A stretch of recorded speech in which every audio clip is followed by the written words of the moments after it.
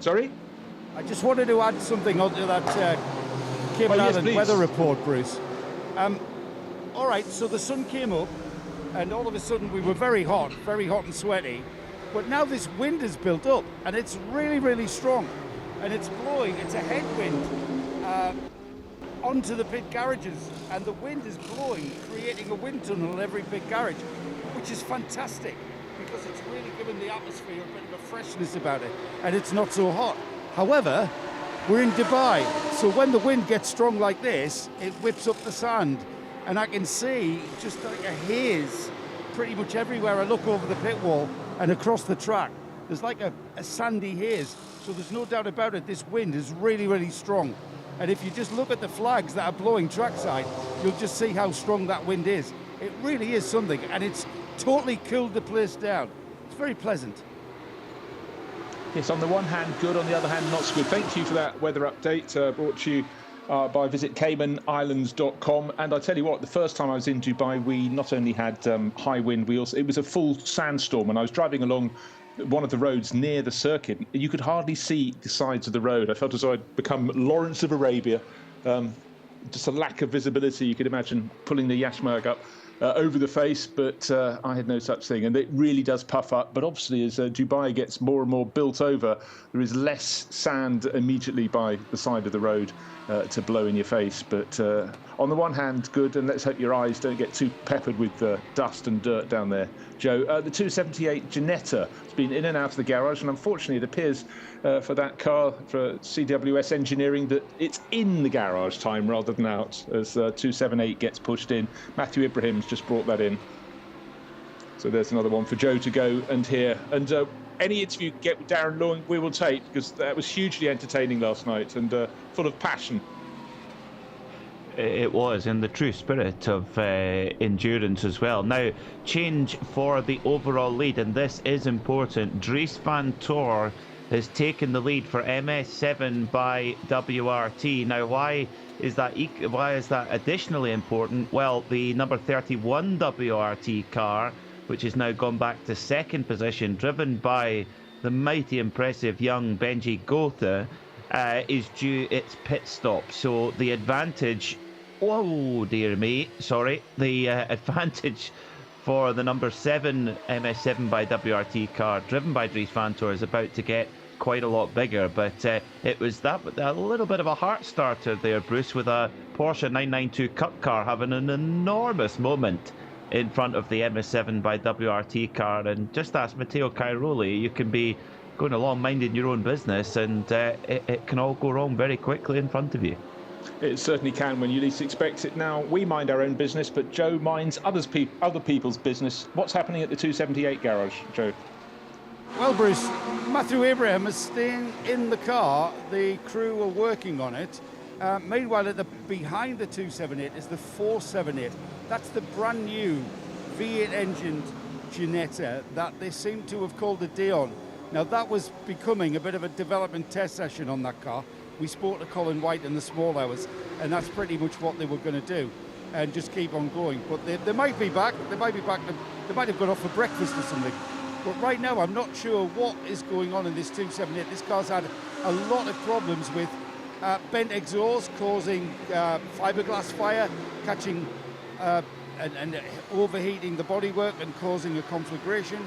It's had suspension issues. It's had all sorts of stuff. I mean, the Darren Lang interview you were talking about, Bruce, Darren was describing how that burnt fiberglass, that burning fiberglass, the toxic fumes mixed with exhaust smoke coming up into the cockpit of the car and making him ill.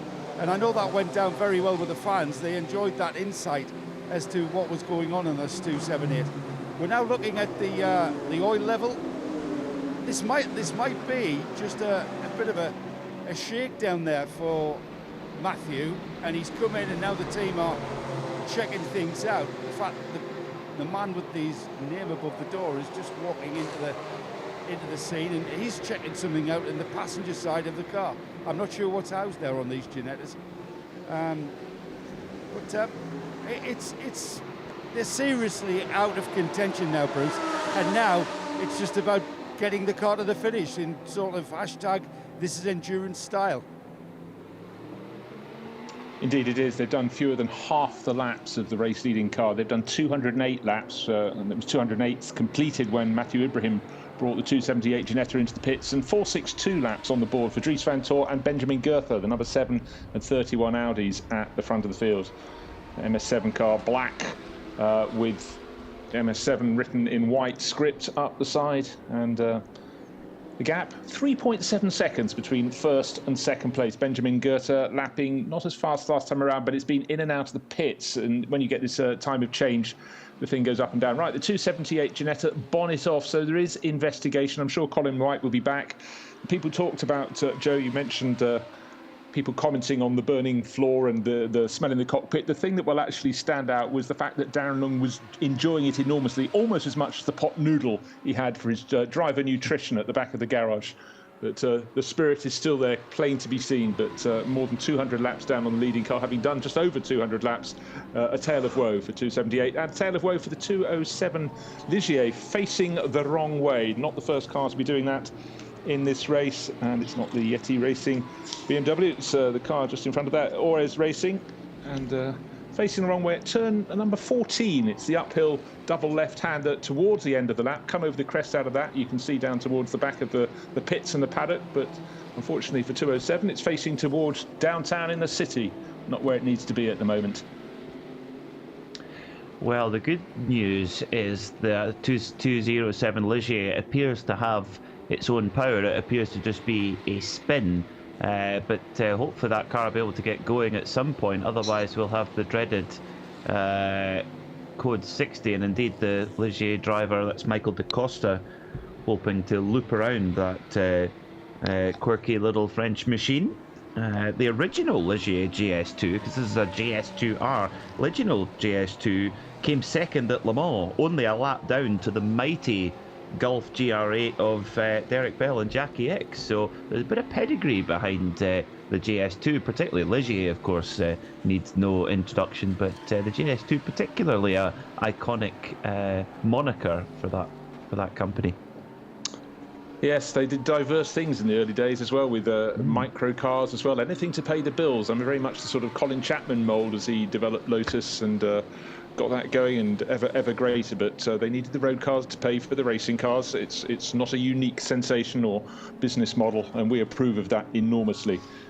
Worked for Ferrari. Waiting for a moment to turn around, and it's so difficult. You can't see that far ahead because as you're looking backwards down towards turn 14 down to 13, it's really quite hard to see cars coming around the kink. But now Michael da Costa has got that going and is finally getting through the corner properly, kicking up the dust as he comes back onto the circuit. But I presume will continue he's going into the pits now by the looks of things.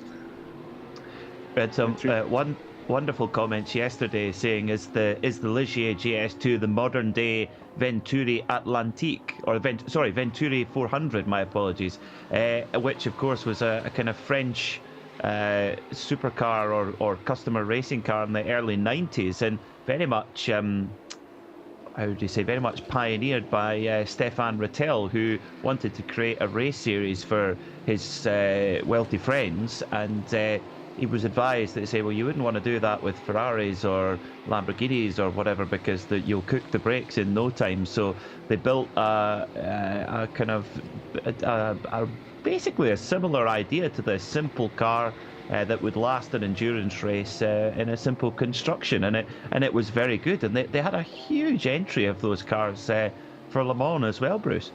Yeah, they did, and I mean, in the Venturi season, series, very quickly they had 30 runners, and it was quintessentially French, and I can imagine it was enormous fun. The cars were actually over-engineered in so many ways. That's why they could do longer and longer races, and it really did what it said on the tin. And we all know in the world of motorsport, a lot of things don't do what they say on the tin, but that really was the foundation stone for Stéphane's career. And I used to do much the same at university. I used to run the ski team. If I could get enough people to come on a ski trip, then I got a subsidised trip. And I think Stéphane took that approach to his motor racing and did it very, very well indeed. Yes, there's interesting. Every racer, particularly, I'm sure that applies to skiing as well, has a little bit of ingenuity on the financial side a lot of the time, and craftiness is important. I mean, you take it to the ultimate level. I mean, look at Lawrence Stroll and his son Lance racing in Formula One. Now, it's not a secret that Lance has brought budget to his Formula One seat over the last few seasons. So why not buy a team and then a car brand to sort of rechannel the how should we say, the flow of funds. Yes, it is a business model of some sorts, but so many times the ambition is greater than the realisation. Again, just looking at long shots over the circuit, looking at a great shot at turn 10, all the way back down that infield straight, you can see there is a lot of sand and dirt in the air blowing across the circuit. Only on the start-finish straight where you see the flags can you see how strong the wind is, but certainly the results of that wind is suddenly the crystal clear morning shot is a thing of the past. And so conditions are changing. Still a very comfortable 22 degrees, very similar to the temperature in the Cayman Islands, but the difference is it's warm air that is humid in the Caymans, very comfortable for your holidays. But here it's dry and it stings in the eyes with that sand blowing across the circuit. It won't affect the drivers too much, but in time it can suddenly put that little fine layer that adds an extra page in the driver's book of excuses. If they looped around, it was the sand that blew onto the circuit, of course. And don't forget, when they opened the Sakir circuit in Bahrain, so not that far from here, one of the first things they did was put a coating of sort of effectively glue sprayed onto the sides of the circuits just to keep the sand in the area around the track from encroaching. Otherwise you get those sort of Zandvoort-esque problems of sand blowing onto the track. Now, the number 116 TCR machine, that's the brand new edition, the latest generation of the Audi RS3 run by the Autorama crew. Had a lengthy time in the pits over the last hour or so, but they've put their star driver in, Rob Huff, and clearly nothing wrong with the car now. It's fully back to fighting fitness. Rob Huff has set his personal best lap time, get this, 2:11.232. Now that, Bruce, is a competitive time in the GT4 category, let alone in a TCR car. That is just exceptional. Well, he's here to have fun. He's also here to succeed, and that's typical Rob. Into the car, applies himself. I've watched him over the years coming to the Goodwood Revival, and he gets in and gets really stuck in with all sorts of machinery and absolutely loves it. Most of these drivers, give them something with the steering wheel. They don't really mind what it is. They just want to drive it with great precision and speed. And Rob just does that time and time again. Now, I just had warning there was a yellow flag on the back straight, the infield straight. Couldn't see what that was for. Yellow flag at turn 14 as well. We saw with the spun Ligier, that's been withdrawn. So just keep an eye out for that. We had the long shot where I was talking about the sand. Couldn't see any particular problem that caused the yellow flag. So just keep an eye out for that. Oh, an important development in the epic battle, really, for the GT3 AM category.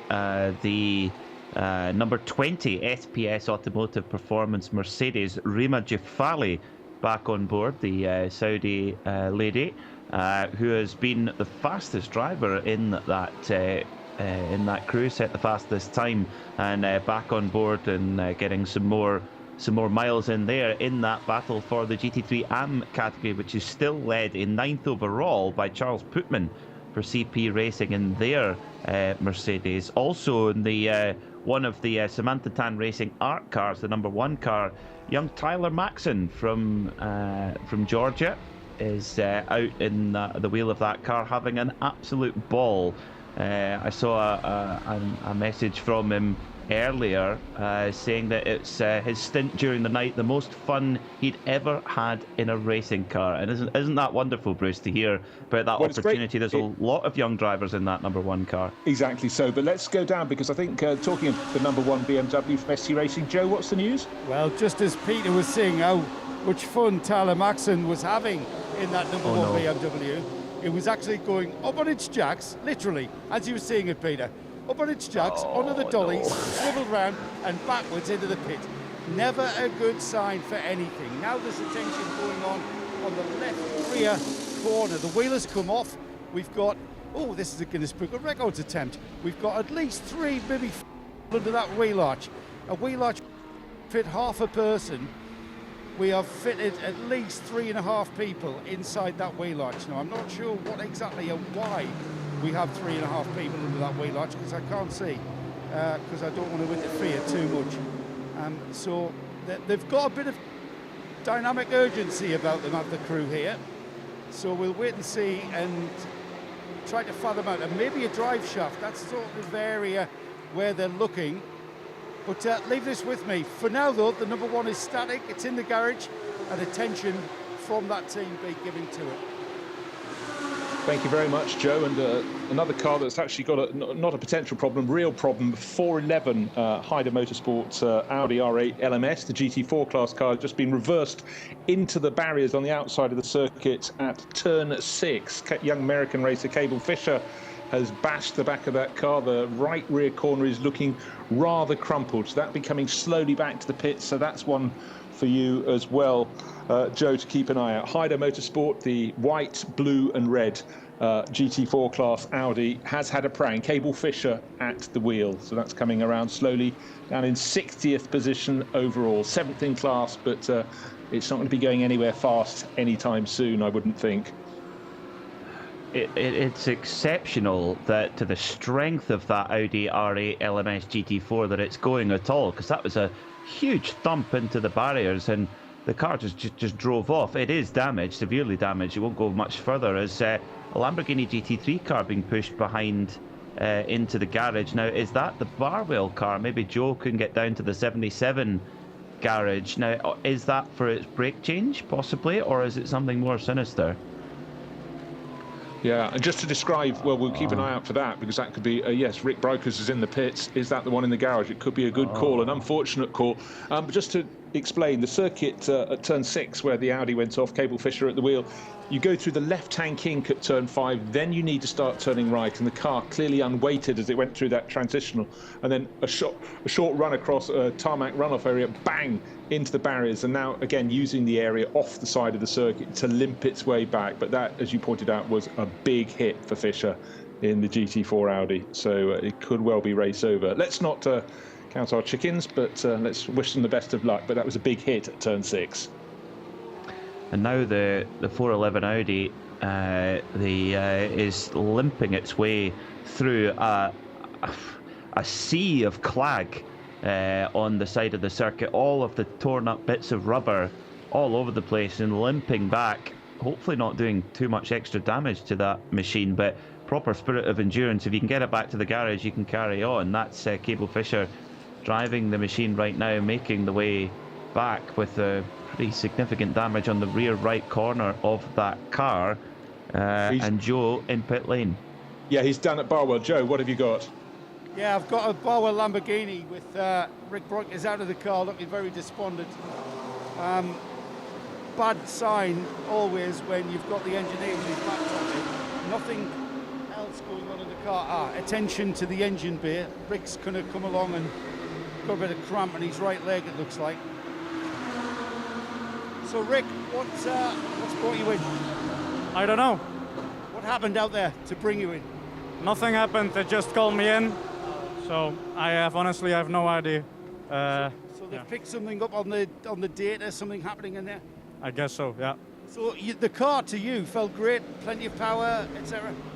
Well, the car didn't feel great. I had some problems with the tires, but that's just a small issue.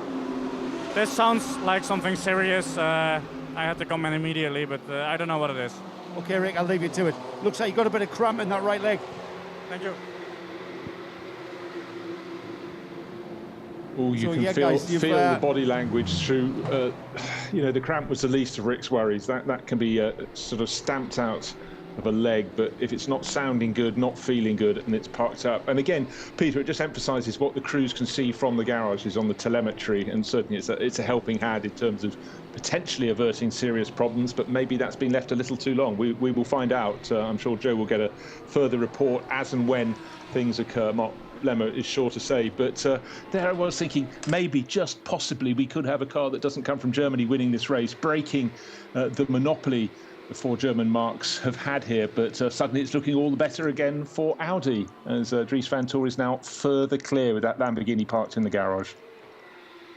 It's such a great pity because, Lamborghini, the Lamborghini Huracan has been such an impressive racing car in sprint GT3 competition, but also in endurance. I mean, winning the Daytona 24 Hours 3 years on the trot, winning the Sebring 12 Hours as well on multiple occasions. So it's a very, very strong endurance car, and it has been a real car breaker, this 24 Hours of Dubai. Not only the temperatures, the change in temperatures as well, but the amount of tyre pickup as well has been an issue for the teams to handle. And yes, the number 77 Barwell Black Bull Whiskey Lamborghini is no driver sitting in the seat. That's never a good sign. Mechanics shaking their heads, and a look into the engine bay, and there's not an enormous amount of urgency. A laptop on the roof, all those things are bad, unfortunately, aren't they, Bruce? Okay, well, let's go down and find out, because Joe's positioned himself at Barwell. Joe, what are you sensing? Yeah, well, I've asked the man with his nib above the door, metaphorically, or actually, it's Mark Lemmer, who's the team boss, and Mark doesn't know. And that might sound odd, the team manager not knowing why his car has been brought in. But how it works is you've got a Lamborghini engineer who comes with the car as part of the deal to run the car from Lamborghini, and he's seen something on the telemetry. Mark is unaware of exactly what he's seen, because probably he hasn't had time to relay that to Mark. They've been busy dealing with it. So basically, the guy with the laptop is the Lamborghini guy who's seen something on the telemetry he didn't like, and he's brought the car in. Now that could be a number of things, and we're not going to speculate as to exactly what it is, because literally it's like a Haynes manual full of reasons why you would bring the car in such urgency. But what Mark did say was, it's never good when that happens, and we can understand that aspect of things. Yeah, absolutely so. And when you were speaking to Rick Broikers, he was pointing out that it didn't sound good. And normally the drivers in a range and actually only notice sort of anomalies in engine notes if they become really pronounced. And I fear this could be the case, but better safe than sorry. But for Barwell Motorsport, I really feel for them, having got up into that very competitive second place. For a long time in this race, it looked as though the 7 and 31 Audis were clear.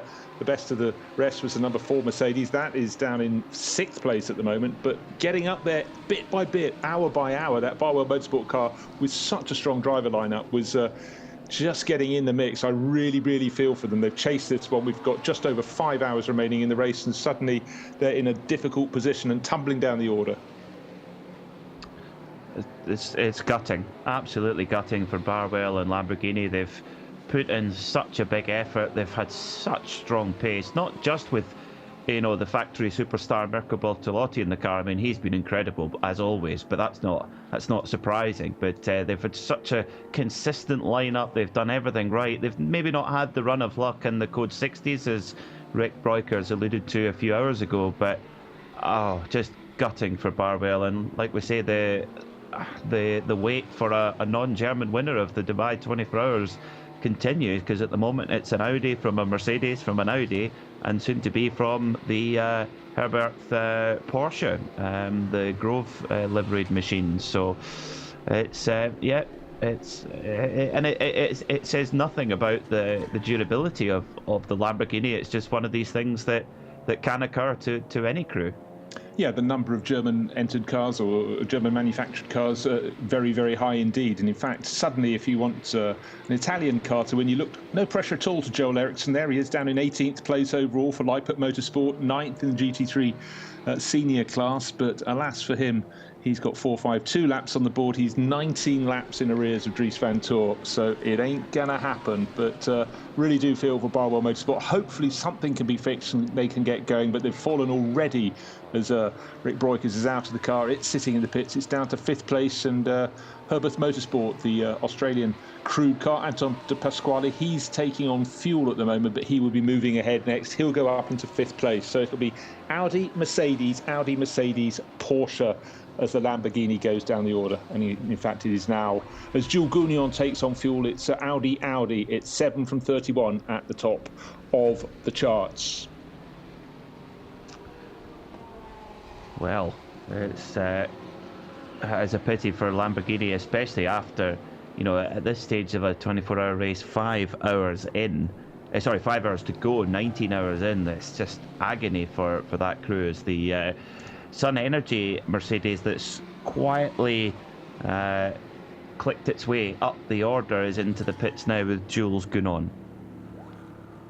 Yeah, having a real shake-up at the top of the charts, but every time you shake it, it seems to be the number 7 Audi that just moves back to the front of the pack. Dries Van Tor has served his pit stop back on the track, pulling clear again. But Sun Energy 1, you're quite right, it kept on working its way towards the top. It's got a really, really strong driver lineup, the number 75 Mercedes. Kenny Harble really gives it his all. Michael Grenier, Maro Engel and Jules Gounon, those last two in particular, really know how to hustle a Mercedes these days, and up into third place, but obviously with assistance from the fall from Barwell Motorsport. But it is still WRT, the team that seems to do no wrong. But you know what, let's make things a little different for them. Let's add a lot of wind blowing across the circuit. Possibility of sand is certainly an issue here. All the teams are aware of that as they're down in the pit lane, probably because they've got eyes full of sand and dust. But it could be a factor in this race. Maybe, in fact, Cable Fisher will be putting the blame on that for going off down at turn 6. That car did get back to the pits, the 411 Audi, but certainly marginally shorter than when it set out into this race. So repairs will be going on for that. But suddenly we have just over 5 hours remaining in this race. Nighttime racing is a good half of this race. The sun doesn't come up until fair way into the morning, and so when you do get daylight, actually you're much closer to the finish than you would be, say, at the Le Mans 24 hours, where the sun comes up with hours and hours to go. Here it comes up and you have about 8 hours of racing through to the flag, which will be waving at 3 o'clock. Right now, top of the hour, it's 6 o'clock in London, it's 10 o'clock in Dubai, and you can work your way around the globe from there.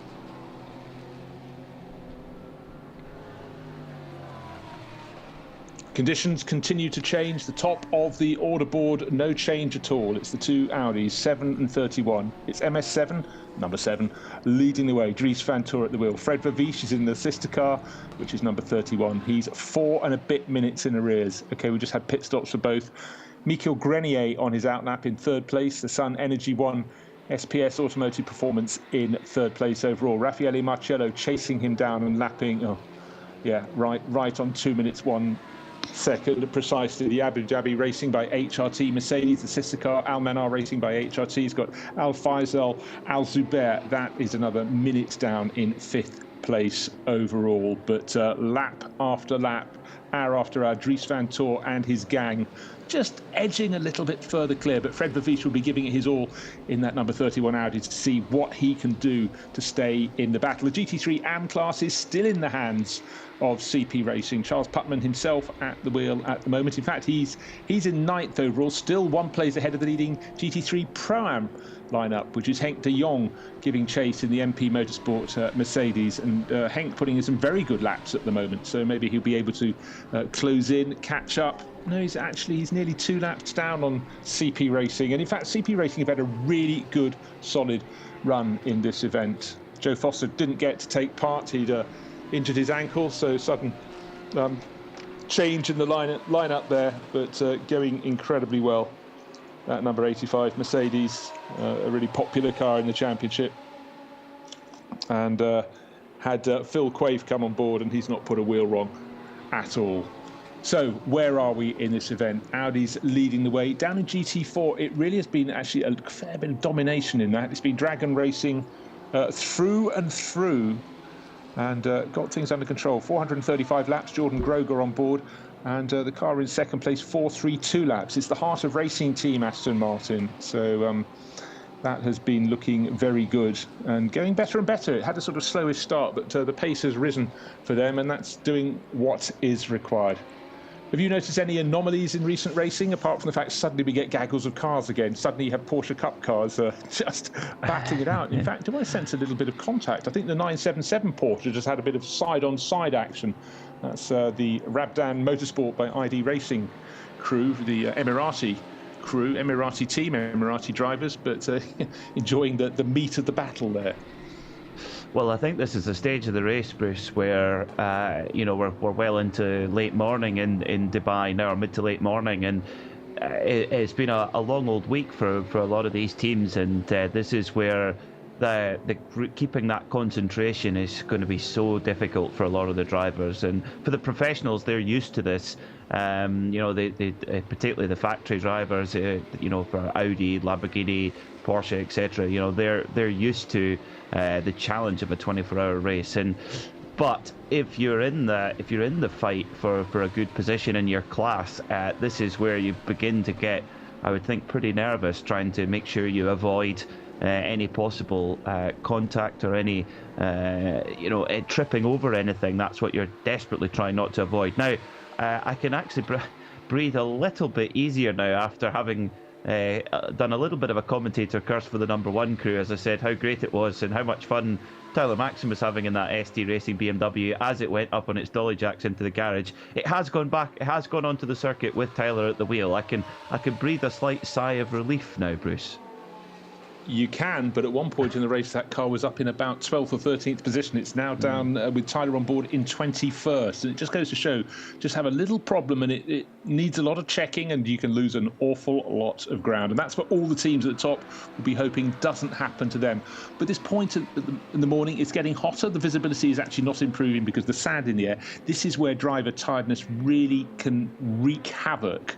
A pro driver should be able to, almost by muscle memory, be putting through the laps. Okay, they've got to avoid the traffic, but they can be consistent. They can be right on it. But a driver who's doing a double stint, we heard from some of the Porsche Cup drivers, they've been doing those. The cockpit's getting hot. They didn't get as much sleep as they wanted in the night. And just a tiny moment, lack of concentration, run a little bit wide, and then the circuit can come and bite them on the backside very hard indeed. So the driver's aware of that. And again, they've also got to behave when they get in gaggles of traffic. This is when you can just be edged a little bit wide on a corner and you can go out. The number 3 car, they're waiting for acknowledgement from the team manager there. That overtook a car when beyond the extremes of the circuit. That car has been actually beyond the extremes of the circuit quite a lot and been warned for that to a fair degree. They might say unfair degree, but anyhow, rules are rules. And for that car collection Audi, they are being watched. But that's one driven by Arto Gorian, Patrick Cole, Martin Lechman, Roman Mavlanov and Hjorg Fiban. But there is generous space beyond the white lines that demarcate the edge of the circuit. And yes, you can use it, but yes, you are also being watched. And certainly the list of penalties and warnings runs for page after page after page. And 99 has also just been given a yellow flag, a 60-second time penalty, overtaking another car during a yellow flag period. So that's happened in the last couple of moments. 219 exceeding speed limit in the pit lane. We've talked about that. And another car, 223, not respecting minimum rest time. No rest time at all for Joe Bradley. He's busy. What have you got, Joe? Oh, man. Look at this behind me. There's nobody with this Barwell Lamborghini. We all know what that means. That means it's out. Oh. Look. Oh, literally nobody in the pit garage with the car. And usually a good sign is when there are people swarmed all over it, trying to rectify whatever the problem is. And that just shows me that whatever it was that the engineer identified from the data has brought about the retirement of this Barwell Lamborghini. It was looking so good for this guy, for these guys. Barwell know how to win these races. Barcelona winner. They know how to run to the Creventic regulations, and they were in massively strong contention going into the final few hours. All right. It's that's absolutely gutting, Joe. And they might not be the only one with problems. The 92 Porsche was in the pit lane, but in fact, Peter just told me that it's now gone out. That's the Grove family, Herbert Motorsport Porsche. So I was thinking, it's amazing. Cars and races can run really smoothly. Then suddenly you have a flurry of retirements. I really hope, but against the Barwell Motorsport having retired, but it's fallen as it sits in the pits to 9th place. No one working on it. I really feel for the gang there. And actually, the 92, Joe, could you make your way up to Herbert Motorsports area? Because apparently that's just been pushed back in towards the area in front of the garage. So all not good for Stephen Grove and the gang. It appears to be moving again. It's quite an odd one there, the number 92 Herbert Porsche, the Grove machine. That's Stephen Grove, the founder of the Grove Group, driving the car. He had been out, did a lap or two, and then straight back into the pits again, into the garage, and then within a couple of minutes back out again. So I wonder, there's maybe a little bit of smoke coming from the rear left of the number 92 Porsche. I wonder if it's perhaps a bit of tyre rub on the bodywork or something, Bruce? Looking at images of it, it did seem that way. I wondered if he'd just been slightly off the circuit and kicking up a bit of dust. The front of one of the rear wheel arches is marked with a very dusty rim, as if I can make that out through the sort of rather poor visibility here now. It's not a crisp. Well, it would never be crisp, but it could be a nice clear morning in Dubai. But it's not looking like that at the moment. So a car that was running in 5th or 6th position and had just gained position with the Barwell Motorsport Lamborghini dropping out is now in turn down to 8th and starting to fall. So suddenly Henk de Jong and the gang will be rising up. And the car that has gained positions, Charles Putman, CP Racing, was 9th, and with the problem for Barwell, the problem for Herbert, that's up into 7th place, still leading GT3 AM. But wow, in the space of 10 minutes, suddenly the complexion of this race has changed enormously, and it's pressure right off the WRT crew. They've got a comfortable margin over the HRT Mercedes, number 4 with Marcello on board. Just a bit of breathing space, and for a team in the lead of the race, of course, they never want to back off too much, but certainly just a few seconds here or there in being able to just control your performance. It is a real boost on the morning after the night before, I think, as we call it in endurance racing. Yes, indeed, and I think the number 7 crew, WRT MS7, they're in just a golden position right now. They've got their best driver, or one of two of their platinum level drivers in the car, Dries van Tor, fastest driver in qualifying by a comfortable margin, the only driver to break the 158 barrier all week, and with about a 4-minute lead over the sister car, number 31.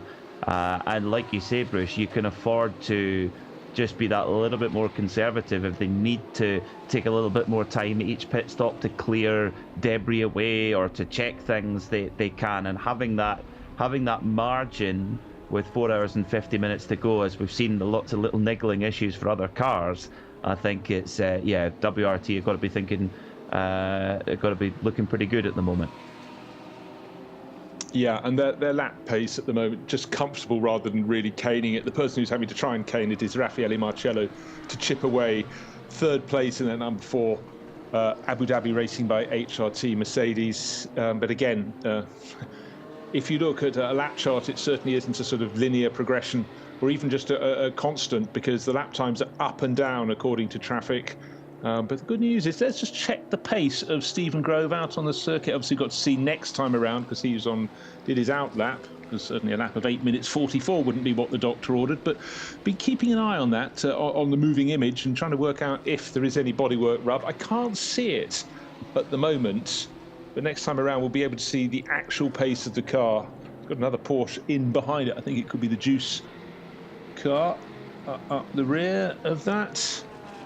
The Duo car, the Luxembourg the Duo, car. the blue, white and red stripe, you're right. Yeah, with Stanislav Sidoruk at the wheel of that Herbert. Now they are branded differently, but both run by Herbert. The Grove car and the Duo car both run out of the same awning, and it's been an eventful week for the folks at Herbert. The number 91 car, many people's favourite for the race, of course, written off in practice during the week, which was not an ideal start to their winter adventure out here in the Middle East. Now, the visibility has just got appreciably worse. The cars down the back straight, you can pick them out by their headlights. That shows how much. Right, well, while the cars are struggling in the gloom, let's go down and join J.M. Littman, who's with Joe Bradley down in the pits. It's usually about this time of any 24-hour race that we catch up with our good friend of the series, GM Littman. Now, GM, you're in the 930, the HRT Porsche, in the 992 class. I'd like to ask you firstly, a driver with your experience of the older Cup cars, what's this new car like in comparison? It's very difficult for me to give a comparison because in testing I only did 8 laps and qualifying. So I've never really got to grips with the car. The 991 is still a superb race car. It's quicker in a straight line, and actually lap times are very comparable. I need to drive the car more. What do I prefer at the moment? The 991. Sorry, Porsche. So the fact that it's the older car is quicker in a straight line, but the car matches its lap times, the new car that is, isn't that what Porsche was probably aiming for? The last thing they want is for the new car to be 5 seconds a lap quicker, because eventually, in 10 years' time, the car will be GT3 spec. I mean, the 991 has been a stable force of endurance racing and sprint racing, but ultimately Porsche, you know, the headline series is the Super Cup, and that's what everyone will migrate to, and that's how these companies make money. Eventually a car comes defunct, and maybe when the 991 is taken out of all the local series, you know, Porsche Cup GB, for instance, maybe they'll tweak the ECU and give us a little bit more power, because there's more aero on the car, a much bigger rear wing, and of course it slows you down. And that's the main problem. At Monza, the 991's quicker because it's all straights. But I mean, generally the car's been great. We had a great run up until the night when Century drove into us, unfortunately, and created a steering problem. We lost 5 laps, and I mean, really a guaranteed podium. So we're now trying and pushing to get back. I don't know if we'll do it. P4 is probably our best. Bit disappointing again. Well, GM, it's all about finishing, as I've continually said in every garage. No, it's not. It's about finishing on the podium. Okay.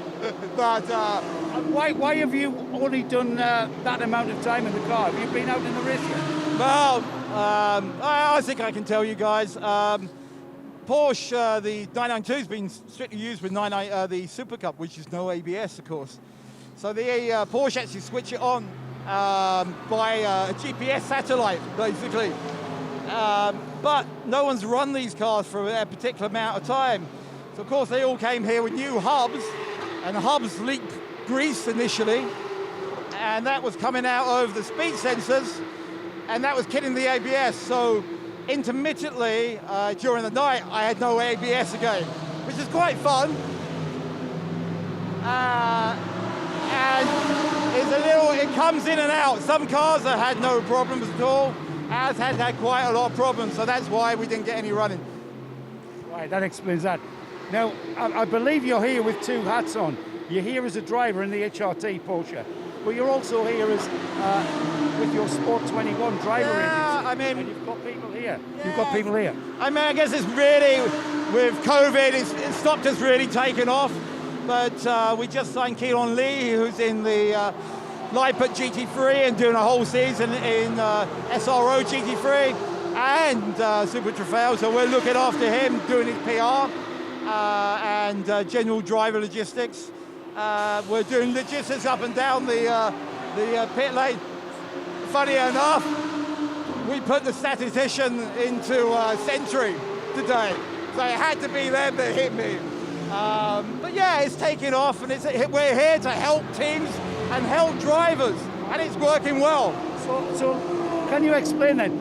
So you don't just broker the deal with regards to, I mean, say I had a lottery win and I wanted to race in this series and I got the right license. I don't know how much a drive costs, I don't know what up to, but also, and I think this is the key, when I turn up here, I don't know where to go, I don't know where to hang my suit. Is that all the sorts of things that you guys help with? Yeah, absolutely. And it's about, the first question is, what do you want to do? Do you want to have some fun? Oh yeah, I just want to go racing with my friends. Well, let's go and do some racing in 750 Motor Club in the UK. I want to go to Le Mans, like Brendan Lee. Okay, this is the path that you need to do, and these are the people you need to work with, because there are different teams for different people. There are teams set up for pro drivers, there are teams set up for gentleman drivers, and as a gentleman driver, some things are important, like you want to come to a track, you have a physio, you have some good food, you've got a good pro in your car, but there are some drivers that want to be out on track. They want to be pushing all the time. So you've got to put the right people into the right team, and that includes personnel. So I've been around a long time. I've made a lot of mistakes, and I'm enjoying helping drivers and teams just step their game up, because it's about maximizing your opportunity and enjoying it. Value for money. Key to it. Well, are you due to get in the car? Yeah, I'm due in about 11:15. I've been,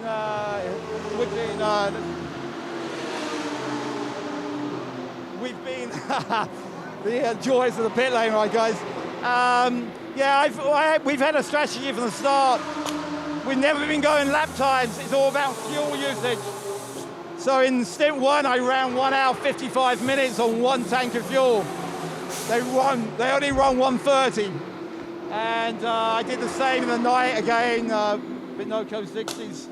So I'm going to try and run long and save fuel, lift and coast. You've heard those terms. That's very interesting stuff, though, Jim. Save 15% fuel doing that way, but it's difficult. If it was easy, I'd be doing it. If it was easy, I'd be doing it. You can do it, Joe. You know that. But you know what? I'm always going to say, you know who the best drivers out there I've been really impressed by? The TCR guys. You know what? They always know where they are. So thank you, all those guys. I know a lot of them. I've driven with a lot of them as well. But to me, those guys are doing the best job. So and as is everyone. But big thumbs up to the TCR class. Great to talk to you as ever, GM. Nice to see you. See you here, mate. Thanks, Joe. J.M. Littman, one of not just the characters in the pit lane, he could write a book because he has literally tried a car from every class in the field. He knows of what he talks, and he also comes at it from the point of view that, you know, he understands that people have a certain amount of money, and I really get that. Spend it in the way that's most sensible. It's a bit like, you know, if you start in racing and someone says, I'm going to get to Formula One, you're thinking, well, the first thing you want to do is get to the front of this junior formula. You're never going to do that. So cut your cloth accordingly. But certainly J.M. Littman, always entertaining. And he is, as far as I understand, Peter, the only driver in the pit lane who comes here with a background from dog sled racing, multiple champion in that. Talk to him about that. And the 962 Porsche has rearranged the front end of the car by the look of things. It's gone around, it's hit the barriers and all askew. That is most unfortunate. At the wheel, it's Leonardo Sanchez, the FAC Autotech car. Problems in the early part of the race and problems right now with 4 hours and 40 minutes remaining. Yes, that is a big hit into the wall there, and there's debris going all over the circuit from the front of that 962 car run by FAC Autotech, but painted in a very jazzy purple colour. Now that is to do with the sponsor on that car, the Oakberry Asai. I hope I've said that correctly. Which is an all-Brazilian lineup in that car, who are the guys have been having a great time, but unfortunately that's going to cause them a little bit of an issue, unfortunately. And it's also brought out the code 60. That was I thought it 7. might, yeah.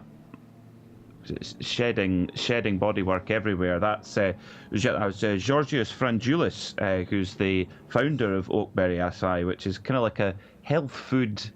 Actually, I'd love to understand it, but it's snacks, healthy snacks, effectively. Let's put it that way. But yeah, so I think there's a bit of tyre debris as well. I wonder if they maybe got a puncture. It's a tyre carcass lying there right at the scene of the incident, Bruce. So I wonder if it's been a tyre delamination that's caused that issue. Well, in fact, looking at tyre marks on the circuit there, it looks as though the car was going around to turn 7, which is, of course, a fairly tight right-hander, and partway through the corner, that is where the tyre carcass is left in the middle of the circuit. So you could be right, it could have gone down and peeled off as the car was then progressing to the barriers. And acai berries, of course, the sort of fruit and berry you'd have found in Waitrose in the early years in the UK, but becoming increasingly popular. And if it funds your racing, why not? Oh, I think so. Yeah, I mean they've got 400 locations in 20 countries, so I'm sure it does. So at the moment that's Leonardo Sanchez Secundo. One of the the Quick Drivers 2019 Porsche Endurance Series champion in Brazil, and founder of USK Underskin Beauty Products. So an entrepreneurial driver lineup. I did notice actually that on social media the team, they went for their dinner at Salt Bay's restaurant and were having golden crusted steaks. It's very Dubai, isn't it? Peter, I think you've got to stop doing this in-depth research. You're revealing far too much, leaving the rest of us in your shade. But yeah, you can go down a rabbit hole of chasing information. Yeah. We've all started, and you have to hold yourself back.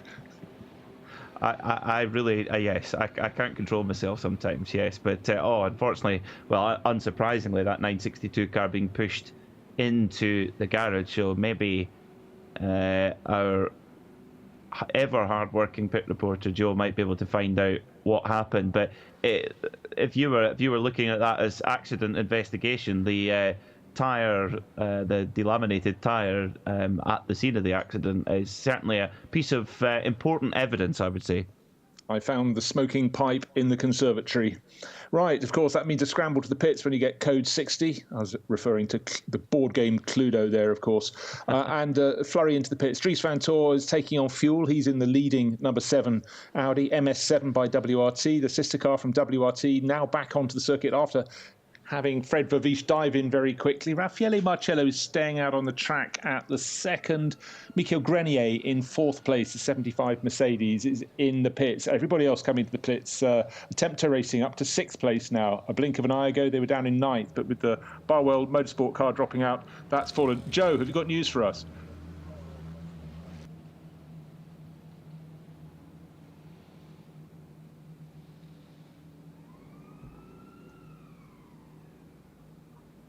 Yeah, I'm just taking a look. 99, the Attempter Racing Audi is serving a penalty, a 60-second time penalty. So there I was saying the 99 Attempter Audi up into 6th. Florian Scholzer sitting at pit in, serving that minute penalty. That'll drop it back down the order. That could even mean that Charles Putman may squeeze the CP Racing Mercedes up into 6th. Maybe not quite.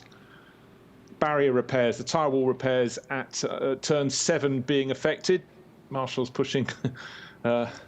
track workers pushing very hard indeed to get the tyre stacks back into position. Still that Hutchison-sponsored 99 Attempto Audi sitting at a standstill, waiting for the second hand to beat around so it can serve that minute's penalty. This will be hurting them big time. We've got just over 4.5 hours remaining in this race. And Thomas Neubauer has taken over the number 7 Audi, brought in by Dries van Tor. And that's on its outlap, as is Fred Vervisch in the 31 Audi. Good work by those track officials there repairing that tyre stack, Peter. Even at this late stage in the race, they're still pretty speedy at getting things sorted. It's been exceptional. I think the crew here at the Dubai Autodrome have just been first class. we've had some pretty significant thumps into the barriers, and the crew have just and there's not a huge army either, but the crew are so effective at getting things going. It's a very well designed facility to work with as well, a first class facility. And our colleague Andrew Marriott mentioned on air last night that this is really the only country or only part of the Middle East that's really not had the Formula One opportunity, but could certainly do so in a heartbeat, really, if called to action. Now, the queue at the Tesco pumps or supermarket pumps in the fueling area is already long, and the team's rushing to the pumps, getting fueled up, and then back out onto circuit again. And if you're asked, you're saying, "No, I don't have a club card. No, let me go. I need to get back out on the circuit." Do you take cash? You can just imagine that, can't you now? No wipe and swipe. But WRT, you get a funny look paying with cash nowadays. Yeah. They've got their cars in and out very quickly. In 3rd place in the pits now, Raffaele Marcello, not yet down towards the pumps, but WRT, maybe the cars are on the right point of the track, but they got them in, got them fueled, got them out. So not as though they needed to build too much of an advantage, but they're doing what they do, and it's a good call from the pits. Another car serving a time penalty. It looks like it's just left the garage for the very first time. The 219 Cupra from Sally Racing, the Danish-entered car, won't be enjoying the penalty, but they've clearly had a very nice run. Bodywork looks neat and tidy. It doesn't look as though the car's done nigh on 20 hours of racing. It looks immaculate. Okay, well, let's go down because CP Racing rising up the order. Joe, what have you got? Charles Putman. Excuse me, it's very dusty and sandy. Charles Putman's just handed over the 85 CP Racing Mercedes to Charles Espenlaub. Yes, correct. Charles, I noticed a lot of pickup on those front tyres. Was that a factor? Well, you know, we came in under code 60, and when we're doing the code 60s, it's hard to make the car scrub enough to keep that off. That's one of the problems with code 60s. When it goes back green, now you have to deal with cooler tires with pickup on them. That's why those first couple of laps after a code 60 are so hazardous. And is that why the saying is yellow flags breed yellow flags? That's code exactly 60s breed it. code 60s. Exactly. That's the cause. Charles, you've been racing for a lot of years. I'm not going to say how many. Whether or not you should have been sectioned yet is a question I want to ask you. What is it about racing that keeps you coming back year after year for the amount of time you've done it? Well, I don't really know, but you know, I talked about quitting a few years ago, and my wife said, "You can't. That's what you do. You race cars." I said, "Well, yeah, good point. We'll keep on racing cars." Well, we hope you continue. I'll leave you to cool off, and thanks for talking to us. Thank you. We appreciate it. Car's really going well so far. Yeah, it feels good. We have a really tight race with the number 20 SPS car. And so that's kind of what makes it fun, is when we actually have a race going on. But yeah, it's hot, and ready for a break. And also, Charles, 2022, you led the race overall in the early stages. Well, we certainly did, didn't we? We'll put that in the book no matter what. Yeah, absolutely. Thank you for being here. We Pleasure, appreciate it. Charles. Glad to be here. And glad to be talking to the likes of Charles Putman, who I think started racing in the late 60s. Yeah. He's been around at some pretty high level, certainly in the United States. And he's always, everybody in the CP Racing pit and part of the team, is always a pleasure to have these guys around. They won the championship here, remember? In this series, They did indeed, Joe. And I hope CP wasn't racing in the late 60s, because he would have been about 12 years old since he was born in 1957. So we'll move him into the 70s. But he's obviously got a very, very good wife indeed, who understands what makes him tick. Now we've got to the bottom of the hour here in Dubai, and it's time for another weather report from the Haggerty Global Broadcast Centre, brought to you by visitcaymanislands.com. We're open and worth the wait. And you know what, this time of year, if the grey weather's been getting to you in the Northern Hemisphere winter, the Cayman Islands, it's going to be 22 to 25 degrees today. Very, very comfortable.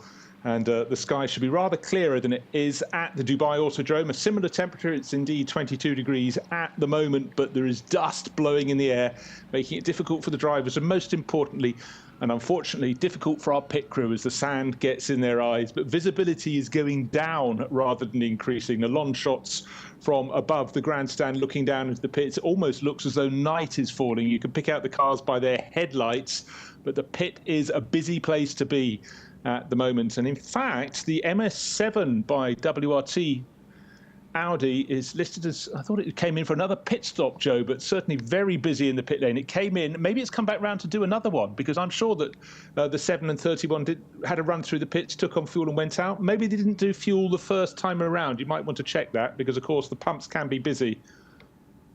Joe? We've seen that quite often. They've either chosen to go back around and come back in, and it's hard to decipher whether they've missed the fueling because of the queue, or whether they've taken on 50% and come back around, still under code 60, come in, get another 50% of your fuel allocation, and top off the fuel. He's the 85. Yeah, I'm not sure whether the 85 went for understanding. Fuel. There's the 85 just gone by. Now, whether he went in for fuel the first time out, or whether this is his first time, I don't know. There's no way I can tell. I'll tell you what he's doing. Very though, hard. Well, Bruce, Thomas stand by. Neubar in the number 7. He's going straight out. Oh no, he's turned right. Right at the last minute. Trying to catch me out. Yeah. He's turned right into the Keeping fuel. you on your toes. But yeah, well, the number 7 is in the fueling at the moment. That's Thomas Neubar. That's the MS7 by WRT R8 Audi that's leading the race. Assistant car Arnold Robin now at the wheel is on its outlap. Khaled Al-Kupaizi's taken over that number 4 Mercedes again. Raffaele Marcello brought that in. The code 60 shouldn't be for long. I'll tell you why, because the course vehicles have already left the turn 7 apron where they've been repairing the tyre barrier. Clearing a track and barrier repair underway is the latest message, but that's from about 4 minutes ago. I sense they've nearly finished that. So if the teams are thinking it's going to take much longer to get the course vehicles away from the side of the circuit, they're gambling a bit, because what we do have are many cuts in the wall, and Peter would have noticed these with the design of the circuit. If you don't have somewhere for the course vehicles to get off, it can really lead to much longer delays. But Clive Bowen and everybody at Apex, when they designed this circuit, they have many configurations of the racing circuit. It also means those give many different points at which course vehicles can get away, get back to safety, and we can get the cars going ASAP. It's certainly a helping hand. And again, if you've not been to a circuit and you arrive, you've got to walk the circuit to see all these things and to feel the bumps and also the gradient change. But also in terms of safety, check where the marshal's posts are, where you can pull off if your car catches fire and get the car off the side of the circuit. These are the things that an experienced driver will look for. Anything that might help them when things go a little bit awry, I think we can see. But Peter, looking at the circuit, as in fact, if you get a chance to ride around with an onboard lap here, these are the sort of things you don't look for immediately, but they can make a major difference.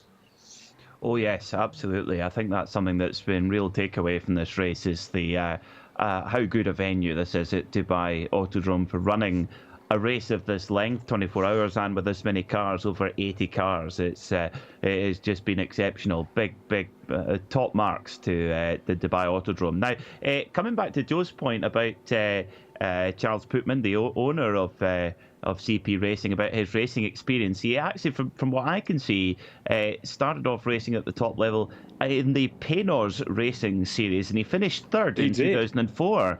And who was racing in that championship? A certain Patrick Dempsey, who I believe is quite a well-known actor. Haha. Indeed, look and you shall find. But Charles would have been racing before that. But again, when you look back through listings, a lot of them only list championships they choose to search. Many a driver you think, oh, they didn't do much, and then find it was the championship that people didn't record and put onto databases. Certainly, some of the drivers who have a career stretching back as far as Charles's did more than you realised. Annoyingly, one of the websites that I use it's about maybe about 10 years ago, it stopped including the Scottish Legends Championship, which quite honestly is unforgivable. That's a huge championship, and actually very hotly contested in 2021. I can't wait to call the action in 2022 for the Scottish Legends. Yeah, I mean, you can see he's got commitment to the cause, can't you, really? It's sort of a 50-50 blend of chess and bare knuckle boxing. Do they sort of flip that ratio at certain points in the race? Now we're getting into the bare knuckle boxing section. Oh yes, and it's quite obvious when it switches as well. It's all very tactical, and then the bare knuckle boxing comes out. It's fierce racing, but fantastic. And for a little circuit like Knockhill, the Legends are just a hoot to drive around there. I've had the privilege of having a few laps in one of the racing cars there. Just a little Yamaha motorbike engine in the front, but they're wild little things. Still under code 60, Peter, but the course vehicles that have been repairing the barriers and the tyre stacks out at turn number 7 appear to have just about completed. I've seen a few of them driving off the circuit, but as they drive further beyond the edge of the circuit, the amount of dust that they kick up, it really is quite astonishing. If you hit that at racing speed, you'd be going spinning. But fortunately, it's a lot better where the cars are meant to be, and the circuit is perfectly wide enough. If you've not seen the Dubai Autodrome before, there is plenty of space to go racing. That really, a lack of space on the track is not an excuse. But if you go out beyond, there's plenty more space before you get to the tyre walls. So 30 seconds to green. Thank you for pointing that out, Peter. I keep on checking for that message. Oh, yes, under 1 minute it said, so down to 30 seconds. So we'll be going racing with 4 hours and 24 minutes to play. The race is being led by the number 7 Audi with Thomas Neubauer on his outlap. Second place, Arnold Robin, the 31 Audi. So it's the 7 Audi from the 31 Audi. Then the number 4 Mercedes, Khaled Al-Kubaisi, 3-time winner of this event, is in 4th place overall. He's setting into this stint, took over from Raffaele Marcello. and would have done about 10 minutes now, or maybe slightly less than that, under code 60. But the car's about to be released, just waiting for that green flag. Green flag is waved around the circuit. The crew's alerted immediately, and wherever they are, they can pick up the speed back up to full speed. And let's see how the lap times settle. The visibility is still really shoddy. It's not one of those lovely sunny mornings. It's hot, it's sticky, and it's very dusty at the Dubai Autodrome. But the people who'll be feeling it will not be Team WRT, because they've got cars in first and second places in the race, 7 ahead of 31. They're sitting pretty. And then number 4, Mercedes, is the best of the rest. So if you've almost got through 20 hours in a 24-hour enduro, and your 2 cars are first and second with a cushion to everybody else, things must be feeling pretty good. Maybe you can go and get a coffee if you're in the pit garage. And I tell you what, I wouldn't mind if someone knocked on my commentary box door and brought a coffee, but it ain't going to happen. I think if I put in a request with, should we say, the Huntingdon Place catering team for a coffee right now, it might result in a black eye, actually. So I think I'll have to wait until our shift is finished, Bruce. I think we're probably in the same position there. But yes, back to racing. And Khalid Al-Khabazi, who we're wondering if we were going to see him at all, but it's good that he's waited until the very latter part of the race into the daylight hours here on Saturday at the Dubai Autodrome. But Khalid Al-Khabazi, a 3-time winner of this race, a record-equaling 3-time winner, and he's on the pace. He's clearly had a good rest overnight, and a 2:02 his best lap time, Bruce. So Khalid going very quickly, and about, by my calculations, is... Oh, now if I look at the driver time, he is due about another 40 minutes or so, which he is fueled up for now, and he will have done his driving time. So number 4, Abu Dhabi Racing, Bilstein sponsored machine. They're the kind of, I would say, the nearest threat to the 2 WRT cars.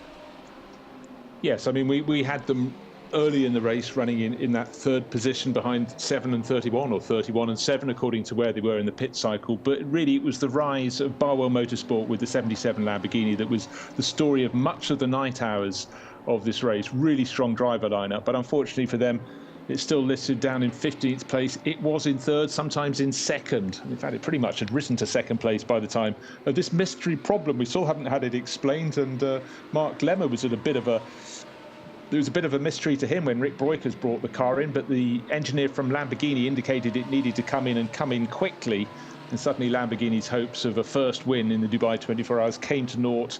And the fact, as Joe pointed out down in the pit lane, that after a short period of time, nobody at all was working on the car. The garage was empty, indicated it was race over.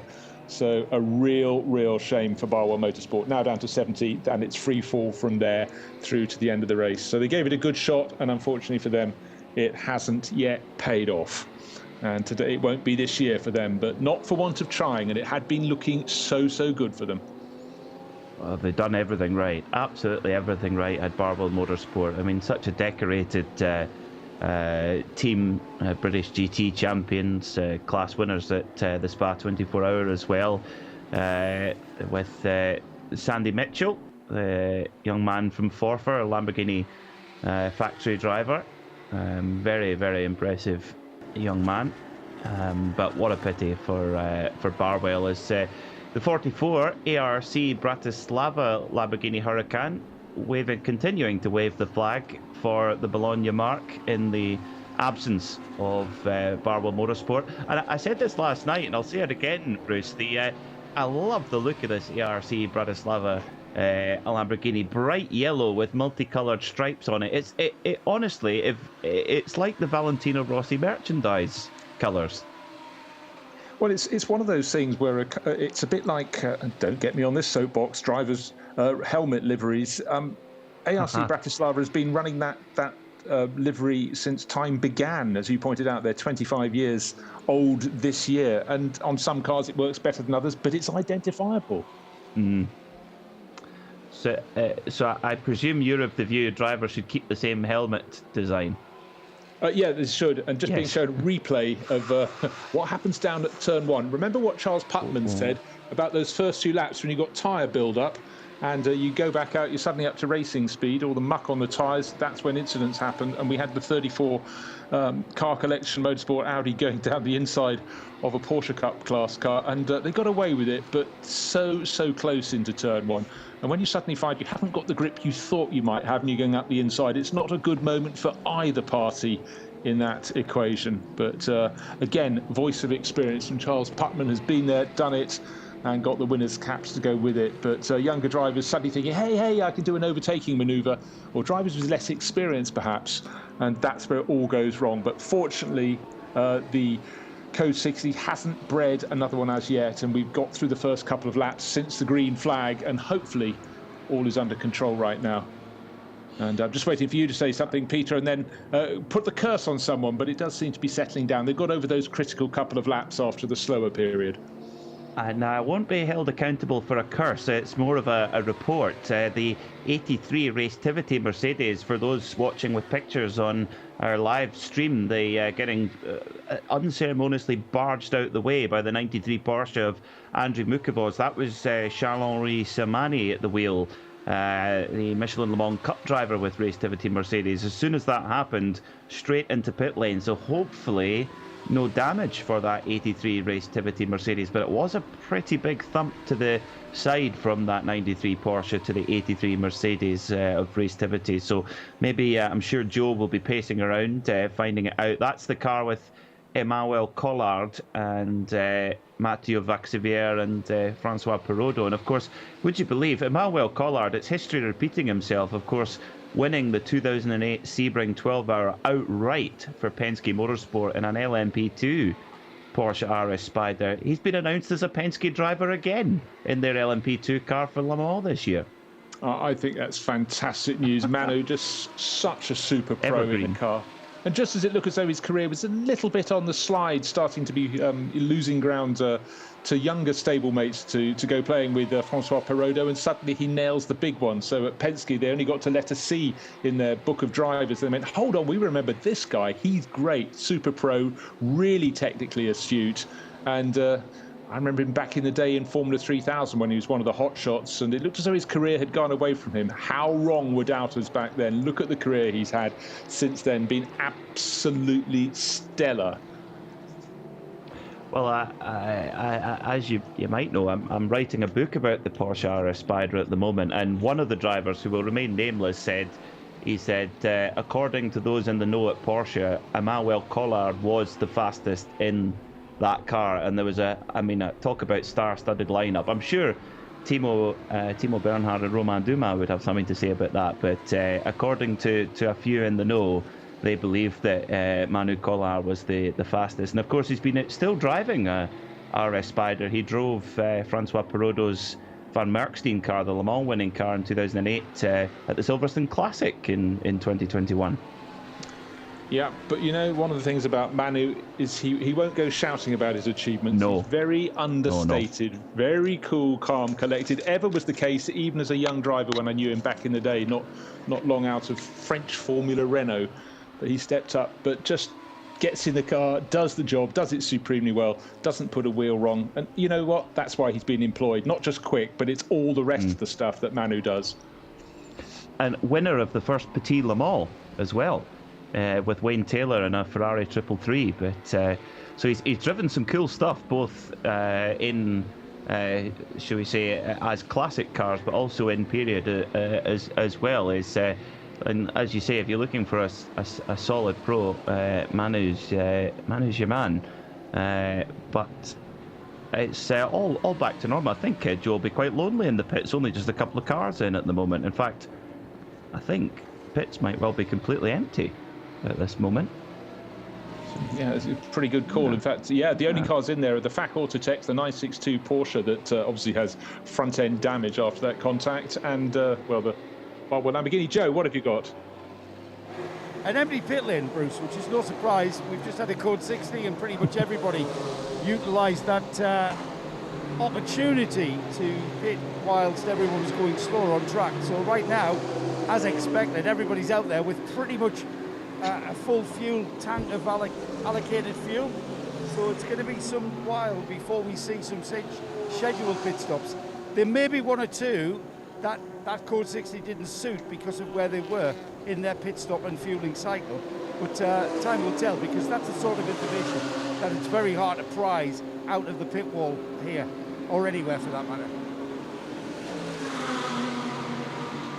Indeed. And Joe, just a quick question for you. Could you just confirm, are both of the Ginettas in the pits, or is 278 out on the track? In fact, 278 is out on the track. Matthew Ibrahim listed in that. I can tell you what's going on with the 278.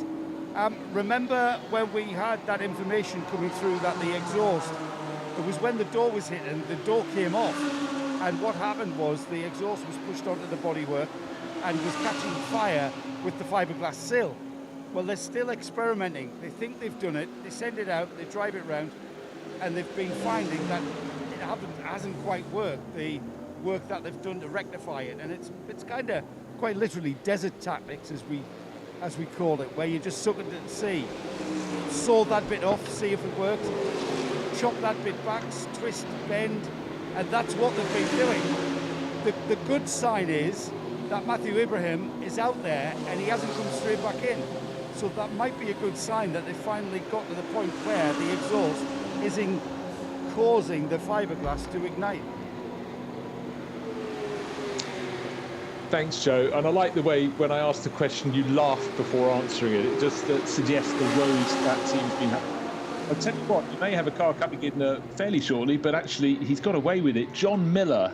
We were talking, Peter, about having the first couple of laps, surviving those after a restart, and we got through that. Then just moments after I said that, suddenly the cars were in a gaggle of 6 with the 28 BMW picking its way through lots of them, 2, 3, 4 wide through the corners, and a huge gaggle of cars going down the start-finish straight with that ST Racing BMW right in the middle of the pack. John Miller's having fun, but it's very close to coming to blows out on the circuit. Well, it actually did come to blows about a lap before that. I think John Miller's probably, and he's probably enjoying it now. I don't think he was a lap or so ago, because was barged again by the unfortunately the 93 Duvo Racing Porsche Andrei Mukovacs. To be honest, being a little bit overly aggressive at this stage of the race, 20 hours in, when everyone's wanting to see the checkered flag. And yeah, John Miller had to take evasive, got clipped on the side and then had to go off the circuit to try and avoid any further problems. So John, of course, a champ. He's won at Dubai before in class, at Abu Dhabi, Barcelona and Hungary in this championship, so well known in this championship. And he'll be racing at the Rolex 24 for Crucial Motorsports McLaren in, I have to say, the gorgeous 720S GT3. Yeah. Go, Joe. What can you tell us? 7-8, Bruce, we've just been talking about it. Back on pit road. It's Matthew Ibrahim at the wheel. He's about to hand over to Bobby Thompson. And I'm going to have a look at the area of the car which was causing the problem. And it looks like the fix has worked. So Matthew's got out of the car. We'll get a word with him when he gets his helmet off. And it seems that Matthew's been a bit of a test driver for this job of sorting out where the exhaust is causing the bodywork to ignite. It's getting a full set of, well, scrub rubber. It's had all the pickups scrubbed off it. And Bobby Thompson, who we heard from Darren Long, had been quite happy to sit in the car full of fumes from the fiberglass and the exhaust for about a full stint. Crazy Essex boy, I think is what he called it. Matthew, can I have a word? Will you find your mask? It's awkward, isn't it?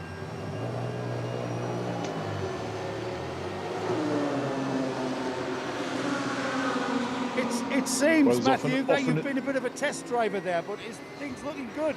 Yeah, everything's been great. I mean, honestly, we've had some setbacks. I lost the door. I set on fire a few times. I lost the transmission. But otherwise, I mean, it's what we're here for. I mean, I had a good time, and that's all I wanted. So, and the team spirit, they want to keep going. So, I've been enjoying testing this Ginetta. I enjoy it. Is this your first time with CWS? Yes, it's my first time CWS, first time right-hand drive, first time in Ginetta. All kinds of new firsts for me. Well, there's nothing new for CWS getting the car to the finish no matter what. Yep. So that you're part of that now. Yep. I take it that having got out of the car, you're happy with that? It's not going to catch fire again? Yeah, I'm happy with it. I was happy with it catching on fire, to be honest. I mean, we're at the racetrack, so, you know. You're certainly having fun. Thanks, Matthew. Thank you. Great stuff. And great stuff to see the 278 out on track and staying there. Yeah, exactly so. And if people are just joining the race at this point, it did start the race with a glass in the rear window, or at least a solid rear window, but that has been popped out because ventilation in that car has been hideous. And so working on the go. But Matthew Ibrahim, well, he's clearly enjoying life. Great to have another person experience the Dubai 24 hours for the first time. And people, Peter, come at it from all different levels. Of course, it's easy to focus on the GT3 cars at the front of the race in the Pro class, the Pro-Am class, the Am class, to look at the Porsche Cup classes. But we forget people are running different class cars as well. And you can aim low, if you like, start at the cars at the back of the field. And that's what Matthew Ibrahim is doing. And he's obviously got the bug very badly indeed in the way that we all hope drivers get it, which is come out and have fun on the circuit. Now, slight issue there, off-track excursion for the 223 Lamera. Now, who is driving that car at the moment? The 223 driven by Tommy Rollinger. That's the Lamera GT LUX for Luxembourg.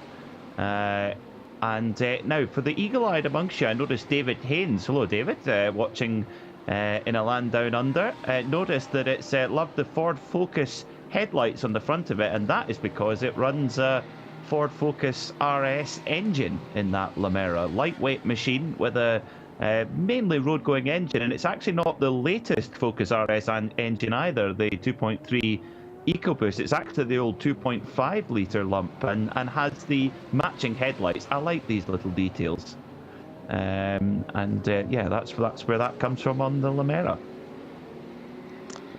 You know, that's one of the joys of social media, when people can be watching and they're acting as extra sets of eyes for us. And, you know, we're looking at many timing screens, moving monitors, other contacts with other people in the broadcast, and people who can actually just draw their own focus on things certainly can see things that we sometimes spot, but more often than not fail to spot at all. So it really does add to the broadcast when people can send in their thoughts on Twitter, and certainly it throws a lot of light on incidents that we may have just about missed out on. Absolutely, yes, it certainly is. And unfortunately, Bruce, I've got bad news for fans of the 92 Grove Porsche. I know that's been a popular car, funnily enough, for viewers down under. A 60-second time penalty issued to be served at the next stop for overtaking a car under the yellow flag. So the woes continue, unfortunately, for the Herbert Grove Porsche, and that's with Stephen Grove behind the wheel. So that may well drop them down, although they are just ahead of Attempto Racing, who have just served one of those dastardly 60-second penalties, but it will likely drop them down to at least 8th position. It giveth and it taketh. So yes, Attempto Racing on the rise, but for both of those teams it's a bit of a hit. But you do tend to get the penalties towards the end of the race. People build up the offences, if you will. You're watched, bang, you're caught. Come in and serve the time penalty. Good to see that purple nose Porsche is back in the race. That's the Brazilian crude car, the Acai Berry liveried car, and that was the one that had the contact at turn 7. The repairs were very quick indeed, but it's certainly not as it left the showroom, that's for sure. That's incredible that car has been able to get going so quickly, because it was a huge thump head on into the barrier. I suppose it helps that the engine is at the completely opposite end of the car, but now if I'm no mechanic, as I've mentioned, that's of course where the radiator and the cooling will be in the front of that car. How have they got that fixed so quickly? I don't know. I actually put it down to the fact that FAC Autotech have been running Porsches for a very long time, and they have the right amount of tape to tape it back together again. Because the front of the car was purple, it's now largely black, not because it piled into the tyre wall, but also because the black tape is holding it together. But of course, the officials be keeping a check on that to observe whether it's suitably solid to be back out on the track. But they really affected that repair very quickly indeed, so didn't lose as much ground as I thought they would. At the moment, we've got Rumen Simchkovic at the wheel of that. They're in 5th place in the 992 Pro class. Of course, they lost ground, but they didn't drop any further. The next car in the order behind them in the Porsche Cup class is Brent Verheyen, the Speed Lover Porsche. And then ID Racing, the Finnish racer Jukka Honkavuori is the next one back in the Pro class. So they lost ground, but not as much as I thought they would. Just a mention on the GTX category, it's the kind of dolly mixture class, if you like, of exotic GT machinery, and it's been a super run for PK Car Sport with their Audi GT2 machine. Now, correct me if I'm wrong, Bruce, would that be the first 24-hour race for the Audi GT2 machine? Yeah, it just did sprint races last year, just 1 hour races. So a very impressive performance, dominating the class. Quite a good advert for Audi Sport if they want to sell some more of these machines. And I tell you what, an Audi GT2 at the Nordschleife need to come up with it. Would that go in SPX and NLS? I suppose it would, along with the Glickenhaus. Yes, it would, and you can see why it will be a very popular addition. A little bit more performance in certain places around the circuit. Looks a bit meaner. You can see the attraction. Quite, yes, absolutely. Well, 4 hours and 2 minutes to go. And this was, a lot of the drivers mentioned the last 4 hours. They've got to make it to the last 4 hours. Well, the podium battle, Thomas Neuber leads for MS7 by WRT. WRT number 31 in second. And Abu Dhabi Racing by HRT Mercedes, Khaled Al-Khabazi, all within the hunt in that podium fight. Yeah, exactly so. And wow, 4 hours to go. That really has come through very, very quickly indeed. And we'll give you a rundown on the positions very shortly. But we can tell you it's those two Audis from WRT, first and second in the race. Mercedes giving chase with Khaled Al-Khabazi in his final stint in this race. But he's got 493 laps on the board. And the leading number 7 Audi has got 496. So it's a tidy advantage at the front of the field for the lead Audi. Off-track excursion for the 222 Lamera. Pit stops coming up. Joe will be reporting on those, but we will be having classified rundown of the positions at the top of the hour. So within the next minute, we might have to come to you at the back of that, Joe. Hope we can speed through those when they're thrown in front of us. Okay, thanks very much. Joe Bradley is ducking out, and thanks for your sterling work in the pit lane. Nick Damon will be taking over, and we have 4 hours of this race remaining, and it's been enthralling, but it's been really the story of WRT with their Audis at the front of the field. We lost their closest challenger, the Barwell Motorsport Lamborghini, that rose to second and third position according to the pit stop sequence. Number 4 has been mixed, but as we approach the end of hour number 20, we will go to the standings in what could be the countdown to the finish. But as we've seen, Peter, it really is a case that things can keep on changing. Just when a car and a crew feels comfortable, that may not be the case. Let's look at the results as they stand after 20 hours in the TCE class. And it's still running like clockwork. The BBR Cupra at the top of the charts. The team from Thailand, all Thai driver lineup in that. And they're looking very good indeed. And just scroll down to check. They are in 36th position overall.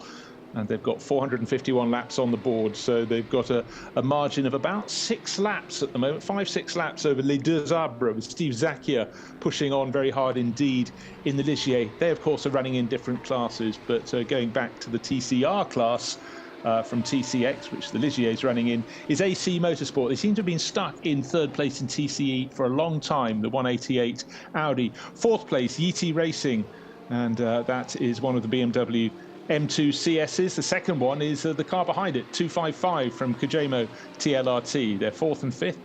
Then 6th place is Sally Racing, looking very constant, the Danish team with their Cupra. Then come 2 Autorama Motorsport by Wolf Power Racing VWs. Number 111 is in 7th overall, 3rd in class, and 112 is 8th in TCE, 4th place in class. So the VW's going very well indeed.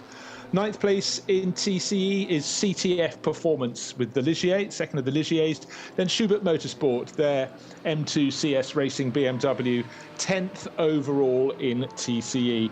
The Lamera, the leading Lamera is number 222, that's in 11th. The sister car 223 is in 13th. And between them is the Homeguard Motorsport VW. Magnus Homeguard leading that crew. Autorama Motorsport brought 3 cars here. It was the Audi setting the pace early on. That's had its setbacks. And the 116 Audi is now down in 14th position in TCE. 15th place, Ores Racing. That has been in the wars as well. That Ligier, it's had its rotations here and there around the circuit. And at the moment, just trying to see if that is still circulating. Yes, it is, but a long way down the order. And then PPM, Passion Performance Motorsports, with their Cupra down in 16th place overall. And that is out on the track as well. And then CWS Engineering down with their 278 car. That's the car that's been having the problems with its floor, but that is still going. We just heard from Matthew Ibrahim. Then Zhengo Motorsport and CTF Performance bringing up the rear in the 19-car class for TCE category cars. TCR and TCX racing together. We've got 4 hours to go. But in the world of the GT battling at the front of the fields, here, let's take a look at those. The number 7, MS7 by WRT Audi, setting the pace, clear by nearly over 3 3/4 minutes from the sister car from WRT. That's the number 31. So it's Thomas Neubauer in the number 7 leading the way. Jean-Baptiste Simonauer giving chase in the 31. The best of the rest, the number 4 Mercedes, Khaled Al-Kubaisi. Well, it is the Abu Dhabi Racing by HRT team, so it's the Abu Dhabi National. At the wheel at the moment. He's sharing that number 4 Mercedes with Hubert Hout, Raffaele Marcello and Manuel Metzger. And they are 2 laps down on Simonauer. They've dropped back, but they've got 4 hours to see what they can gain. No penalties, or they have no chance at all of making a top step. Sun Energy 1 by SPS Automotive Performance. That's running in 4th place. Michael Grenier at the wheel. Then keeping the Mercedes theme going. Mercedes, in fact, 3rd, 4th, 5th and 6th. The one in 5th place is the 777 Almanar Racing by HRT.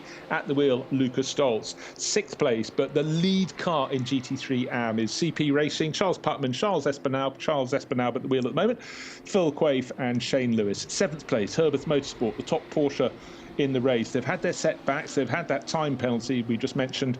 But Stephen Grove, Brenton Grove, Anton De Pasquale and Sven Muller in 7th overall. It's Stephen at the wheel at the moment. Attempto Racing, they too had the time penalty. They're just not a great distance behind, and they're in 8th place overall. That's Attempto Racing. In fact, I sense that, Attempto have just moved ahead on the time screens as well. So they're chopping and changing.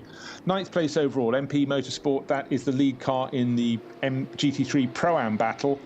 And at the wheel at the moment, he's had quite a long stint. Henk de Jong. Then Rima Jafali is the next car down, another Mercedes. And the lady racer from Saudi Arabia has been putting in some cracking lap times. She's really taking to GT racing very well indeed. They're up to 10th place. 11th place is the Team Use Sportwagen Technique Porsche. At the wheel at the moment there, it's Friedel Blyfuss, beg your pardon. And then 12th place, Duvo Racing. A little bit of scarring on that car, run by Herbert Motorsport, that Porsche. We're in the world of Porsches. We went through the Mercedes, now we're down with the Porsches. 11th, 12th, and the one in 13th, that's the leading Porsche Cup class car. It's the 934 from Team GP Elite. GP Elite still 1st and 2nd in the Porsche Cup class. And at the moment, it's Stephen Van Rie in 933, but a bit further up the order in that 13th place is Max van Splunteren. So they're having a really good run, the pair of them from the Dutch crew. In between them, the 34 Car Collection Motorsport Audi, the number 10 Lippert Motorsport Lamborghini. Then 16th place is the second of those GP Elite Porsche Cup class cars.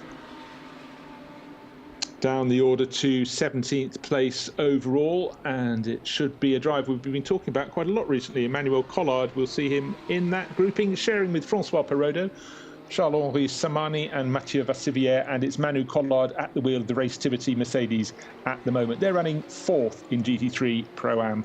5th place, Samantha Tan Racing's car. Samantha Tan, Bryson Morris, Anthony Dodaro, Harry Gottsacker and Tyler Maxson. And it's Tyler at the wheel of the ST Racing BMW.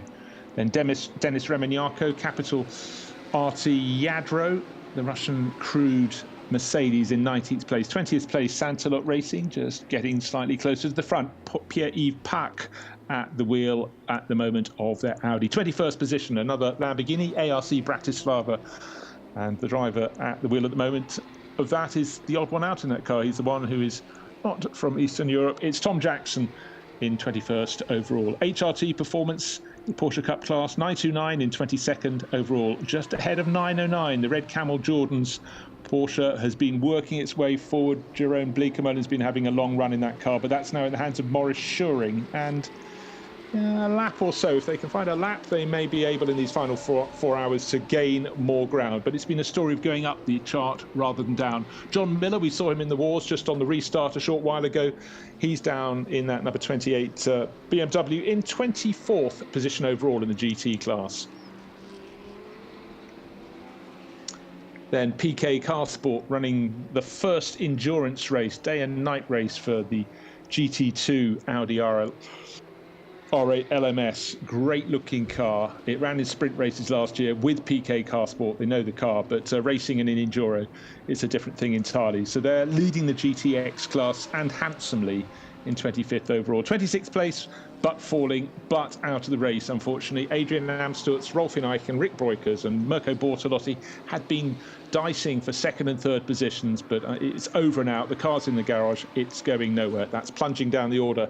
So everybody else will gain positions in the following laps. 991, the NKPP Racing by Baz Curtin Racing Porsche. That's in 27th overall. 28th overall, Red Ant Racing. That's the Redon brothers. They're 904. They're in 28th position. And then behind them, the Emirati team, Rabdan Motorsport with their Porsche, and Leipert Motorsport completing the top 30 in the order. And now, in tag wrestling terms, in comes Peter Mackay in 31st position. 31st position, Pro Sport Racing at Aston Martin. They're 7th in class at the moment. 32nd overall and 3rd in the 992 AM class. HRT Performance, Eric Behrens, Hans Holmlund, Tommy Grayberg and Daniel Ross, the Super Swedes in that car. Leader in GT4, well, it has just been a freight train operation for the 408 Dragon Racing Mercedes team. Roald Gotha, Oliver Gotha, Stuart Hall and Jordan Groger. And of course this is a family affair. Father Roald Gotha and son Oliver doing a super job, and they have been flawless. However, just not that far behind, we have the Heart of Racing team, 34th overall, 2nd in GT4 in their Aston Martin Vantage. Still within touching distance, but it's definitely Dragon Racing's race to lose in GT4. In 35th overall, 5th in 992 Pro is the 962 FAC Autotech car. That is the bright purple Oakberry Asai car that had a head-on collision with the barrier not that long ago, but very quickly repaired and back out going again. Super work from the FAC Autotech team. The number 979 Speed Lover 992 AM Porsche is 4th in class, 36th overall. ID Racing 944, 6th in class, 37th overall. 38th overall is the HRT Performance 992 AM Porsche.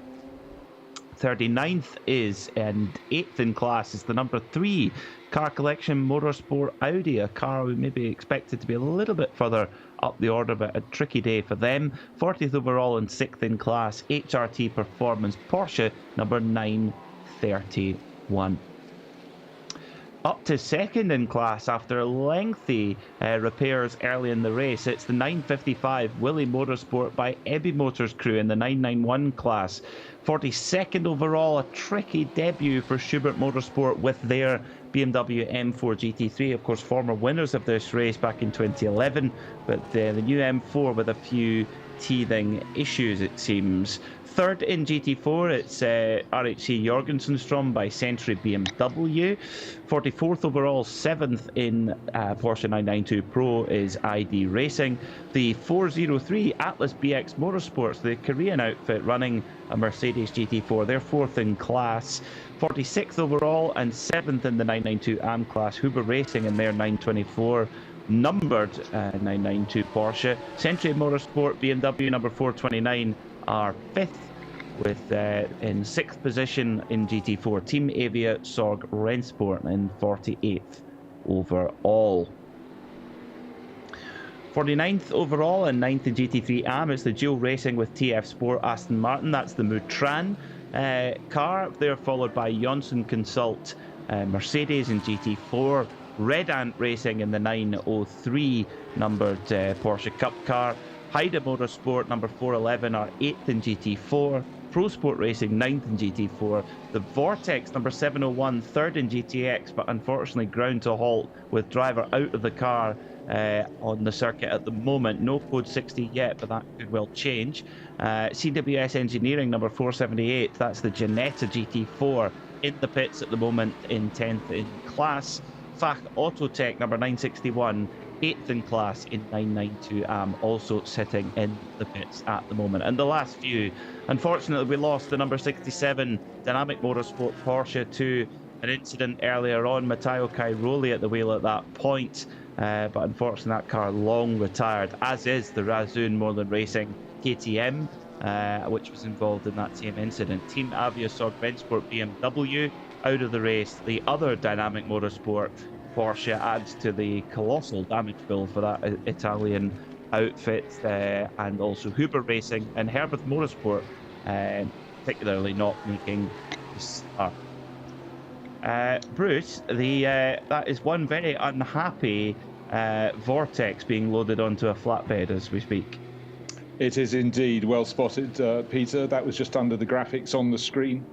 But it's been a race full of incident, and it was a while to get going. But looking back over the highlights, it seems a very long time ago. This race started at 3 o'clock local time at the Dubai Autodrome with 79 cars. I think a tip of the hat to the organisers to get that many cars to come out and play.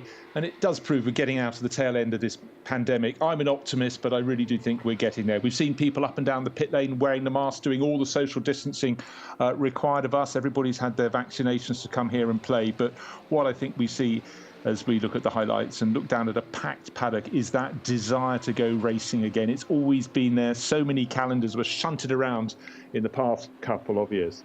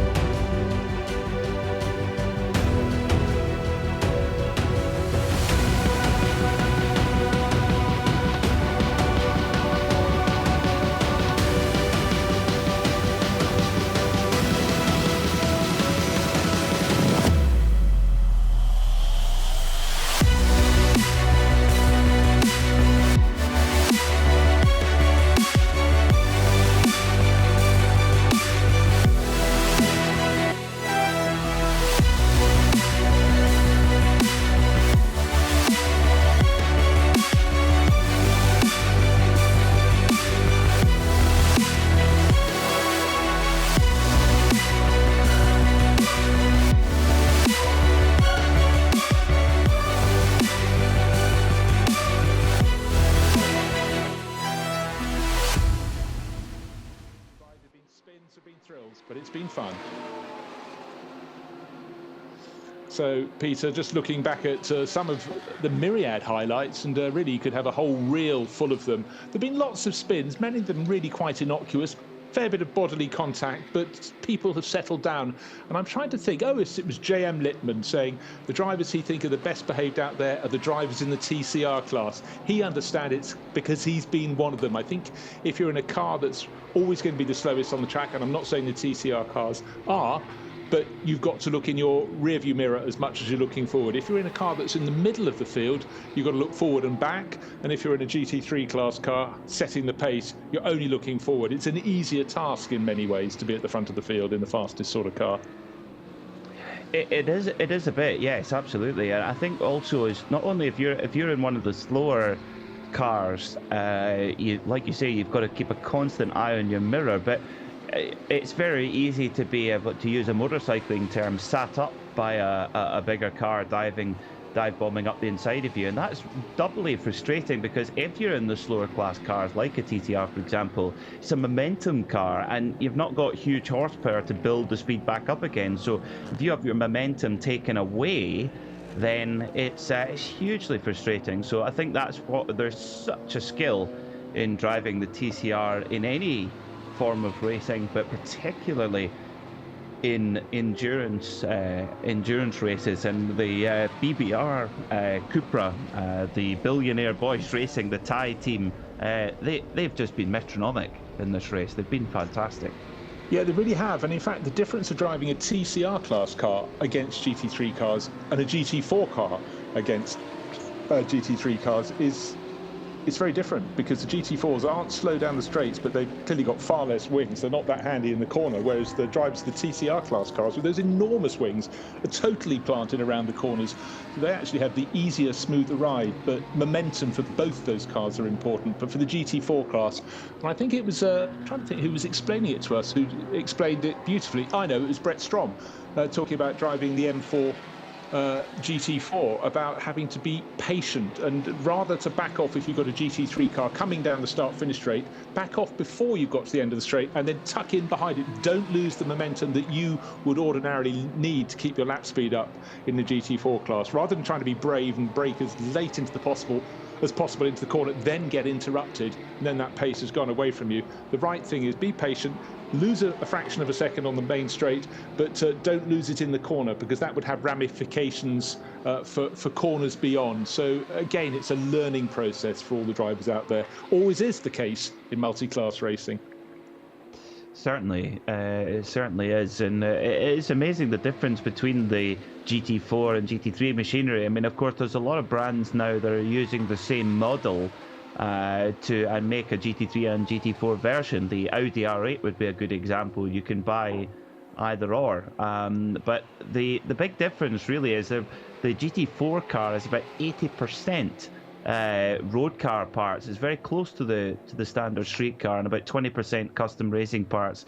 A GT3 is the other way around. It's about 80% custom racing parts and only about 20% or so carryover from the road car. And obviously the biggest difference, I think, with the GT3 is the sheer amount of aerodynamics available. I mean, you look at something like the Porsche 911, the rear wing on the back of it is enormous and huge, big splitter on the front as well, dive planes, etc. So it's and you look at the size of the rear diffuser on a GT3 car now as well, Bruce. They're just getting more and more advanced.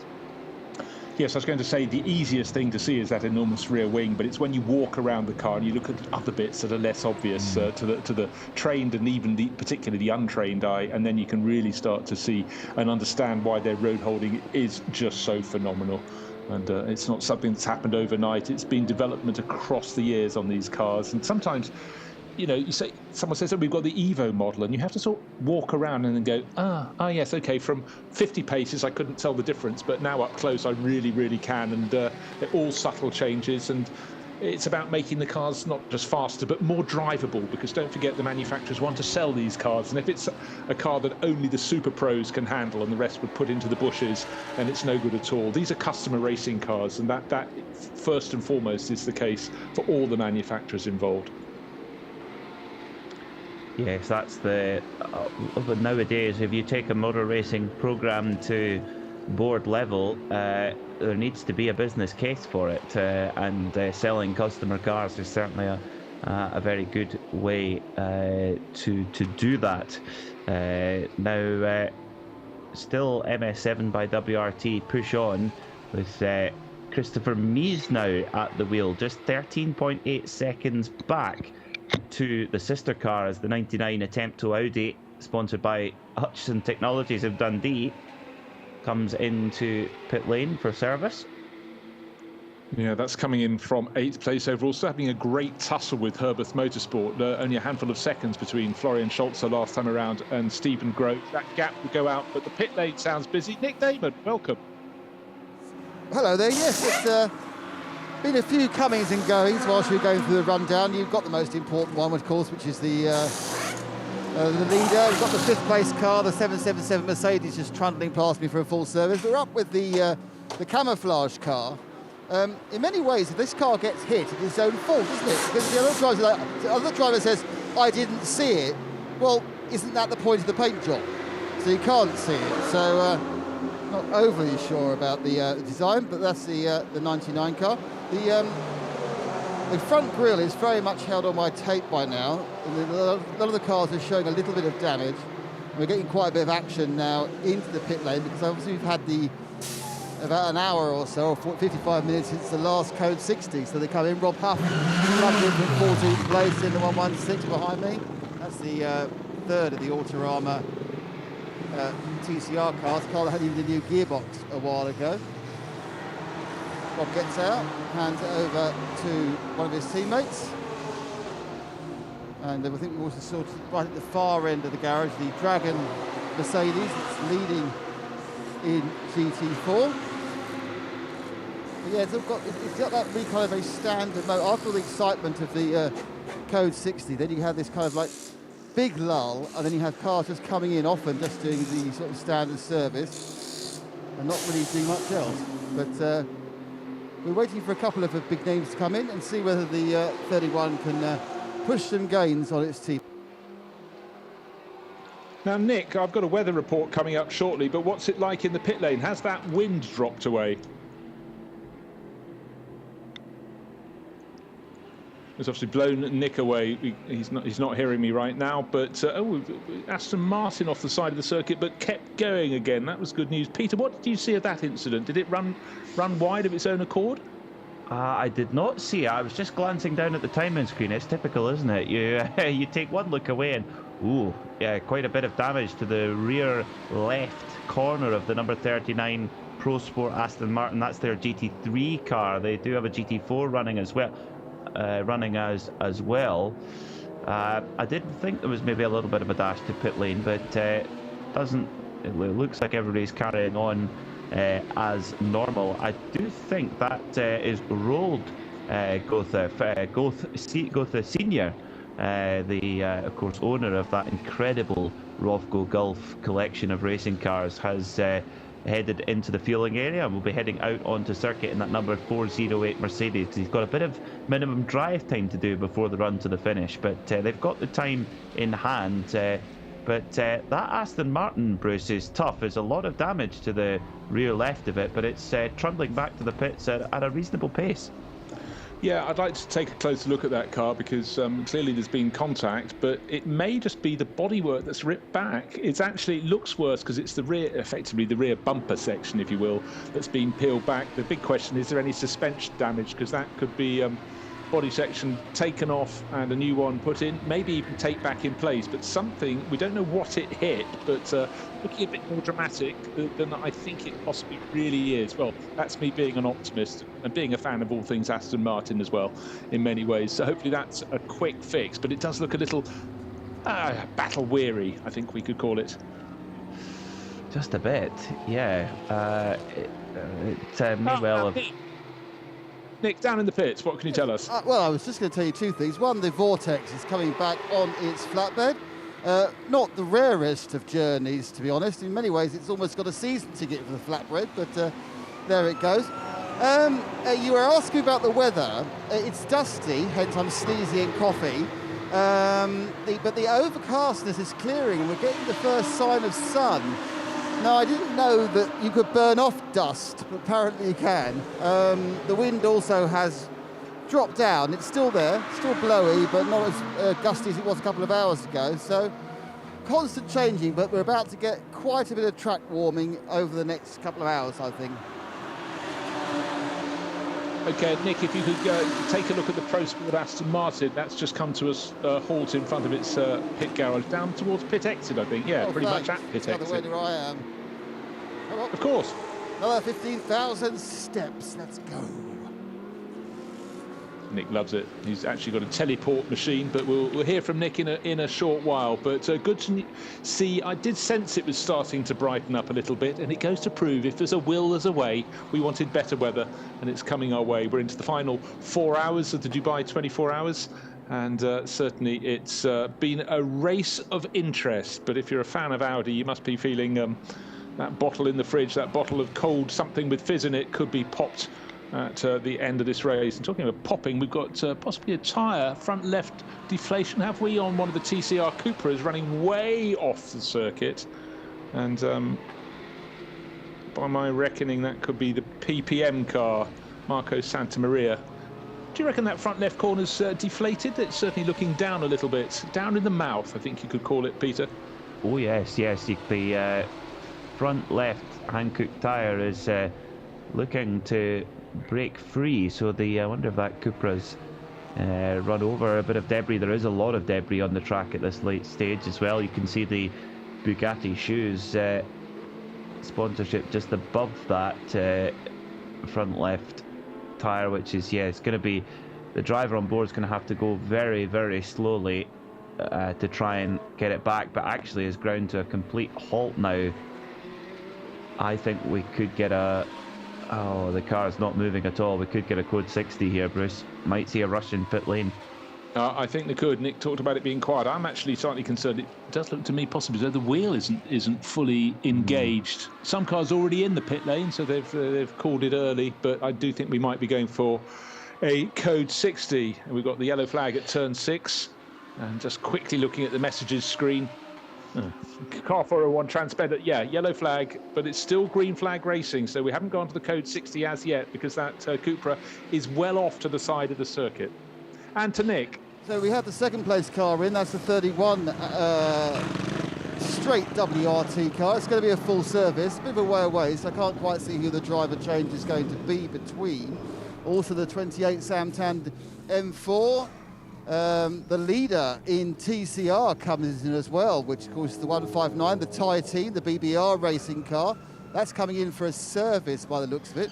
May even be a full service. Oh, let's go and see what's going on there. Again, we have picked up. Has it gone purple, boys? Because there's suddenly an absolute flourish. Yes. Now, these aren't predicting purples. These are saying it's purple. So in comes the 19. That's the MP Motorsport car. It's a large number of orange cars. I know there's quite a few Dutch races, but there's a lot of cars that are just orange in various marks. So this car scored in 8th when it came in the AMG Mercedes. So suddenly we have an awful lot of action. Not sure. The big question that you guys can answer that I can't is how many of these people hit the pit lane before the went code purple, which means they can take a full tank of fuel, and how many have purple pit lane times and can they take half a tank? That's a challenge. Interesting for you, one. We isn't it? certainly saw one of the BMWs in the pit lane at the time. I'm going to take off to a weather report from the Haggerty Global Broadcast Centre, powered by visit CaymanIslands.com. We're keeping an eye on the weather in the Cayman Islands, and again it's 22 to 25 degrees today, and their message is we're open and worth the wait for those fancying a winter holiday, open to those with full vaccination. The weather conditions here, in fact Nick Damon has just explained them remarkably well, that the sunshine is maybe going to make a visit to this race before the end. We've got 3.5 hours remaining. There's been a lot of dust blowing around, high wind at the circuit, but that's dropping away, so conditions fair. And if you're driving the cars, hot in the cockpit, we know that for sure at this time of the year in Dubai, but it's hot in the pit lane as well, because plenty of action for Nick to take a look at. But his question, I think, was a very salient one, Peter. How many cars were at a standstill or within the pit lane when the code 60 was called? I reckon as many as 4 or 5, perhaps. We saw a couple at a standstill. But right now we've got a couple of cars that stand still in the time penalty box, including the 92 Grove Motorsport Porsche run by Herbeth Motorsport. What's their latest penalty? Let's take a look at that. Now that is the 92 Grove Porsche. Will be serving its penalty that they incurred earlier on for overtaking on a yellow flag. It was a 60-second penalty. However, it will be right on the cusp whether they got that started before the code 60 came out, because if not, it will be a 2-minute penalty because that under code 60 they are effectively doubled. Now, the problem also is one of the team mechanics has got a fire extinguisher and scooshing it, to use a Scottish term, to the rear left of that number 92 Herbert Porsche. Now, that was where we saw a little bit of puzzling smoke coming from earlier, which seemed to have dissipated, but possibly not. But the mechanic is not taking that out of his sight on that number 92 machine. There's I love on the back of the rear left quarter panel of that Porsche has got a wallaby with boxing gloves on. I like that. Very good sign. But Nick Damon's got boxing gloves on because he wants to get a word in edgeways. Nick, what's happening down at fueling? Hello? Oh yes, once Peter's rolling, it's a long wait. Anyway, so there is a huge queue already at the petrol station. So there's a number of people who are trundling down the pit lane, which isn't a major loss. You trundle down at 40, you go down the straight at 60. They're kind of hitting pit entry, thinking about, is there going to be a spare tank? And the answer on the whole is no. A number of cars have moved away. Just seen the the prepared to queue is the 44 Lamborghini. But we've already seen a couple of the cars. For example, the CP racing car came down and just came back out again. That's the 962, the purple Hankook Porsche you heard then, the car that caused the previous code 61, well, one of the previous ones with its nose falling off. Just seen the Haupt car, the number 4 machine. That's come in, had a full service. Back out again. Is he going to be able to get fuel as he trundles well? He's quite near the bend. And wait. No. So the Haupt 4 car, that's the Bilstein yellow and blue machine. That's not taken fuel. The Pro Sport Aston Martin, who came in a while ago with the problem he didn't find out but left very quickly. They've come back in again, changed drivers and taken fuel. There's a few cars parked at a jaunty angle. The 704 is certainly not in it. That's the 704, which is the GT2 Audi, certainly not in the and the lead of SPX, of course, not how you'd expect it to be lined up, and that's getting, looks like a little fluid top up for the mid-engine car. It calms down here as far as actual work goes, but there's still a number of cars who are running down the pit lane and looking to see one way or the other if there's a free tank. So, for example, we've just seen 2 go yes and 1 go no. So it's kind of a kind of, let's just guess what can happen. And most of them have guessed the fact that it's not worth doing. So we're going to see a lot more cars, if there's time, coming down the pit lane and seeing if there's fuel available.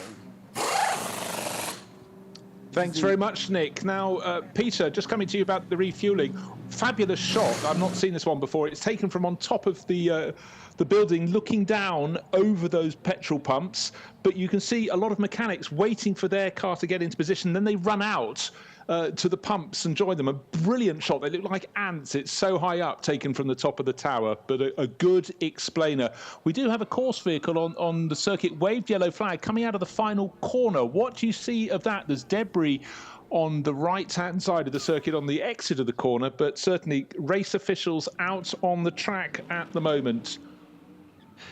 I think, yes, they're just trying to direct traffic away from a particular area because there's debris that needs to be cleared up. Certainly that's how I would interpret what's going on at the final corner at the moment while we're under code 60. To explain those who are watching who are maybe new to the 24-hour series here with Creventic, the way the refueling works is slightly different. If you're used to watching the Le Mans 24 hours or maybe the 24 hours of Daytona or 12 hours of Sebring, you'll see cars come into pit lane there and they will get their refueling completed by their own fuel pump while the tyres are going on, etc. And that will happen in their own pit stall. Now, the Creventic... It will indeed, Peter, but I need to pop down to the pits because Nick's got an interview lined up for us. Who have you got, Nick? With Rima Jafari, just down at the 20 SBS Racing. Rima, your first experience of a 24-hour race, how are you enjoying it? Oh, I'm loving it. I mean, I did a lot of the night stints and really enjoyed that. I just keep finding more and more pace in the car, and I think this was my last stint out there. I did a double stint.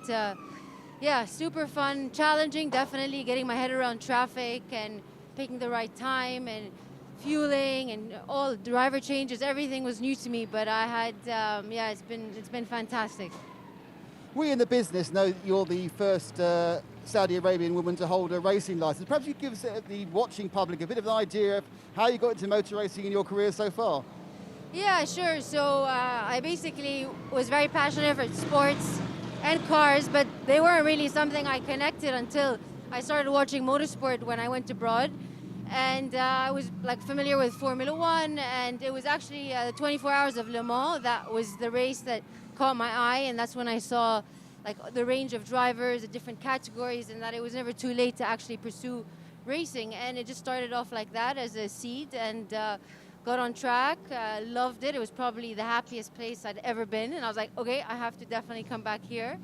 And I think it was the right timing at some point that I decided to give it a go, and here I am, like 3 years later, here in Dubai at the 24 Hours, like unreal, to be honest.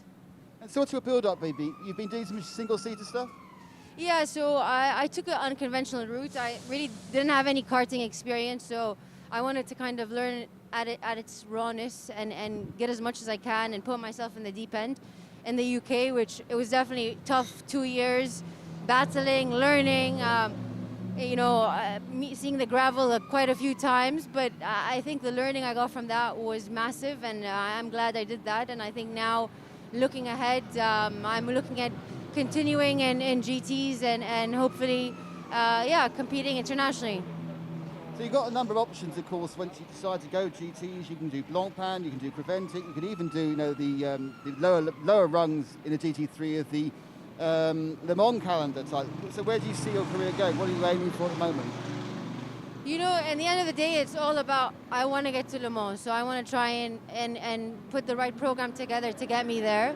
And this was, believe it or not, my first GT3 race, and I feel really comfortable in the car, so I feel like now I have the confidence to go into, like, let's say, European tracks and race internationally.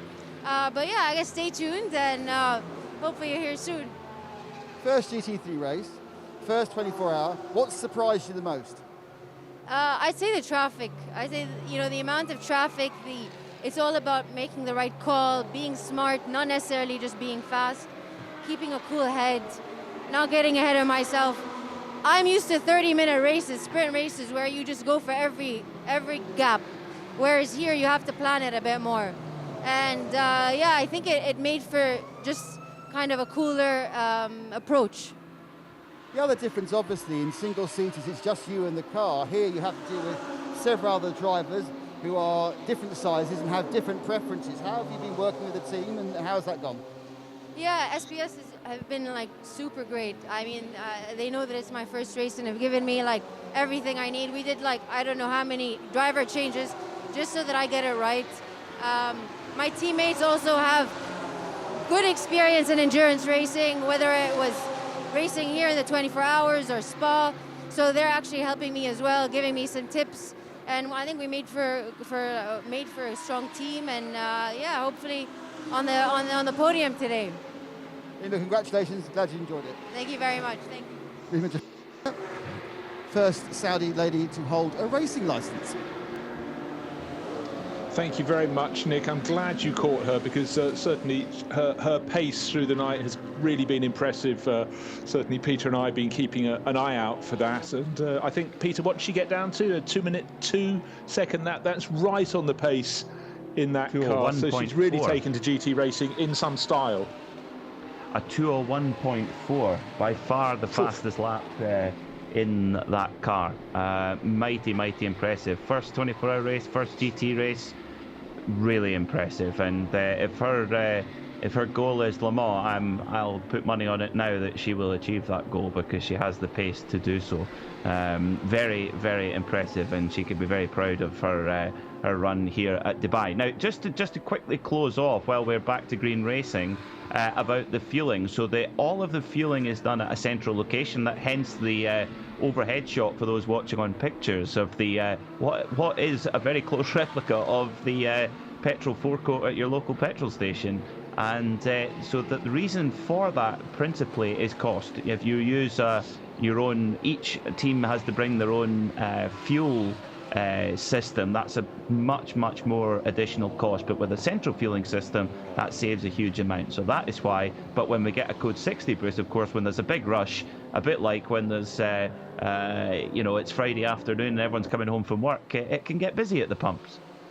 It really can. It's quite a lottery, but I'm actually a really big fan of refueling being done somewhere that isn't in the pits. It makes it safer in the pits, and when you've got 79 cars trying to cram, a lot of them have to share, multiple cars, 3 cars deep in these garages here, to have all of them they couldn't all have their own refueling rigs at the front because there wouldn't be enough space for the cars to come out.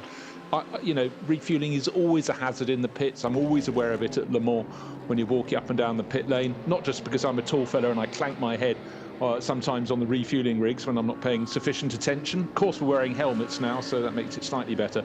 But, it's one of the very clever things that Creventic does. They think around problems and they dare to have a different interpretation and come up with another way, and it works for them, and I think it's great. It also means pit stops. It's just much easier to see what the mechanics are doing without the sort of machinations of refueling a car. You can see what they're doing much more as they make changes, so it gets a big tick from me, but the cost saving is an important element, most certainly, and well spotted on that, Peter.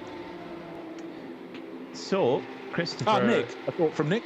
Yes, down with the Vortex. It's had an in and out sort of day, a great number of problems. Now you're probably thinking, it keeps breaking, how do they keep fixing it? Well, it's because they've got a complete donor car, which is slowly being picked over. It's like the bones of the Christmas turkey on Boxing Day, as bits being pulled out and taken away and moved from one car to the other.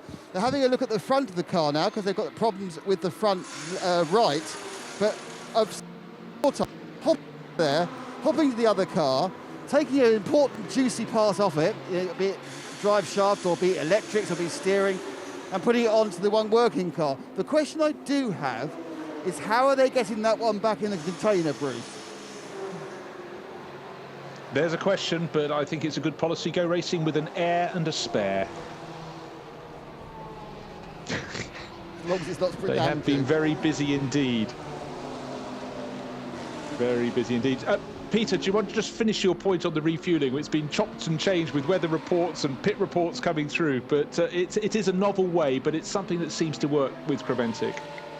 It does, absolutely, and I think that covers it off, really, is that for those who are watching and thinking, what on earth is this all about, where it's a virtual safety car, or code 60 if you like, where there's literally a queue for the pumps. That is a part of the strategy that the teams have to get used to here in the 24-hour series. Of course, one of the reasons why the Herbert 91 car was, which unfortunately didn't make the start after crashing in practice, one of the reasons why they were the favourite is because they're known for playing brilliant strategical cards during code 60 periods, because yes, you would think when everybody's down to 40 miles per hour, 60 kilometres an hour out on circuit, you think perfect, go to the pumps and fill up while everyone's going slow. Well, if you're waiting in the queue, that's maybe not necessarily the case. So it's a strategical element that's very, very important to figure out, and is a unique part of this championship. And I have to say, I think it's quite a cool sight watching millions of pounds worth of race cars queued up at the petrol pumps, just like us mere mortals, Bruce. Indeed, but it's a twist, but it works, and the racing is working because the sun god is starting to come through this very cloudy, overcast morning we've had at Dubai. Windy, sand blowing across the track, but Nick reported the weather was improving, so maybe by the end we'll have full sunshine. But certainly the sun is shining on one team, and that's WRT with their Audis. The Mercedes are giving chase in third, fourth, fifth, and sixth positions, respectively. The number 4 Mercedes, Manuel Metzger's just taken that over. He's in third. The 75 Mercedes Mauro Engel, that's the Sun Energy 1 car, multicoloured car out on the track, is in fourth. The 777 from Al Manar Racing by HRT, that has got Martin Conrad, the Austrian, at the wheel, and Shane Lewis, CP Racing, the fourth of those Mercedes. But importantly, a battle within the overall war is to win the GT3 AM class, and CP Racing seem to have it very much under control, because the next car in class is SPS Automotive Performance. We've just heard from the driver who got out of the car, Rima Jafali. It's now Ian Loggy at the wheel in 11th place overall. He's second in the GT3 AM class. And who's leading GT3 Pro-Am? Well, it's MP Motorsport. They've had the lead for a long time, and it's Bart de Hoos at the wheel of that, but he's only got a 1.5 minute advantage over the team Use Sportwagen Technique Porsche of Friedel Bleifuss. So can't rest on their laurels, but MP Motorsport have been leading that Pro-Am class for a very long time. They don't want to drop the ball now. No, not at all. And well, we mentioned Legends racing cars. Bert de Hoos, who's driving the leading Pro-Am MP Motorsport Mercedes, a 51-year-old from Rotterdam, a bit of a veteran of this series, but also is a Legends racer as well. And Legends normally you would think, oh, is that just for drivers with advanced years? No, it's a Legends car. Google it. It's a sort of 5/8 replica of an old, basically bootlegger's moonshining car, effectively. Yes, I think it's something that one needs to give a clear description, but just the fact it's 5/8 and it's very narrow in the middle, and you've got fenders over the wings, or fenders, whatever you want to call them, over the wheels. It's an unusual looking car, but with that Yamaha, it is a Yamaha engine, isn't it? Yes, yeah. It screams Yamaha, and it puts the performance out like nothing else. The car weighs just about the same as 3 hamburgers tied together. And, you know, they are super dynamic, great fun racers. And it was an idea that really, really caught on when it was introduced. And good to know that the fields are great, and it's producing drivers who come to perform in races like this. Quite, yes. It's, I mean, car control-wise, you've got to be on your game with a Legends car. It's a twitchy little car. It's very short wheelbase, of course. So, yes, it's a very, very tricky. Of course, hugely popular in the United States, of course, where they came from, and on both tarmac ovals, but also dirt ovals as well. And Bubba Wallace, the NASCAR Cup Series drivers, that's where he really cut his teeth, was in Legends. Yes, I know sometimes you scratch the surface to what you think is a driver's background isn't necessarily the case. Everyone starts somewhere, and again, research can throw up a few oddities that you didn't expect. You didn't realise, you know, some people arrive in this sport, they do a couple of years, they run out of money and they stay away for ages, then they come back. And a lot of people think when they come back, that's the beginning of their career. A lot of people have a sort of a past that isn't necessarily obvious. Right, what's happening out on the track? It's Christopher Mies leading in the number 7 Audi. MS7 by WRT is the nomenclature for that R8 Audi. The second place car, also run by WRT, car number 31. 2 minutes and 2 seconds, the gap between the pair of them. Maro Engel is a few laps further back, but Maro is in that 75 Sun Energy 1 Mercedes has just moved ahead of Manuel Metzger, but Manuel had just served a pit stop. And have we a problem there, Peter? Sorry, Bruce, that's terrible.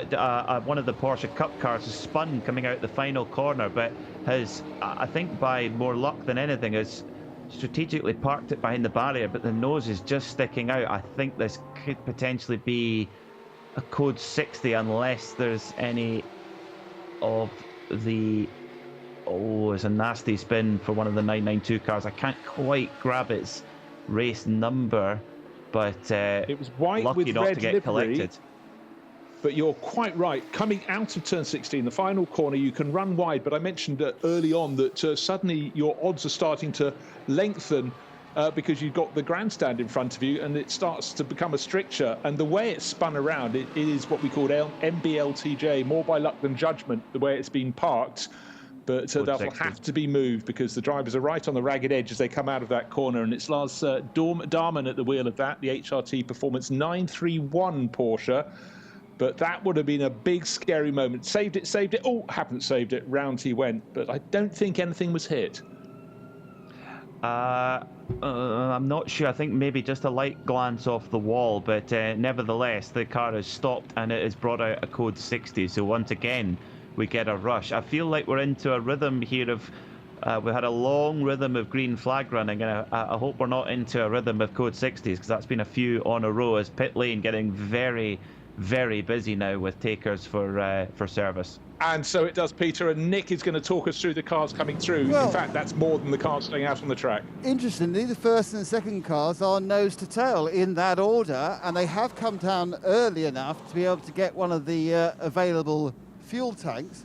Actually, just before the Code 60, the 83 car came in, the very Civic car, that Mercedes. You think, which car was that, Nick, you're saying? That's the car that had all the tape holding the front splitter on.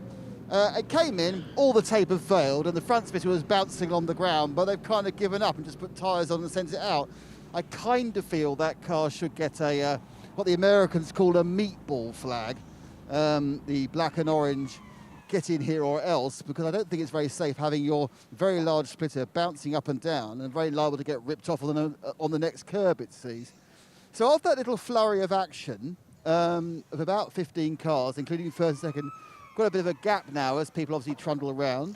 Just seen the Sam Tan #1 car, ST Racing machine, that's just been wheeled back into the garage. So that's come in just before the Code 60 actually, but they've obviously had a problem as well. That's been wheeled into the garage. Here come the leaders in the 992 class, the GP Elite machines. And yeah, so we're kind of missing the phalanx of Mercedes currently running in 3rd, 4th, 5th and 6th, but I'm sure they'll be in if they get a chance. Yeah, not quite as many takers as before. Interesting, everyone came in en masse, and now it's been very sporadic. Thanks, Nick. Yes, you do get those flurries. Still waiting for Lars Dahlmann's 931 Porsche to be cleared, but the flatbed has come through the final corner. We'll be pulling up alongside. And yes, there was a kiss with the barrier with the right rear of that Porsche, but that was a big save, because coming out of the final corner, when you run wide, suddenly your options begin to be very limited indeed. But that was causing the flurry, but WRT, as if they needed more of an advantage, seemed to read that perfectly, and they've got Christopher Mies and Fred Vervisch. They came in nose to tail with each other, 7 ahead of 31. They're in at the pumps, but don't forget, Christopher Mies in 7 has got one more lap on the board, unless I'm not understanding the situation as well as I should. Now, So the Mercedes one are driver here we now. didn't... They are, but actually, as they come down to the fuel, already the 2 Audis have left the fueling station. But I think there is room for the 3rd and 4th place cars. Manuel Metzger was in the 4th place car. So yeah, I don't think this isn't going to change anything. This is not going to upset the order, because it's come in a position where all of the top teams have decided to just refuel with their drivers. So move away from these 1-hour fuel limited stints they've been doing, and then now just run them to the end of the fuel they can take on now, which is another tank. So this one, interestingly, I think has benefited no one. It seems to be that way, Nick, but it can so easily, the cookie can crumble in another direction. But I think it's all square on that front. So just waiting to see how that will change the situation. I think the answer is in no particular form at all. A chance for Nick to look at the cars. Some still look remarkably pristine. The 112 VW Golf from Autorama, that looks immaculate and just been brought in its sort of acidy lime green livery. And yeah, quite a lot of fluid has come out of the back of that 931 Porsche. Sorry, say again, Nick? The 112's got a huge chunk out the front of it, and it's got massive damage on the other there were side. 2 mechanics standing at the front. The camera angle was from the side. I'll tell you what, I am never buying a second-hand car from you. Oh, it's pristine. Has almost 75% of the wheels it should do. Now the mechanics moved, I see what you're talking about. Oh, yeah, tattered and battered. But yes. Still quite a nice colour, Nick. It's lovely colour, and in fairness, you are several thousand miles away, and I'm about 20 metres, but even so. Interestingly, the 930, which is one of the Porsches, the GT Cup, that car, apart from debris, is one of the very few untouched cars that went past me there. Another one is the 85, the CP Racing Mercedes. That's come in for I'm not sure if it had a full service or just tyres, but it's now going down the pit lane. So CP have also taken some fuel, and their car looks pretty good. Thank you very much, Nick. Still the 931 being put onto the flatbed and the liquids on the circuit being cleared up. All the drivers have passed that at least once now, so they're fully aware of those course vehicles in the middle of the circuit, protecting the marshals as they clear up the fluid. But the flatbed is starting to crank itself up with the 931 Porsche on board, and that should be heading off down past the pit lane and pull in at pit exit, I would presume. And then hopefully, not before an enormous amount of time, we can go racing again. But you know what? There'll only be just a whisker over 3 hours from now to the checkered flag. But if you're driving a WRT Porsche, maybe the question is which one is going to be ahead at the finish. But it's 7 with the advantage from 31 at the moment. Therefore, Christopher Mies ahead of Fred Verviche. And certainly the race has been in the palm of their hand. But don't forget, we lost Matteo Caroli pretty early in the race. Under cover of darkness, he was running third for Dynamic Motorsport in his Porsche. He was out of the race. Barwell Motorsport, real hard luck story for them. Something amiss. Spotted by the Lamborghini engineer about probably 2 hours ago. Car into garage, parked up, and that was that. Out of the race. So therefore we've got 2 Mercedes fighting over third place right now. 75 has bragging rights at the moment. That's the Sun Energy 1 crew entered by SPS Automotive Performance, ahead of number 4 Manuel Metzger at the wheel. That's Abu Dhabi Racing by HRT. But 3 hours to go, 3 hours and a bit of small change, and I still feel, Peter, there is more incident to come. Quite possibly, yes. We've seen this sort of chain of Code 60 starting to emerge now. Now, just a point on the 777 car, the Almanar Racing by HRT Mercedes. Just a driver change taken on. Indy Doncia has just taken over that machine. Indy has done a good chunk of the driving, just over 5 hours of driving time, only secondary to Lucas Stoltz, who's done nearly 7 hours. So Lucas certainly earned his keep in this race. But one driver we didn't see until daylight this morning was Martin Conrad, the 43-year-old from Vöcklabruck in Austria, who's won his class before here at the Dubai 24 Hours, but I thought we weren't going to see him. But Martin, of course, doesn't make his living from racing. In fact, he's the CEO of Bugatti smartwatches. So we've had Bugatti shoes, Bugatti smartwatches. We just need a Bugatti car now, and we've got the full set. But Martin, curiously, unless the timing screen is a little bit behind, his driving time is 1 hour 59 and 27 seconds. Now, as far as I'm aware, the minimum is 2 hours, so he will need to get back in the car for at least one more stint, or even just a go out and in would be enough. But I would imagine they wouldn't do that. They'd get him out for a full stint. Well, small margins, and let's see what's the case down at MS7 by WRT. They're in the pits. The leader's in the pits with Nick.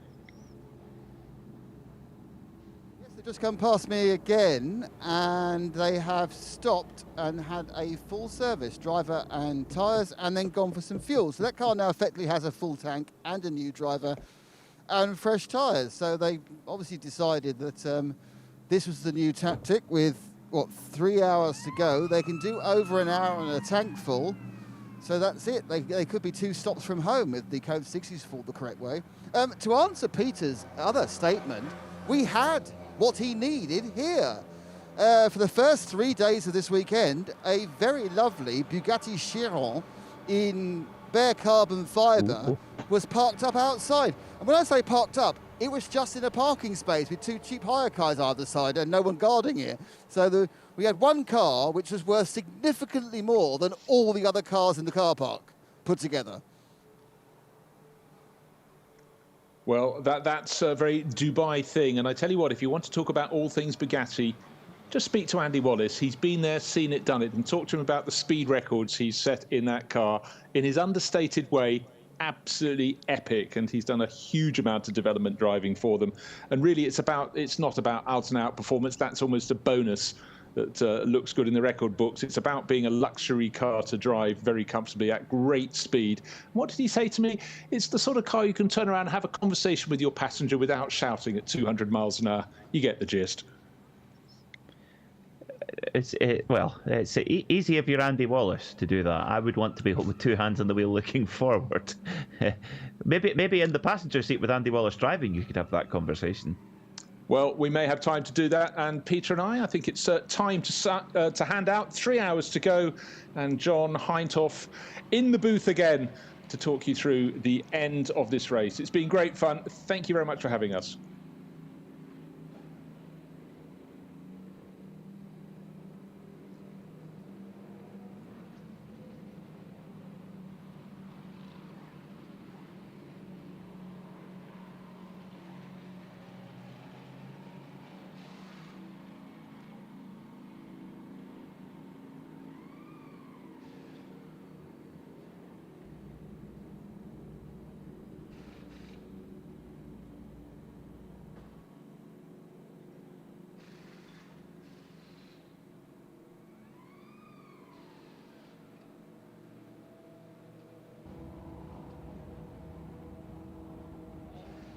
In the seat when that 931 HRG performance was running 6 in the 992 AM class came into contact with the wall on the exit of turn 16, spun around and ended up backwards into where the recovery vehicles go, and consequently you can see there quite a bit of fluid on the track if you're watching us on the stream, and that's being attended to now as we get the cars out of the way. This is our 20th Code 60 for the meeting at the moment, and still got a little while to go on this one.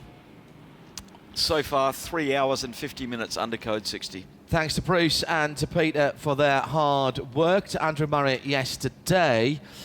Great stuff that they have done, particularly in some of the longer Code 60. Really enjoyed the conversation from the Haggerty Global Broadcast Centre.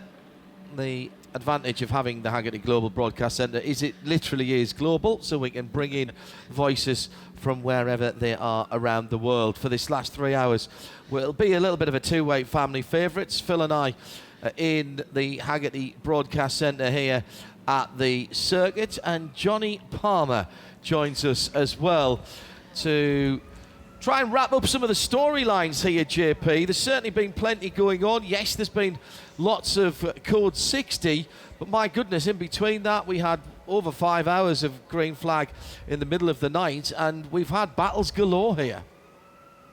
Yeah, it's been great. I mean, the various different classes that we've got for 2022 have really lended themselves neatly to that. I like how the new classes for the 992 Porsches have worked their way in neatly, and it's almost like we've had those for years, frankly. I suppose we kind of have in the older sense of the Porsches, and there is a bloodline that can be tracked into the 992s, but I'm looking forward to battling throughout this whole season now, not just in Dubai, but heading into a 5-race European campaign as well. That's a good point. It's a very good point. At this point, 3 hours just less than to go, so we shouldn't talk about them getting a 1-2 just yet. There's still plenty that could happen. And if the Code 60s continue to be flung at us at the rate that they've been, this is Code 60 number 20 after such an amazing amount of running already, and we're not very far away from 4 hours of Code 60 when you top them all up together, in fact. And it's not beyond the realms of possibility, certainly not, that one of the WRT cars could be involved in an incident not of its own making, but Vincent Voss's team just has that knack of being able to read the situation almost before it happens. There is an awful lot of luck involved when a Code 60 comes out as to whether you're in that final sector or not, and therefore can benefit from it, unless it's a longer one, as we've got right now, and the track's needing to be tended, and therefore, it may be that Code 60 will run so that you can get 2 back-to-back pit stops and a full fuel allocation. But GT3s have been spectacular. The Pro-Ams have taken a little while to warm up, but they are now breaking into the top 10. You've still got CP Racing leading the AM category in an amazing 6th place. And then in TCE, BBR were running 3rd in the early stages, then crept into 2nd, and now, crucially, hold on to that.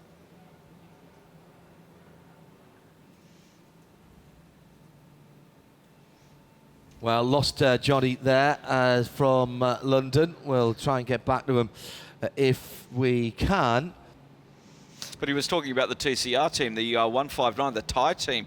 They've been leading that now since we came on air 6 o'clock this morning. Yeah. And prefer that. And what I've done here is had a look at where everybody is, and then there's a lot of the same numbers on the top of the timesheets every time we click over an hour. So it's become very solid. GT3, car number 7, has led the majority of it since 6 o'clock this morning. In the GT Pro-Am, as Johnny discussed. The 27 car snuck in there for a lead earlier on, but it's been the 19 car of MP Motorsport holding sway in that one. In the GT3 AM category, it's the 85. Now, that car led the race earlier on in the daylight hours yesterday, and it is continuing. It dropped down the leaderboard at one stage, but it's the CP Racing Mercedes AMG GT3. In the GTX category, it's been the 704 leading the way, the PK Motorsport. That's the Audi GT2. That's the one I thought may get into the top 10.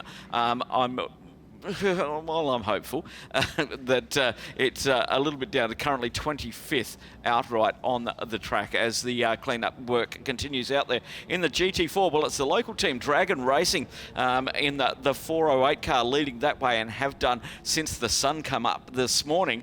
991's easy because it's the 991 car that is actually leading the 991 category. The Pro and the AMs have been joined together for that because of everybody moving up to the 912 class. So it's made a little bit of a change there for the overall standings. And then we've got the 992 Pro class. The 934 has been leading that. That's the Team G, the second of the Team GP Elite cars. Lucas Grunwald at the wheel of that at the moment. In the 992 AM category, it's the 929. That has also led since we've been on air this morning. Gustav Bergstrom at the wheel of that HRT Performance 911 GT3 Cup car. In the TCR, we were talking about that earlier on. It's the 159. And what a great job they've done. I know they got interviewed earlier on the grid, and it's the BBR team in the Cupra TCR DSG leading that. And in the TCX, it's the 202, and they've had that Christophe Peugeot is at the wheel of the 2-3's Ligier entry, and they have really not put a foot wrong. Their pit box is just down in front of us up here in the Haggerty Global Broadcast Centre in the grandstand at Dubai Autodrome, and we can see them polished pit stops as the work is still continuing on out at track. I can see, if I look down from the heights up here, I can see that the track is clear. We're just getting the recovery vehicles back to their respective positions. I can't see any work going on elsewhere on the track, John, so we may be underway soon. Inshallah. Inshallah, yes, absolutely. Let's go through the... let's go down to Nick Damon for a moment, and I'll do all of the class leaders off the back of that. We're about to go green. Just so you know, we've had so many callers. Everyone, I think most of the cars are coming at least twice, topping up fuel, because what they've realised is they're now within 2 stops of the end. So they've, for example, the leading cars have put a lot of fuel in the car, they put drivers in the car. I would think, barring actual disasters of the cars, we're going to have a very quiet time here for a few minutes when we go green. And then we'll have like 45 minutes to an hour later, everyone will be back in again, as we've now got the whole pack happily full of fuel and just waiting for that green flag. Here are the class leaders then. MS7 by WRT, of course, are leading the whole shebang. And in 6th position, that is also the GT3 leader, of course, Dries van Toor behind the wheel of that Audi. In 6th position, CP Racing, having a cracking run, 7 laps away from the lead. Shane Lewis back behind the wheel. He seems to have been, every time I've looked at that guy, he seems to have been behind the wheel of that. He can't have been, obviously, and I have seen other people being interviewed whilst I wasn't doing the talky bits here from the Haggerty Global Broadcast Centre. That's the GT3 AM leader, at number 85 in 6th. In GT3 Pro-Am, it's MP Motorsport, the number 19 car, with the Mercedes.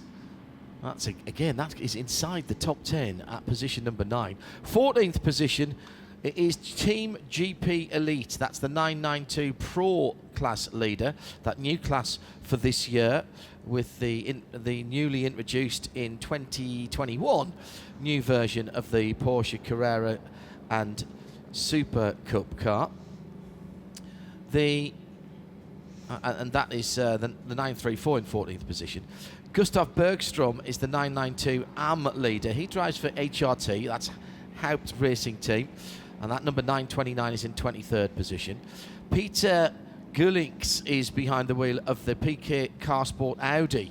25th position for that GT2 car, so still not quite knocking on the door of the top 10 as we thought it might be, but it's a good run for the 704. I can't hang on, I'm not going to say what I was going to say because Chris Renke will come and find me and hit me, and he's bigger than I am. In 26th position, Gies Bessem for NKPP Racing by Baz Kooten. That is the 991 Carrera Cup class leader, and it is the number 991 car. 31st, Stuart Hall for Dragon Racing, the GT4 leader. That number 408 AMG GT4. The 159, Anisum Ari Siri, I knew I'd get that wrong when I started getting tired. The TCR leader for the BBR Racing Team in the Cupra, the 159, that's 35th. And rounding off our class leaders, so not quite as tightly packed as they were earlier on. I seem to remember they were all in the top 40 the last time I did this about 3 and a bit hours ago.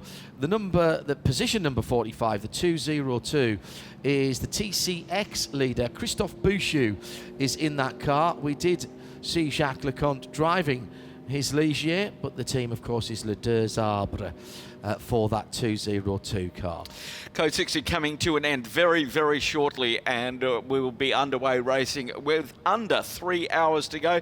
2 hours 47 on the clock at the moment, as everybody's been into the pits, as Nick said down there. There were multiple cars coming back into the pits. We have gone green now, and we've just clicked over 4 hours in total of Code 60 here at this running of the Hankook 24 Hours of Dubai, as the cars get underway. Remember, cold tyres, tyres not up to pressure. We've already got a yellow flag down at turn 1 as the cars are making their way down through and getting up to speed, as that is withdrawn. So somebody obviously running right, maybe having a half spin down there. As everybody now starting to move up to speed. Our leader on 520 laps through. It looks like around about a 3-minute gap back to the second of the WRT cars. The MS7 by WRT. Dries van Tour at the wheel of that. 520 completed. 313, it looks like, the difference between him and Frederick Velsic on the WRT Audi R8 in the second position, and then on 517 laps is the Sun Energy by SPS Automotive. Mauro Engel at the wheel of that one in a third position, as the gaps have increased out. But the big news for me while we were off air was the 77 Barwell Motorsport Lamborghini Huracan from the top 3, retired from the race from third outright with a terminal electrical issue, and that was the hope of having a German car win this race, as the next Lamborghini I think is down and around about 20th place or 16th place at the moment. So I think that's not done. The 401 transponder is not working at this time. Just moving a little bit further down as John went through, the Shane Lewis doing a great job in the car 85 CP Racing. Remember, that car led the race earlier on before sunset yesterday, before it dropped down the work. Sven Miller in the 92 Herbeth Motorsport Porsche 911 GT3R, currently 6th in GT3 and 7th overall, and Nicholas Scholl in the Atempo Racing Audi R8 running 7th in the GT3. 512 laps competing from that car, and then we have Bert de Haas in the MP Motorsport.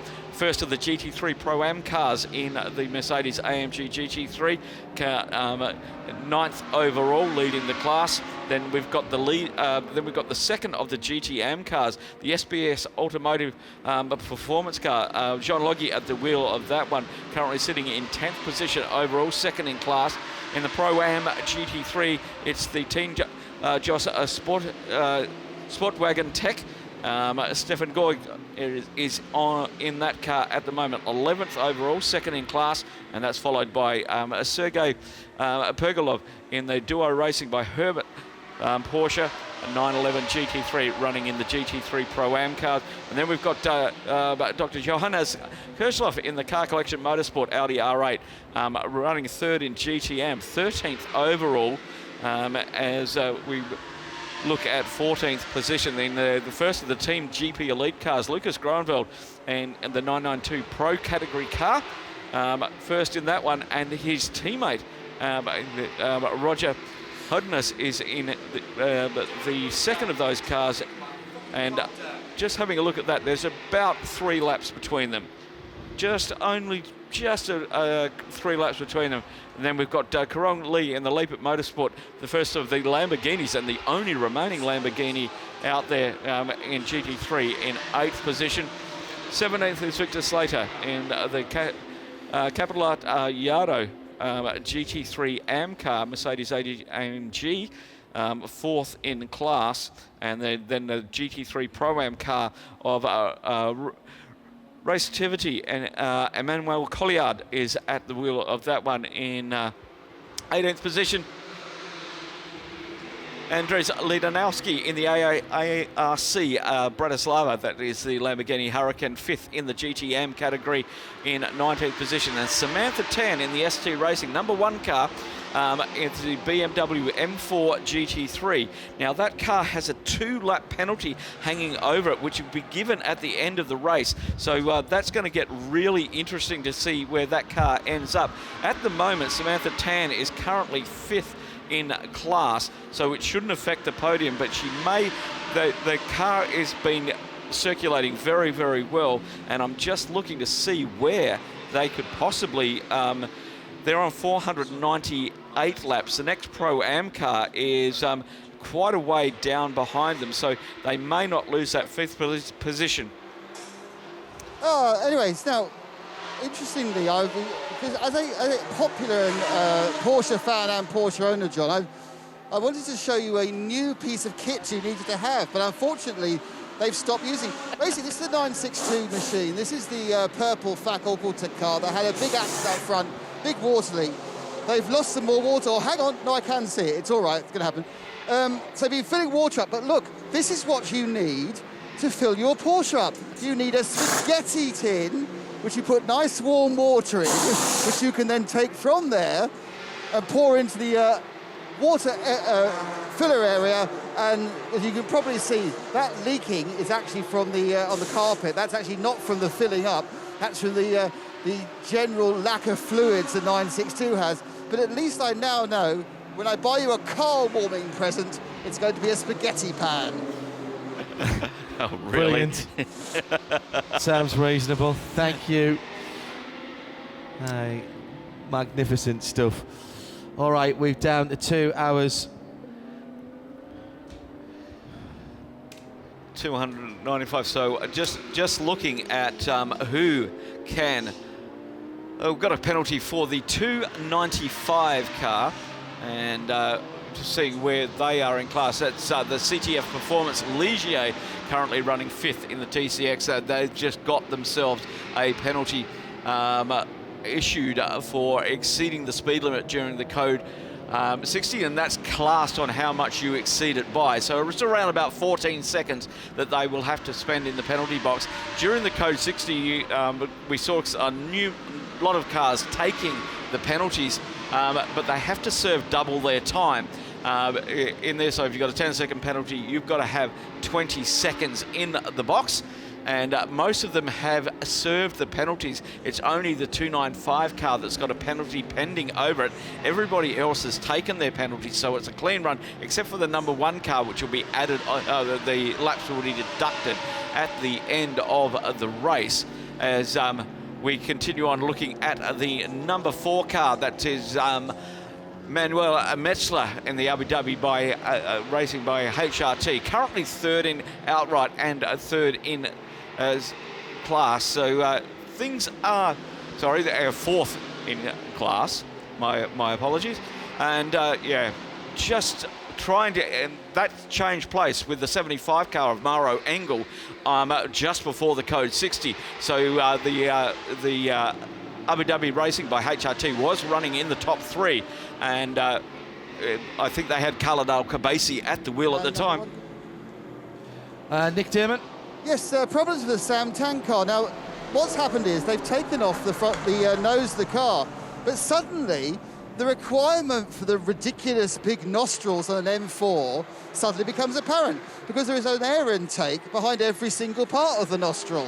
So whilst it might not be particularly required on the road car, there is a big old radiator behind every single part of their enormous nostrils. Perhaps that was their plan all along. Now, my guess is this car has been cycling in and out. There's the dreaded computer on the roof, which normally means it's engine or gearbox.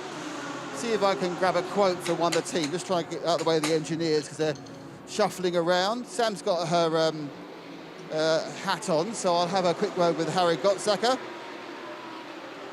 Harry, what's the problem? I'm not too certain right now, but I'm sure the guys at BMW Motorsport are going to figure it out quickly. Engine, gearbox, or? I personally don't know at the moment, but we're sorting that out right now. I have to do this. It's our chance to ask you, what happened at the start of the race? Unfortunately, there was a lot of miscommunication. My fault for getting onto the track as well, but you know, we fire and forget, and we were doing quite well in the race, and the night at least. But you know, a little bad luck this weekend, but we'll be strong at the next one. Was it a confusion about the rules for the warm-up lap and then the rules for the active lap that caused the crossing the red line? A little bit of that, and a little bit of where I was on pit lane, there wasn't the light, so that's my fault, but never happen again. Well, it's a learning experience. The learning experience is new car. Well, what have you learned from the new car? Oh, tons. This car is amazing. This M4 GT3 is an absolute rocket ship. I love racing against all these other GT3 cars, especially in this BMW. It's just loads of fun out here in Dubai. You in for the season or just selected races? I'm in for this one, and you know, hopefully I'll be at the next one, but not too sure at the moment. Harry, thanks for talking to us, and thanks for being honest. Thanks, mate. Thank you. That's Harry Gottsacker, semi-pro driver for the number one car.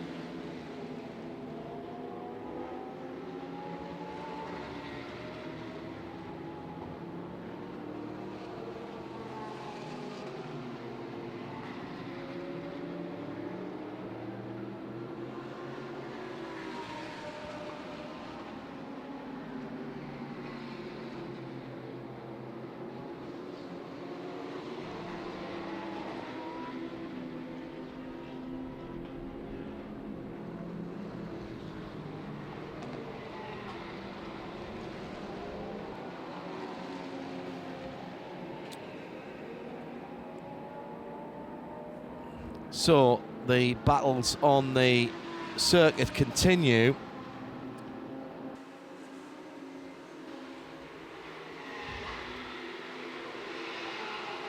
Let's go down to Nick Damon in the pits.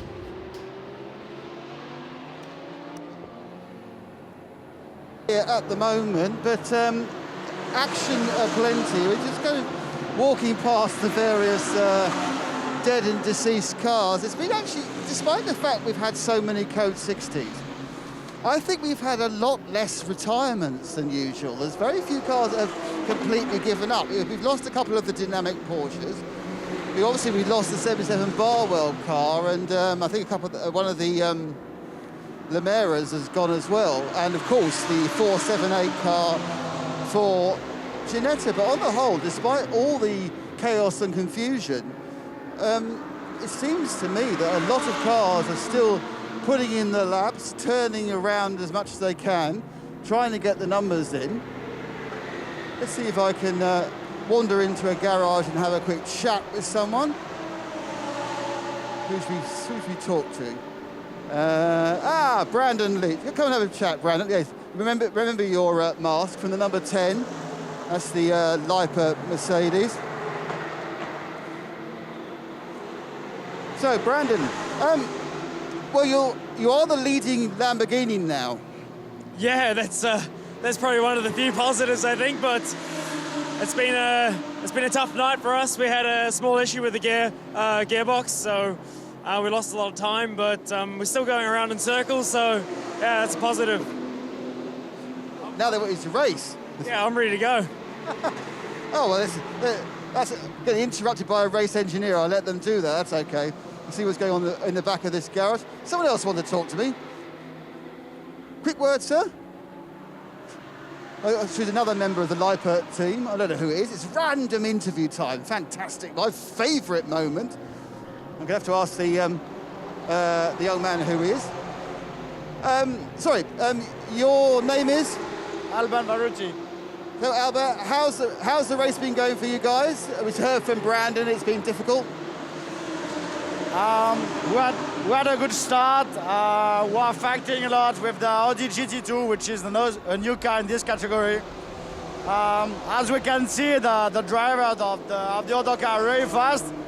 We are doing a really good job, but they are a bit faster than us. So at the moment, we are playing with P2.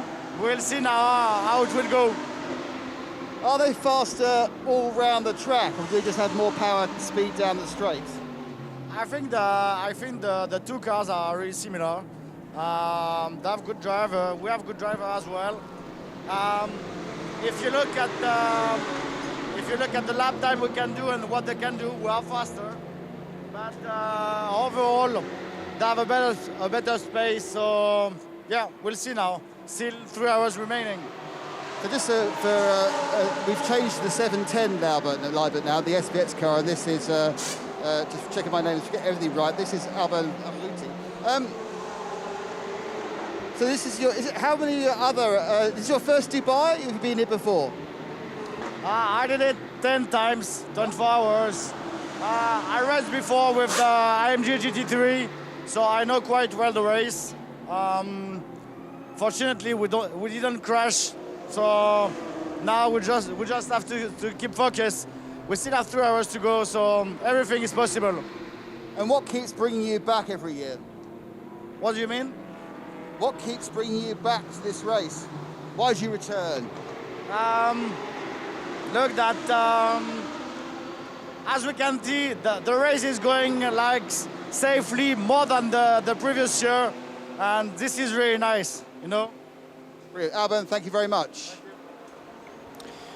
Nick Damon still absolutely loving this scrap for third and fourth positions, with Maro Engel just about the measure over Manuel Metzger right now. But I wonder how old Engel's tyres are, because his car just doesn't quite seem to be as manoeuvrable as the man in pursuit. And if anything, the yellow and blue car looks like it might be able to go a bit faster if that pesky Sun Energy 1 car wasn't there.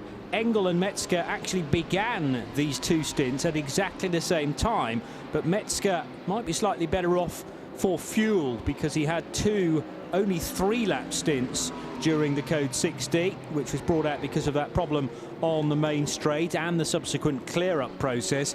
But they are now 11, nearly 12 laps in to this latest stint, both Engel and Metzger.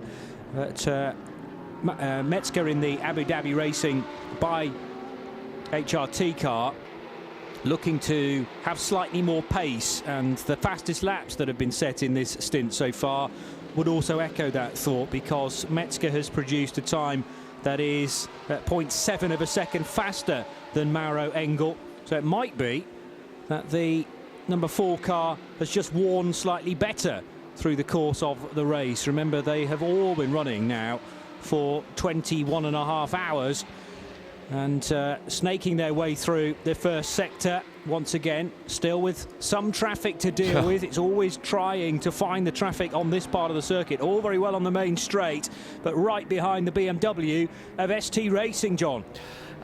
What is going to be your memory of this race, JP? I'm not going to put the hex on anybody at the sharp end of the field. We've still got this great battle going on for 4th overall, and in GT3 as it goes on to the back straight. I think this kind of encapsulates it for me, that these little battles have continued to break out. Cars have come together, and at different times of the race, even cars from the same manufacturer have found different levels of pace. Indeed, we've had these situations where you can spot a car being quicker than its rival, even if it's the same manufacturer. What we haven't had so much in the race to this point is the chance for cars to get off strategy from others, to get out of kilter, because we've almost constantly been pressing the reset button. So in this case, both Engel and Metzger are at the same point in their same stint. What we don't know is how much cumulative fuel is on board, because yes, they keep getting the chance to refuel and half a tank every time, but it's never going to be exactly the same litre to litre. So you've got different weights of cars potentially here.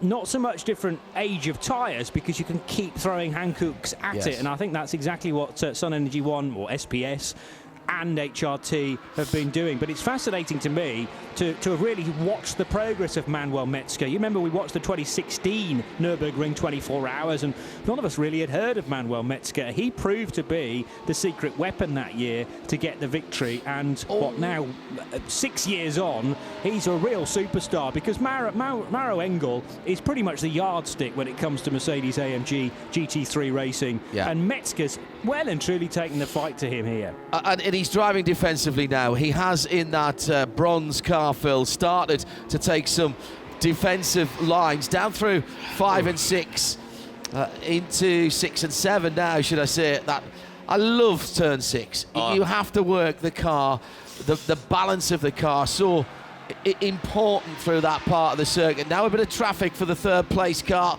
Engel with Metzger right on his tailpipes. That car's moving around though for Manuel. A little bit of opposite lock in the middle of the corner. Very evenly matched. But this is a battle with 2.5 hours to go. And as Johnny's pointed out, they're on the same sort of fuel stint. This could go on for quite a while. Down the inside defensively again by Engel. He's slowing down, and because he's having to go defensive. Number 4 car has got a lot of pace, as you can see. I think he's got better tyres underneath him at the moment. They're side by side going up the hill. No way. There's no way he'll get it over under. He's going to get the drive out of the inside. Down to 13. They've got a slower car in front that's going to compromise him. He can't get alongside. We've got the TCR car going there. He's got fades to the outside. Can he go the long way round? There's traffic there. This is the problem. He needs that line. He needs it free of traffic to be able to do it as they make their way up to 14, and they both get balked up behind the TCR car. Down the inside, there's only one line down there. You'd be very brave to go out another line down, but once again, the number 4 car goes on the different line on the exit, and he's going to get more power on down as they head down towards turn 1. Took a wider entry to the corner, Manuel Metzger. It hasn't helped them as much as I thought it would. Now let's see if the Sun Energy One car goes into the middle of the road early. He hasn't this time, and that's because there's traffic in front, and this could be the opportunity for Manuel Metzger. Got to take the opportunity when it comes. He might not get another one. There's traffic coming from behind as well. That's not for position, but I think that's the Grove Porsche coming up behind them. Yes, it is, the 92 car. And JP, this now is, I mean, head on a swivel for Maro Engel. He's got to work out where he's catching the traffic. He's got to work out where Manuel Metzger is, and the 92 Porsches come to play as well. And Sven Muller is not going to hang around in that Herberth car, JP. It might be better just for these Mercedes to allow him through. So yeah, the Grove Porsche in a really rich vein of form, and going to cause a hassle for the two long-nosed Mercedes AMGs that thunder their way into turn 10. And Sven Muller's thinking about splitting the two here. That's possibly not a great idea for any of the parties involved. So side by side they will go now, and Engel caught on the outside. If he's not careful, Sven Muller will dive down the inside of the two Mercedes. He's done that. And Engel keeps the place on Manuel Metzger. Metzger might be able to follow the Porsche through, though, as that Grove car slots past. Again, Manuel Metzger caught on the wrong line as they approach the bowl at turn 14. Of all of the outcomes coming out of turn 10 and going up through 11 to 12, I'm not sure that one was the one I would have picked. As down the inside into turn 15, finally the pass is made, and Manuel Metzger for Abu Dhabi Racing by HRT will be scored in third position when he comes across the line in that number 4 car. But great driving by Sven Muller in Herberth's number 92 machine. He is in 7th position and another couple of laps back. And that was very, very impressive indeed. We've been talking about respect, yes, JP and Phil, all the way through this. And Johnny, there's been some comments from some of the other class drivers, but that there was the absolute perfect illustration of racing room asked for and given by all three of those drivers and the traffic they were going through. These three guys are uber experienced and around tighter tracks than this, just about as busy. But I think about the Nürburgring Nordschleife, where they're having to deal with slower cars on a very narrow track indeed.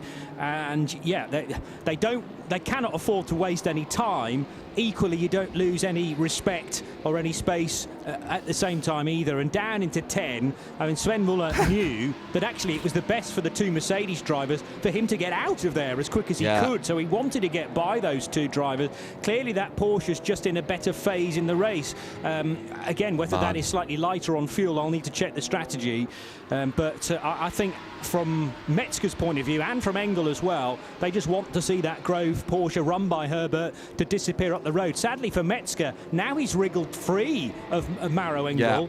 I think he's actually quicker than Sven Muller, so he's going to have to find a way by that Porsche in the next couple of laps. I think Phil Hansen here to my right was absolutely spot on there when he was talking about the condition of the Hankook rubber on that yellow and blue Bilstein car. The back in the speed ball at 13 now. We'll keep our eye on. Let's just we'll keep our eye on that. Shall we put all the words in the sentence I was trying to there? Let's go to Nick Damon down in the pit lane. Nick. Well, I've had an exciting experience. Oh, have you? I've been spat upon, but by the rain, not by a person. No way. Yeah, there's a little bit of precipitation. It's not going to go anywhere. Don't get me wrong. I'm not going to start trying to build things up Sky Sports F1 style. But Drama from the pit lane. 60, it's overcast, so you look down to turn 1, it's quite bright.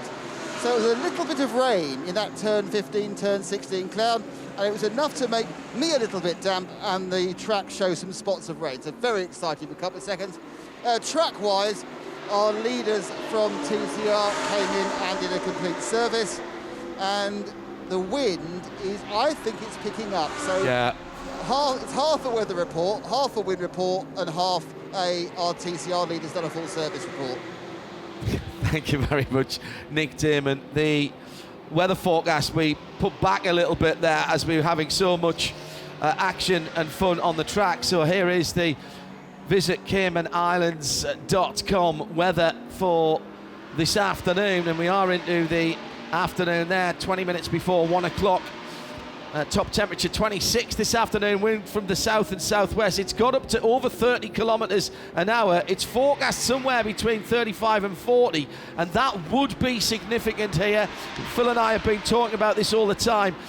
Clearly a little bit of damp air coming in as well, because if that isn't cloud, then it at least is extremely humid air, and that can turn into a little bit of what feels like rainfall in these parts. That's the weather to the end of the race with Visit CaymanIslands.com. Phil, what do you reckon?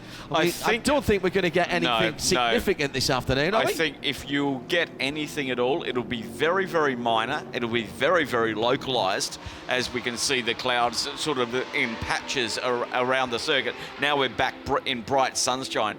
I don't think anything will be significant before 3 o'clock. Maybe it'll rain on the podium, but I don't think we'll get anything there. Looking for battles further down the field, and in 17th and 18th position, the Racetivity Mercedes number 83 has Emmanuel Collard at the wheel, with Brendan Leach chasing him down in the Lightman Motorsport Lamborghini. They are just 7 seconds apart, but Brendan, is taking about, well, he took 1.5 seconds last time, a couple of tenths this time, so that gap is coming down. Keep an eye on that as we go towards the completion of another hour. It's still clearly, Johnny Palmer, from the onboard shots that we get access to, from what we can see out of the windows from the Haggerty Global Broadcast Centre, it's still slippery out there. We've not really had a time when the cars haven't been sliding around this Hankook 24 hours.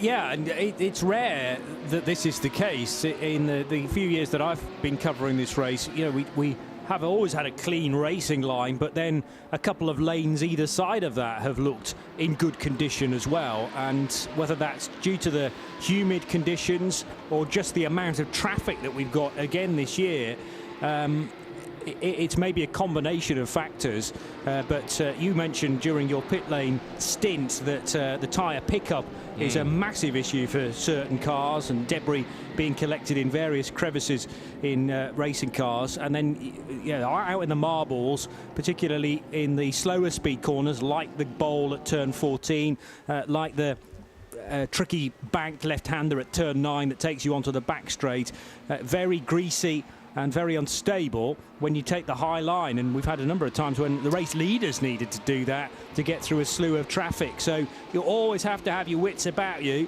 even when the clock is reading a relatively small amount of time now, considering how much we've gone through already. Just 2 hours and 17 minutes to go, but the scope for a mistake is still very much prevalent there. There's enough cars on the track, and Phil, we often at Le Mans on Haggerty Radio Le Mans talk about this phenomenon, and somebody needs to do a doctorate on this and write a thesis. This phenomenon that we call clumping. Yes. It was Paul Truswell, I think, that coined the phrase, or at least identified the phenomenon. I'm not sure who actually came up with the term, but it's very apt. It doesn't matter how big the track is. The Nürburgring at 11 and a bit miles, 13 and a bit miles, sorry, whatever it is, 8.5 miles around Le Mans, doesn't matter what the track density is.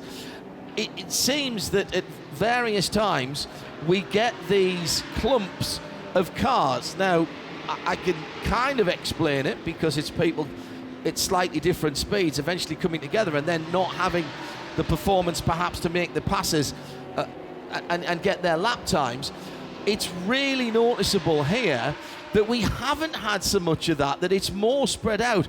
But what we do have is just constant traffic for the leaders. Yeah, they don't get a free run, John.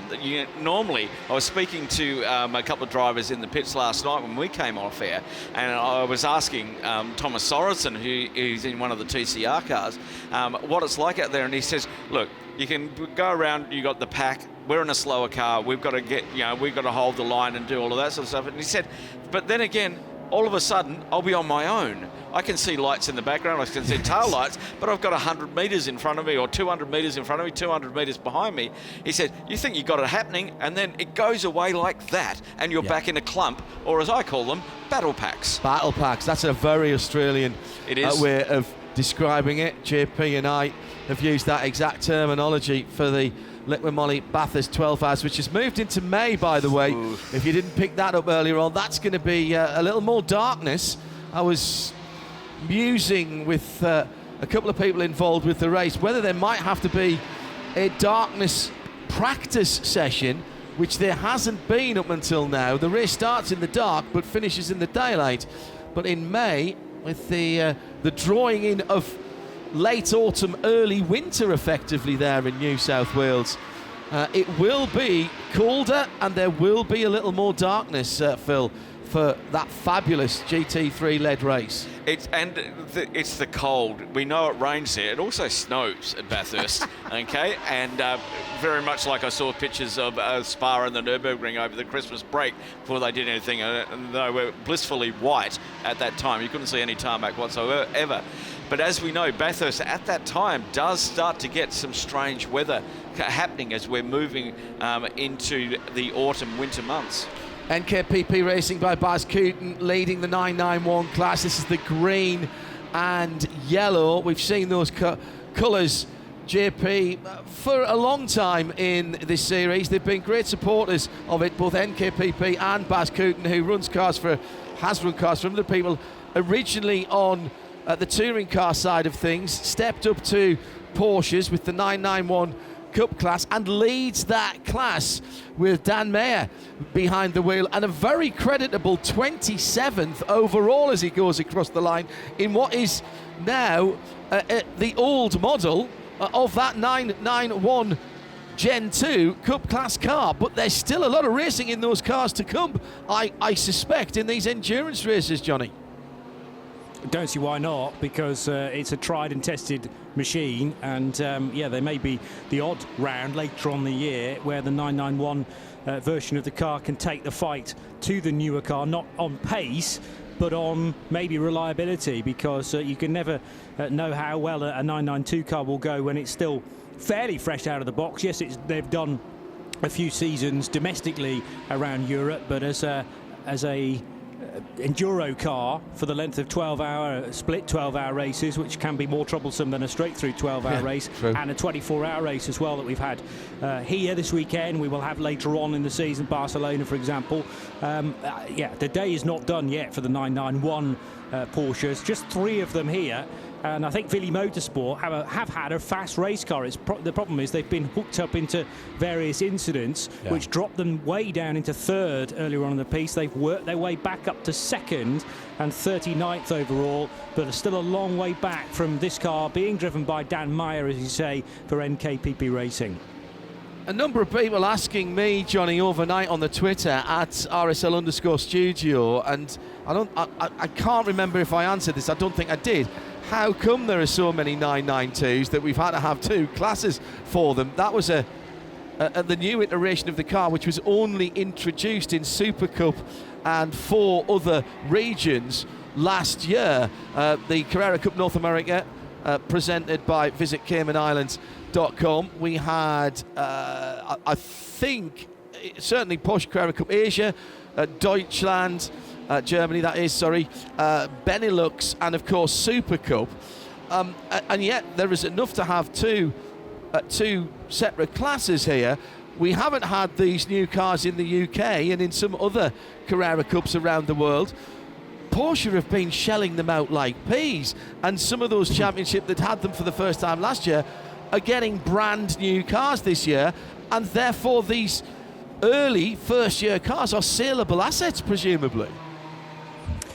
It'd be very interesting to actually track the heritage of all of these cars, you know, and that's a question of looking at chassis plates and working out where they may have run previously. And if it's as difficult to track as we found it is with Mark Lemmer, who can't even remember where his Lamborghini Huracans are from one season to the next and which chassis has done which championship, then that might be rather difficult to work out. I wonder whether there are any 992s here today that have never done a domestic championship? Were they built specifically to go racing in the 24H series? I don't know. I mean, we know about the Red Camel Jordans.NL car, certainly for last year, and I assume it's the same one this year. That was racing in the Benelux Championship at the same time as doing 24-hour series races. So, whose car was that they rented, Johnny? Remind me. It was the guys from the RAM division. It was the Rans team. Oh man, come on, Heindorf. You can tell it's the end of the race. I've gone completely blank. It was the French team, wasn't it? That have run Porsches for years. I thought it was a Speed Lover car, but I might yes, be wrong. no, you're absolutely right. Belgium. It was Speed Lover. You're absolutely right, JP. There have been in the past, in the times when new Porsches have come out, there have been stipulations. I know certainly in some of the European Championship and perhaps even the UK Carrera Cup as well. Carrera Cup GP, sorry to give it its proper name. Sorry everybody at Porsche Reading for getting that wrong. There's been stipulations that you buy the car and there is an additional amount that you pay, which effectively gives you pays the entry fee for that season's race. Now, obviously, they can't force you to turn up, but what they're saying is, if you don't turn up, you've wasted that money, and it kind of pushes the cars into the championship. Certainly, that when the 991.1 came out, that was the case. But I'm hearing, Johnny, 40 cars, 40 new chassis. 30 new chassis going into the States next year, and potentially 40 cars on that championship that was new for last year on the grid for that. So the guys at Porsche Motorsport at Weissach haven't had much time off over the winter. They've just been building cars. Yeah, incredible. I mean, you know you're onto a good thing when you just have to. There is no way of downing tools because you finished one car and it's time to build the next, because a little bit like these new BMW M4 GT3s, they are being sold out constantly, and it just shows what rich vein of form Porsche Carrera Cup racing is in, whether it's in the old version that we had last year, the outgoing car, or indeed this brand new machine that is set to take the Porsche world by storm. Nick Damon in a second. Just want to say a quick good morning as it is up in on the northeast coast at Sunderland. Hello to Mick from Motor Racing UK magazine. Beautiful sunrise over the ocean there, over the North Sea at Sunderland. He's tweeted that through, been listening to that battle for third position as well. Nick Damon, some remedial action going on down in the pit lane. Yes, Louis-Philippe Montour has brought in the 28, the second of the ST Racing M4s, and I think it looks much similar to the Sebring race. It seems that there's still quite a little learned by BMW for these very, very long enduros, because the cars start quick. I mean, if you took away the 2-lap penalty for the number one car, it was right up there to begin with. But they do seem to develop a few little teething problems. I suppose you'd expect in the first few months of life. You see a lot of looking at cooling, a lot of looking at electrical and little gearbox gremlins, all things which you basically solve by running long-distance races. They'll have found the knowledge, they'll make the amendments. But that was very much a case of, let's have a look, that's not quite right, test that probe, take a little test of that, we'll do this, that'll sort it, and send it out and see what happens. The rain's stopped, by the way, but the wind's picked up some more. All right, so you're not going to get wet, but you may be sandblasters, Nick. Yeah, I'll have wind burn. Wind. Well, nice little, instead of a chemical peel, just a bit of sandblasting, mate. It'll do your complexion the world of good. Well, in fairness, my legs, which I've deliberately exposed for the first time in many, many years, yeah, they could do a bit of a sandblast just to get them back to their condition they were many years ago when I was a young, lithesome lad. Hello, anybody got a time machine? It's not sandblasting, you know.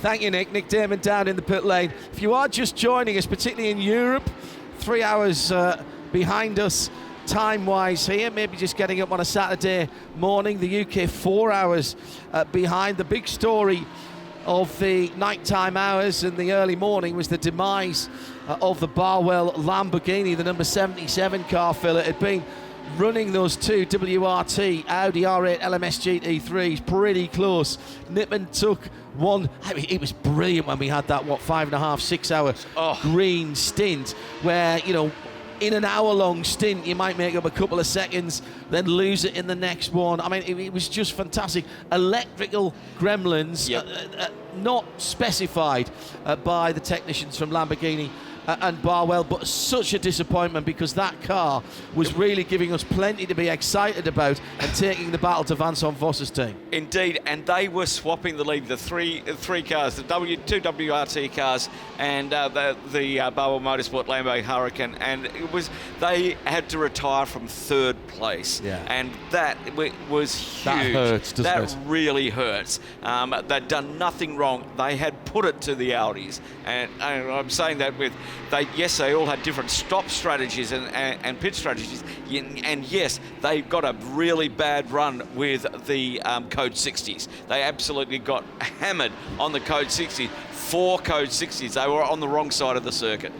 Just a quick thought to finish off our Porsche conversation at RSL Studio. Alex Baller said a friend tried to buy a new 911 Cup car for the UK. This car, that was a wee while ago, already sold out. Madness, he says. We'll talk more about Barwell Motorsport and the WRT battle in a moment with Johnny Palmer. But let's go to the pit lane here at the Dubai Autodrome and the 2022 Hankook 24H of Dubai. Here's Nick Damon with the Bratislava team. Yes, I'm with Art Bratislava. Now, I could have talked to Mr. Konopka or Mr. Mika Zulu or Mr. Lewandowski, but I've actually gone for Tom Jackson because I just feel I might have more of a chance. Tom, we spoke right at the beginning of the weekend. You are a sort of an English interloper into very much an Eastern European team. How much have you enjoyed it? It's absolutely awesome. I'm not going to lie. It's my first ever 24-hour race, you know, and what a way to do that. You know, the racing out there is insane, especially at night. I don't think I've ever experienced anything like that. You've got to be so sort of assertive on your moves, you know, because everyone needs to know who's going where. I think that's one of the biggest things I learned is traffic management from this race. But it's awesome to be out here, you know, it's better than the English weather back home at the minute. So, yeah, it's all good. How are the Art Bratislava guys feeling about the race in general? I think they're all pumped and motivated. We've had a couple penalties, you know, from silly little mistakes. You know, I ended up doing a 2-hour, 15-minute stint at midnight last night. Obviously, that's a 2-hour max, but, you know, so a couple of little 1-minute penalties we've had to face. But apart from that, they're still been up for 36 hours, and they're still going strong, lots of espressos. It's all good. You're running 5th in GT3 AM at the moment. I mean, was that sort of where you aimed to be at the start? Well, I would like to be on the podium, but as I said, seeing this is my first 24-hour race, I think what the finish is nice. But then when you start to be in that top 5, it starts to tease you a little bit. Can we make the podium? You know, so I hope that we just have some more clean running. You know, hopefully no more Code 60s and you know, some flawless pit stops from the guys again, and hopefully can get a lap or two back and get on that podium. First 24-hour race, doing with a team that does so many races. Are we going to see you at more Creventic events this year? We'll have to wait and see. I might be, but there might be one next week. But we'll wait and see. I definitely will be back though for sure. It's an awesome event. Great, thanks. Thanks, Tom. Tom Jackson from the Art Bratislava team. Another hour of racing completed. The Radio Show Limited network of audio and video channels. 9:55. Fabrizio Brogi in the Vili Motorsport by EB Motors. Damage to the left front, very green alloy wheel has allowed the Hankook tyre to deflate. He's soaking up some penalty seconds as well. And also in there, the 904 just going through another one of the Porsche Cup cars. This is a very long penalty that has been soaked up for the second place car in its class, Phil Hansen. 100-second penalty for exceeding the maximum fueling amount. So, that is nasty. Second place, but he's got 6 laps over the third place car, so they're okay. Yeah. But that is it tyre, is it suspension? It looked a little bit off kilter to me. There must have been some contact Yes. there, because it's taken a chunk out of the way, the front wheel. And that bright green, you can see it very clearly where it's down at about the 4, 5, 6 o'clock area. Yeah. Because it's bright green, you can see where the tyre isn't on the bead of the, and the rim isn't actually there. Now the question to me is, well, is there suspension damage? That car's moving. This is the car that looks like somebody's poured random paint over it. I really rather like that at the front. I'm not sure I'd have it on my road car. And they have pulled up into their pit lane. All right, 2 hours to go of the 2022 Hankook 24 Hours at Dubai. Let's rattle through the standings as we go into what I'm sure some people will be calling the money laps. The BBR TCR car, the Cupra, is leading. That is still the Thai-driven car. Brilliant run for them.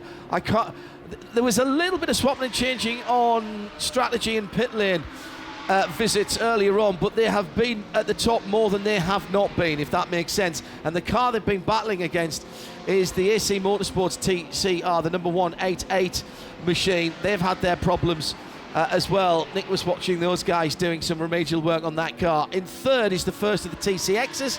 This is the 202, the Deux Arbres, the Two Trees. This is the car that Jacques Lecomte, the man at the head of Ligier, has been driving. Christophe Bouchou qualified it on pole position in what seems like a fortnight ago, but in fact was only Thursday night. The Bergamo TLRT, another French team, bit of a partnership there. It's the first of the BMW M2 Club Sport Racing 450 horsepower cars. They're in fourth. In fifth, Yeti Racing is a similar car. That's the 208. And they, of course, are second and third in the TCX class. Let's go back to TCR next, and that's the Autorama 111. That was in the pits for a long time overnight between 12 and 3. I kept walking past that one, and for a while it seemed as though they'd given up on it, but they came back, they've got it running, and now it's ahead of its teammate, the second of the two Wolf Power Autorama V-dubs, the number 112, then fourth in its class, seventh in the category. Sally Racing, great to have them on the track again. We can trace their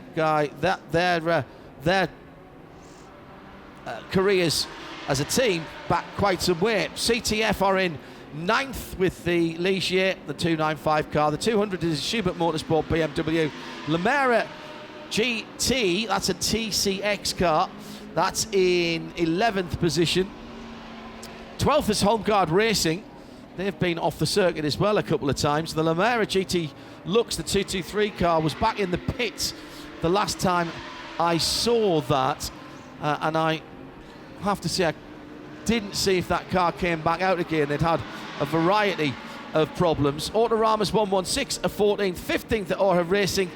The Ligier, that's another Ligier JS2R. And the Passion Performance Motorsport guys, they've got stories to tell. They're 7th in TCR and 16th in the class.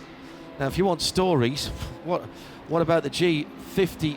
CWS Engineering, Bobby Thompson has led that team really well, and they've had pace when they've had it, but a sticky front left brake kept recurring and causing them all kinds of problem. The Jenga Motorsport has not been out for a very long time, and neither has the CTF Performance TCX Ligier, the 296 car. They're 18th and 19th in the TCE, the touring car endurance part of the race. Now, at the front of the field, the GTs line up like this, with the MS7 car leading the way by just on a lap, just around a lap at least, from WRT's second car, 7 from 31. Then it's the number 4 Abu Dhabi Racing by HRT, that's in the same category, and they are a couple of laps further back, and 30 seconds ahead of fourth place Maro Engel at the moment, behind the wheel of the Sun Energy One SPF Automotive Performance Mercedes-Benz, making it 3 Mercedes-Benz and 2 Audis in the top 5 is the Almanar Racing by HRT. It's the 777 in 5th position. That's the dark red and cream car. Herbeth Motorsport, the Grove machine. It's been a good run for them. Remember their team car, the 91, didn't even make it to the start. If you are just joining us and haven't been keeping up, first of all, you've missed a load. Secondly, there were stories before we even got to the official sessions, and the 91 car was destroyed on Wednesday. CP Racing, is that the performance of the race? It might well be, you know. The two Charleses, along with Shane Lewis and Phil Quaife, first in class for GT3 AM and holding a solid top 10 position at 7. Attempt Tool Racing, the 99 Audi, in 8th position. In 9th, it's MP Motorsport for Mercedes, and in 10th, John Loggie's back behind the wheel of the number 20 SPF. And we've seen Rima Jafali doing quite a lot of driving in that car, the Saudi lady driver, and she was out in the nighttime sessions as well, clearly enjoying her first GT3 outing. Just outside the top 10, Team Use Sportwagen Technique, Porsche of course, Dual Racing by Herbeth, is 3rd in their class, 12th overall with the 93 car. Then Car Collection Motorsport, the 34 in 13th, 14th, 934 Team GP Elite. They lead the 992 Pro category for those new 992 Cup cars in 14th position overall. Capital RT Yadro Mercedes, or at least AMG GT3, 15th position for them, and they are 4th in the GT3 AM category. Team Elite, the first of their 2 Porsches, Larry ten Voorde, twice now a Porsche Super Cup Championship. He is the gun driver there. He was setting some cracking times earlier on and mixing it up with the full GT3 cars. Sits 2nd in the class for 992 and 16th in the GT category. Then it's Leibert Motorsport, who is now the leading Lamborghini with the demise of the 77 Barwell Motorsport car. Racetivity 2nd Mercedes GT3 is in 18th, 4th in class. The ERC Bratislava car, 5th in class and 19th overall. That's another Lamborghini Huracan. Santalock Racing, after a few little niggly problems that took them into the garage overnight, they're still 6th in class and 20th overall with the 26 Audi. It's Porsche in 21st position. That's the red Camel Jordans.NL 992 Pro category car, in a podium position at the moment for Ivo Breukers, Jerome Blakemore and Maurice Shearing and Julius Adomavicius. It's late or early. Sorry. 22nd and 9th in their category. ST Racing, the number 28 car. That's one of their 2 M4 GT4s. Car Sport leading GT2 machine, only GT2 machine, but they are gradually coming up. They've made up a couple of positions overall since the last time we talked about them. The 704 Audi with the big S group on top, now 23rd.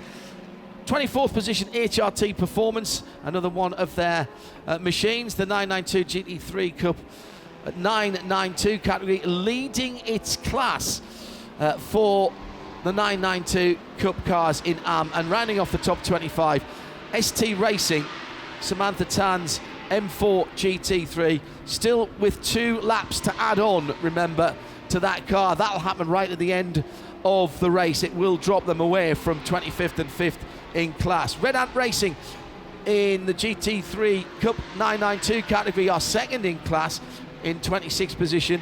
Another class leader in 27th, NKPP Racing by Baz Cowton. That's the Gen 2 991 category, as Johnny said. Not quite as many as we've seen in the past, but they're still a class leader. They'll take that, and inside the top 32. 977 Rabdan Motorsport by IT Racing are in 28th position and 4th in class. Leibert Racing 2nd in class for the Huracan Super Trofeo for the 910. 29th position, Gerhard Watzinger across from the States, along with Greg Gorski, Eric Davis, the French driver Alban Varuti, and the German Fidel Lieb. 30th position, the HRT Performance Porsche number 928, 3rd in their GT3 Cup class. Dragon Racing just outside the top 30 now, but leads GT4 ahead of the car that's next on the timing scoring monitor, which is the Heart of Racing Aston Martin. There was just about a lap between those two the last time I looked, and there is just about a lap between those two at the moment in 31st and 32nd position. 33rd, a gaggle of German-entered teams going down to 36th. It's Pro Sport and the 39 Racing Aston, the 944 ID Racing Porsche, the 3-car collection Motorsport Audi, the Porsche of HRT Performance, the number 930, that's GM Lippmann's car. And then we've got a couple of Belgian entered machines, Speed Lover and Vili Motorsport by EB Motors, both Porsches, 979 and 955. The 955 is second in its class, although 38th overall. Fark Auto Tech has a 962. See, FAT and 962 go together. I know it's not the same team, but I remember FAT 962s running at Le Mans. In 40th position, Schubert Motorsport, that's the Nick Yellerly, Jordan Witt, Martin Lennis and Jens Lieberhauser. That's your top 40. There's still more to come. ID Racing's 940. Porsche is next up in 41st. Jorgensen Strom by Century. BMW number 450 in 42nd and 3rd in the GT4 category. The Korean entered Atlas BX Motorsport GT4 is next up, 4th in their class, 43rd in GT. Barwell out of the race. Also, that's the 77 car, still scored as 44th. That is absolutely no comfort to them whatsoever. No. Also in the pit, and has been for a while, the 931 HRT Performance, number 6 Porsche. Uber Racing in the 7th position in the GT3 Cup 992. The 924 car has been in the pit for a while. Century Motorsports BMW is next up in 47th position. Team Avia Zorg Rennsport are back out, just out of the pits actually, in 48th position in the BMW. Dual Racing, they're circulating again. They lost hours during the night, but the TF Sport team, Tom Ferrier's lads and lasses, were not prepared to let that go. Had to replace a whole wiring loom to get to the bottom of a pesky and intermittent fault in the electrical systems, but they're running in 9th place in class and just inside the top 50. Red Ant Racing number 903, Porsche is 50th and 3rd in their 991 class. Janssen Consulting and Eva Solo, the Danish entered car of the all Danish driving crew. It's a GT4 AMG and the 415s in 51st, 7th in class. Pro Sport Racing 8th in the GT4 class and 52nd with the 401, that's the white and orange car.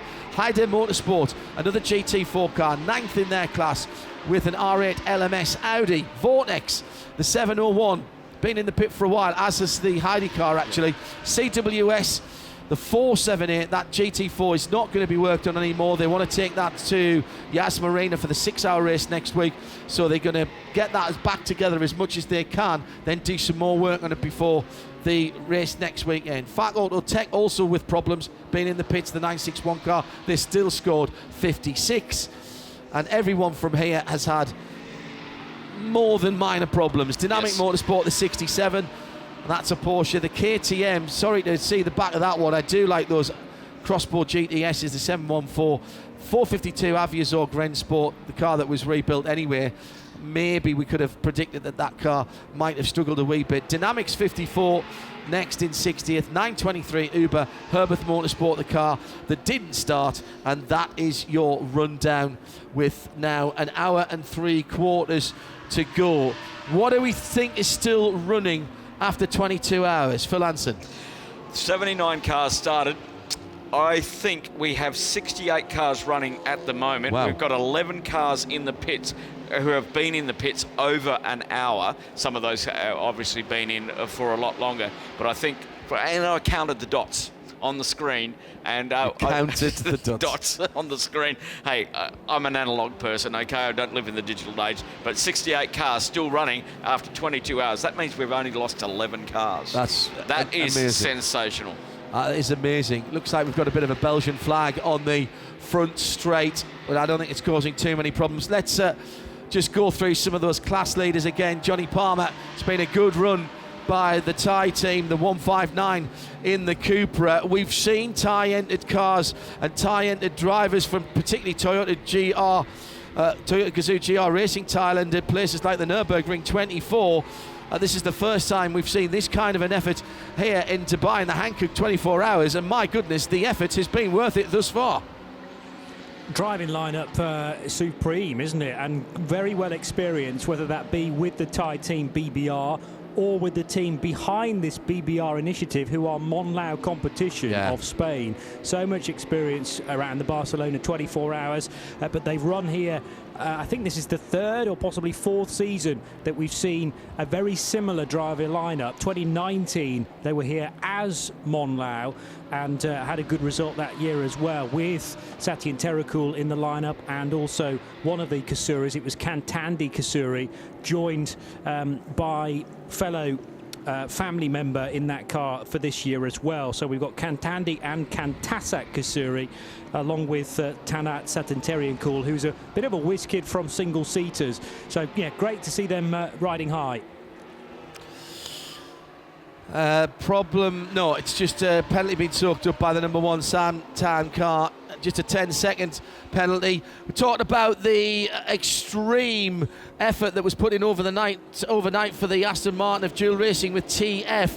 And Joe Bradley is down at that garage now with the man whose name is above the door. Well, his initials are above the door at least. The TF stands for Tom Ferrier. Tom, we've just been mentioning that niggly little electrical problem, probably the worst kind of problem you can have in motorsport. Yeah. Can you give us a little bit of background on it? Yeah, it looked like some kind of fuel pressure issue with like a sensor. We tried changing one thing, didn't work, and eventually we had to commit to changing the engine lube, which is just a really big job. So it was a kind of a 2.5-hour job. So obviously just put us out of contention totally. It's a real shame because other than that, you know, touch wood with a bit of time to go, we haven't had issues. Drivers have been spot on, and we kept going round. So yeah, one of those. It's thankfully our reliability is normally pretty good, so it's not a regular occurrence, but it's still disappointing for all the guys. Tom, did you realise that you had a celebrity driver lineup in the 24H series? Former champions, the Mutrans. No, it's actually come from one of the guys that works for me really regularly, Chris Tweed. He used to run their car for them, and they were desperate to try a GT3 car, so it kind of all made sense, came together really quickly, and yeah, it's been brilliant having them on board. Yeah, it's been brilliant to have them back. Tom, as ever, TF Sport involved in pretty much everything underneath Formula One, it seems these days. Give us an idea what's 2022 got in store for you guys. Well, this is obviously the first one of it. We're back here in 3 weeks' time for Asian Le Mans. We've got 3 cars for that. And then 3 cars in ELMS, 2 GTE cars and the 1P2 car again. And then another 2 cars in WEC. So we're pretty non-stop, to be honest. And no doubt I'll be talking to you at Le Mans again. Why is it important, do you feel, to be involved in P2 at WEC? I mean, I think the category's grown, and it's, I think for us it's just nice to be in something that is so competitive, and I think it's very hard to know where it's all going to go in the future. But obviously LMDH seems hugely popular. It's something that we would, like to have some prototype experience for, looking at that, in how many years' time it is. So, yeah, I guess it's one is trying to put the business in the right and the team in the right kind of places, and then also, it's an exciting thing to be involved in because the competition's so strong. Tom, I've always used the adage, it doesn't matter what you bring out of the truck, whether it be a go-kart or a Formula One car, operationally they're pretty similar. What's the differences between running a prototype and a GT car? I think you're right in that the main basics are the same, in terms of the behind-the-scenes bit where the team operates the same, the pit stop operates the same, so, we're pretty well drilled on that, and, mechanically it's, use the phrase, a lump of metal with wheels on, but they are once you get your head into it. So, yeah, we've had a few niggles this year, and we're learning from it. But yeah, I think we're getting better with the car, and I hope this year we're stronger again in ELMS. It's as if the cars have their own personalities, isn't it? They are French. On that note, just one more question. By being here in Dubai, do you find this is going to be excellent preparation for the Asian Le Mans series for you?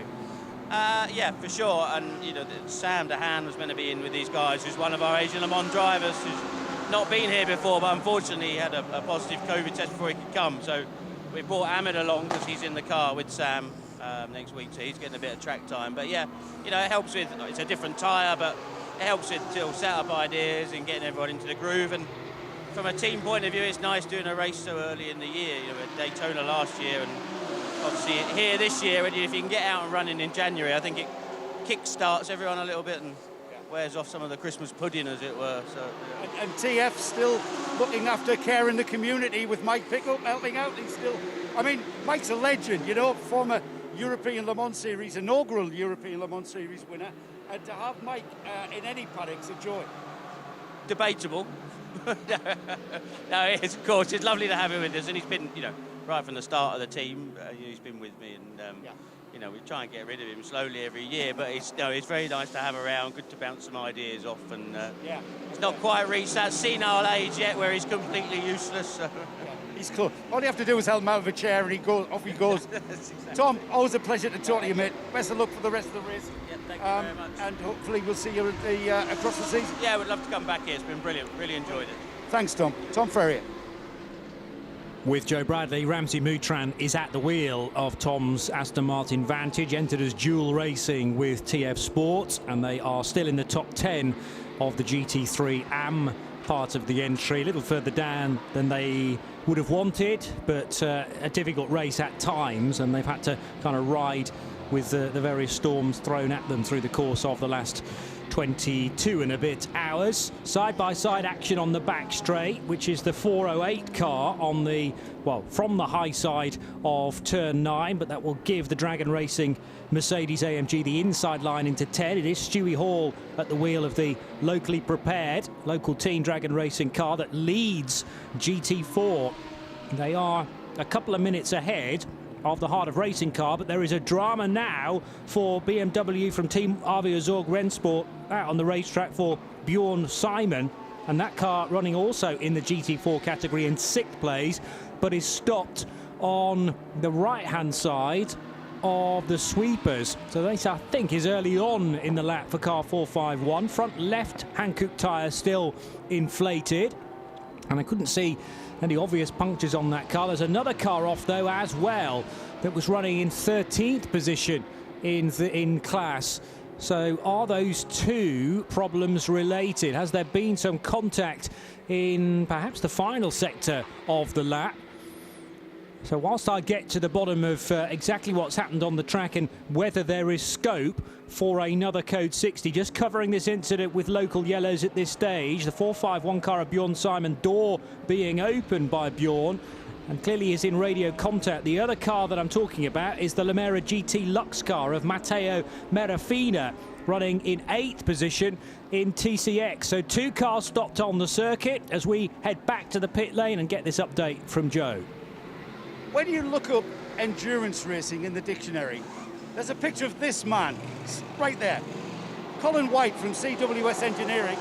He epitomizes endurance racing. Colin, I'm just saying that CWS always epitomizes endurance racing. This never say never attitude of getting the car back out on track has always been a thing.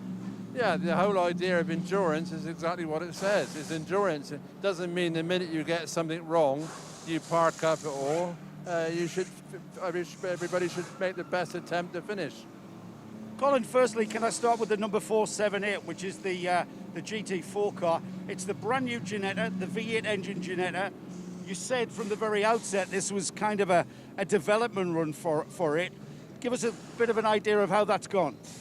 Yeah, so we just had a niggling faults with starter motor and an alternator, running all the electrics were running. The problems with that, with problems of running too high a temperature inside the car. So we need to sort of do more work on that, on the temperature, and then we need some cooling for the driver and some airflow. We're not getting any airflow in the car whatsoever. So it's a tough job to sort of last an hour, let alone 2. So, you know, the rest of Ginetta decided that, you know, because of the things that went wrong, it wasn't worth running the car rest of the whole meeting. Whereas for me, I believe we should. So they've caught the plane home, so I thought I'd take it out for this last run before we go down to Tubby. So we're going to go out in a minute with it and take the flag with it with the other car. And just, it's good for their work. They've worked all night long, so, they want to see it go past the flag and then make them happy. So that's without those sort of people, we can't be here. So, I don't think there's enough recognition for all the mechanics and everybody behind it all, Didn't I tell you? The epitome of endurance racing. Now, Colin, I've just been told the top 4 runners are in the pits now for a pit stop. We'll come back to that in a moment. Colin, the 278 has had all sorts of problems to the point of catching fire and all sorts. Yeah, because it got hit in the side and the door got hit off, it squashed the exhaust, which made it overheat, which made the metal go crack. So we had to cut a bit of a toolbox up, and well, that is a patch repair. And so the guys driving it has never done a 24-hour race, and they understand what the word endurance is, and they want to drive it no matter what. So as long as they keep hitting it, we'll keep repairing it. Awesome, Colin. Thanks for talking to us, mate. And I'm just going to leave you with this thought. We cut a bit of toolbox up. Awesome. That's just the way that they've always worked, I think. You don't necessarily have the bits in place, but you think outside the box, you improvise and keep the car running. And that's exactly what CWS Engineering thrive upon, I think, and the achievement at the end of it all when they do, let's keep our fingers crossed, get 2 cars across the line. Well, come on, who amongst us can't say that we've patched up an exhaust with an old hot dog or a baked bean tin when we've needed to, particularly if there was a Department of Transport or an MOT test coming along, and you just have a little blow just in one of those awkward places, and you don't want to have to take the whole centre section or the whole back box off, so you just wrap it round and put a couple of Jubilee clips around it and tighten it right up. Works perfectly every time. Gum. Every time. Just one thing, John and Johnny, 1 hour 33 minutes to go.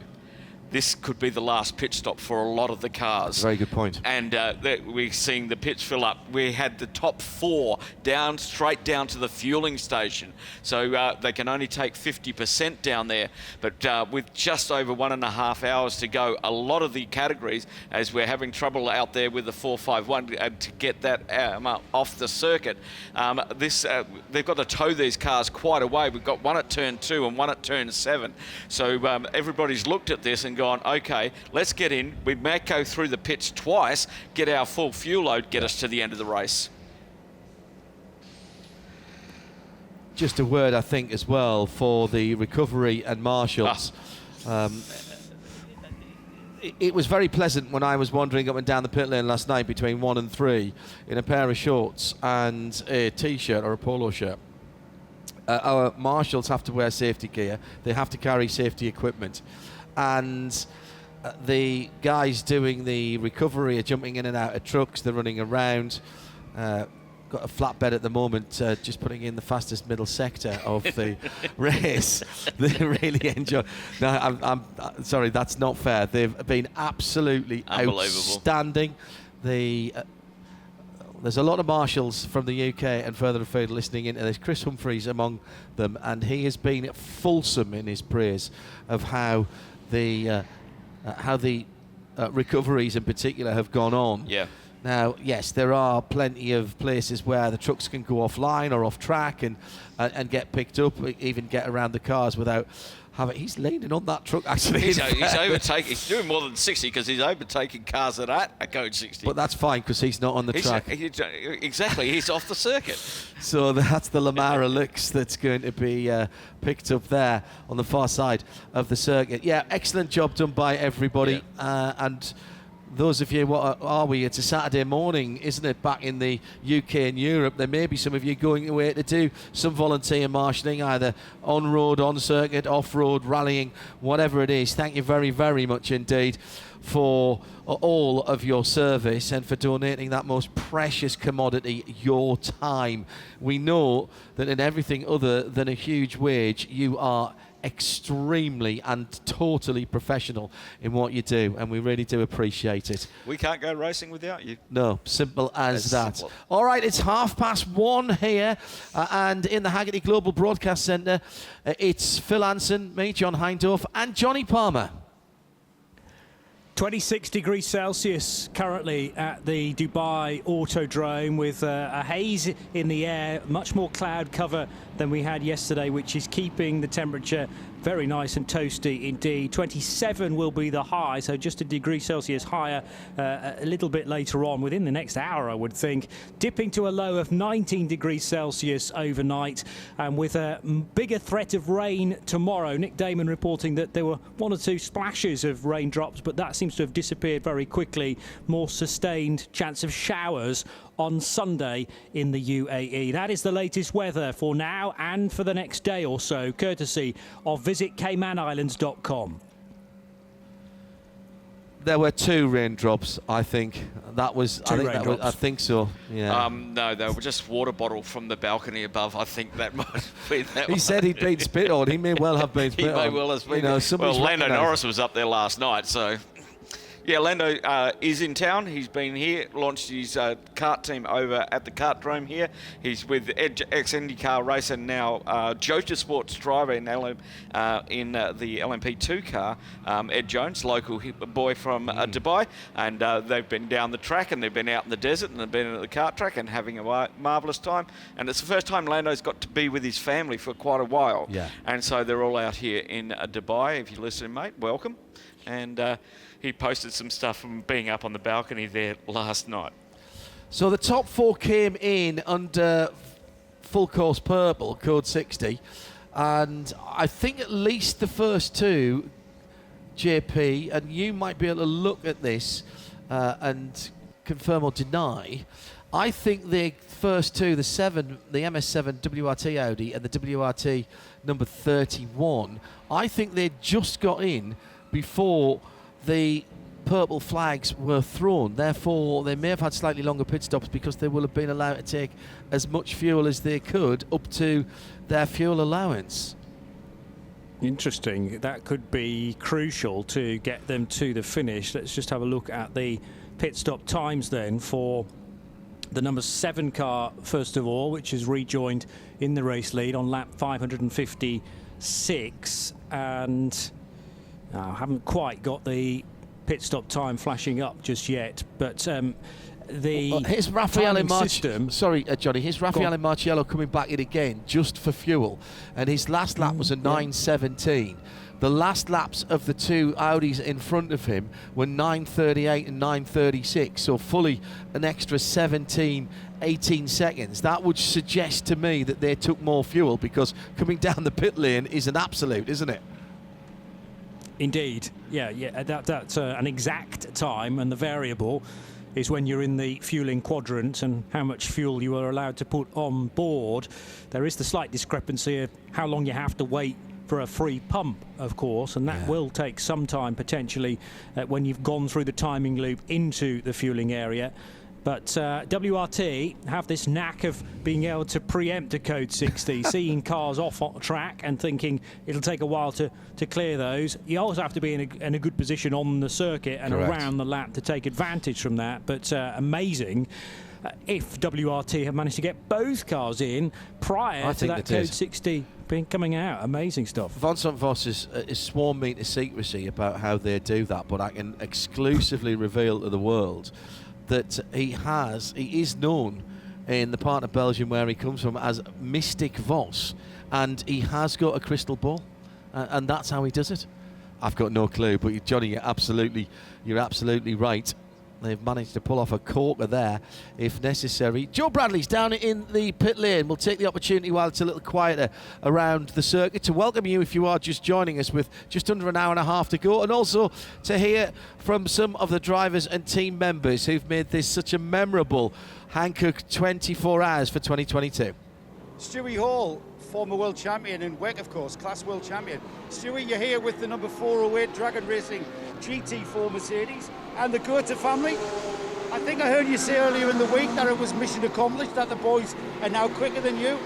So the simple question I want to ask is, what are you guys going to take away from Dubai this year? I think for Benji is pretty clear. You know, we're prepping him for GT World Challenge again. He had a fantastic year last year. He's really starting to come of age. And as you can see this weekend, you know, the kid's been amazing. I'm super proud of him. Ollie's doing single seaters at the moment, but you know, he's been champing at the bit to jump in a GT car. So we had a little chat with Rold, you know, a few months ago, and let's try and do a bit of a family car. Rold, Geordie's a great friend of the family as well, and myself, and little Ollie, who's again been absolutely amazing this weekend. You know, I couldn't be prouder of him. You know, one proud coach. It's a bit emotional, actually. Yeah, it's like a proud dad moment, isn't it? Stewie, what's the programme then? I suppose the simple question is, when can you foresee the Gorta family sharing a car at Le Mans? You'll have to ask Rold that, you know. Well, I mean, you know what Rold's attitude to things are. You know, Rold's Rold. He does things properly. He never does things half-heartedly. Which I would imagine makes your job a bit easier. Oh yeah, you know, it's an absolute pleasure.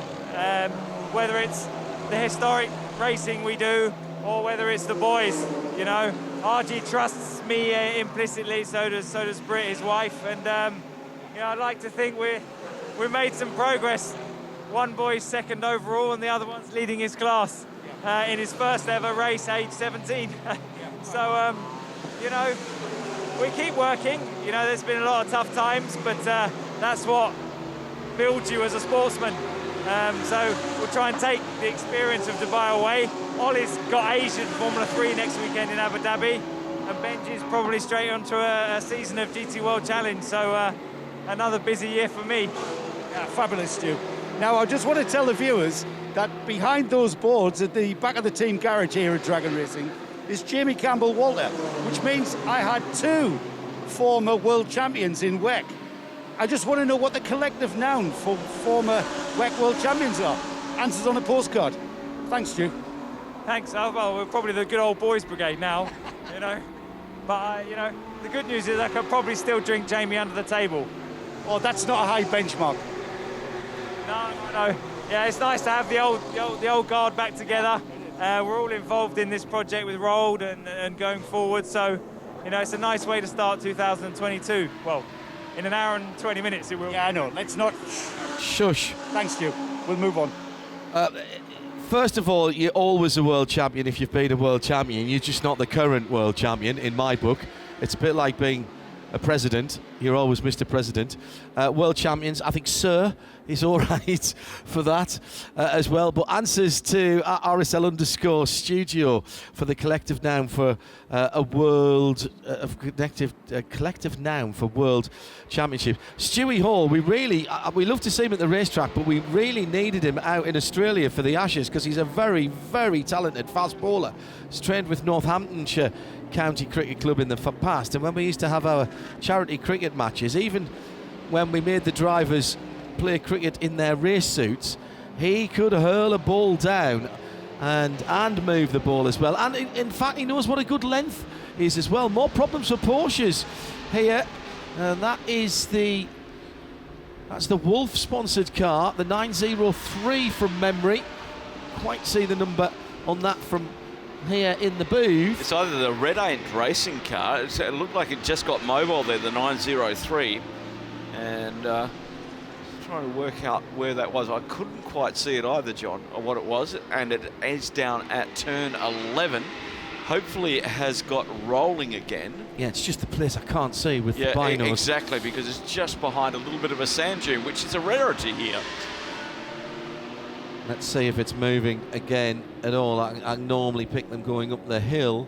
I'll see if the yellow flags are still out as well. That's the other thing that I could do. Not seeing that at the moment, so let's hope. No, it is still stationary, and it is the Wolf Lubrican 903 Red Ant car. So and between us, we got that right. Amazing what 4 eyes, well, 6 eyes can do, because I've got glasses on. Just going back to Stewie Hall, yeah, he could be down there. 7 for 170 so far for the in the Ashes. We're doomed. we're doomed. Let's just remind ourselves who's leading. Just having crossed the line, MS7 by WRT's Audi. Still that tantalising Johnny Palmer lap between the two WRT cars. Spoke to drivers from both of those cars. No team orders being issued from Vincent Voss as they get towards the business end of the race with just on 80 minutes to go. I suppose it's the old adage of race as hard as you like as long as you don't hit each other. Oh, code 60 again, JP.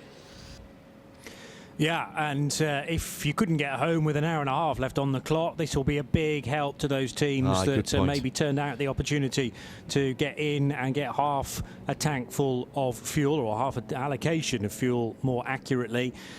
Are the Audis fine to the finish? This will help them. If they'd planned that to be the final stop, an hour and a half out, then Vincent Voss and the rest of the crew at WRT will be very, very grateful for another short spell of 60 km/h running. Say short because the car in question is not damaged, just requires a straight tow, and the pickup truck arrives on scene right on cue.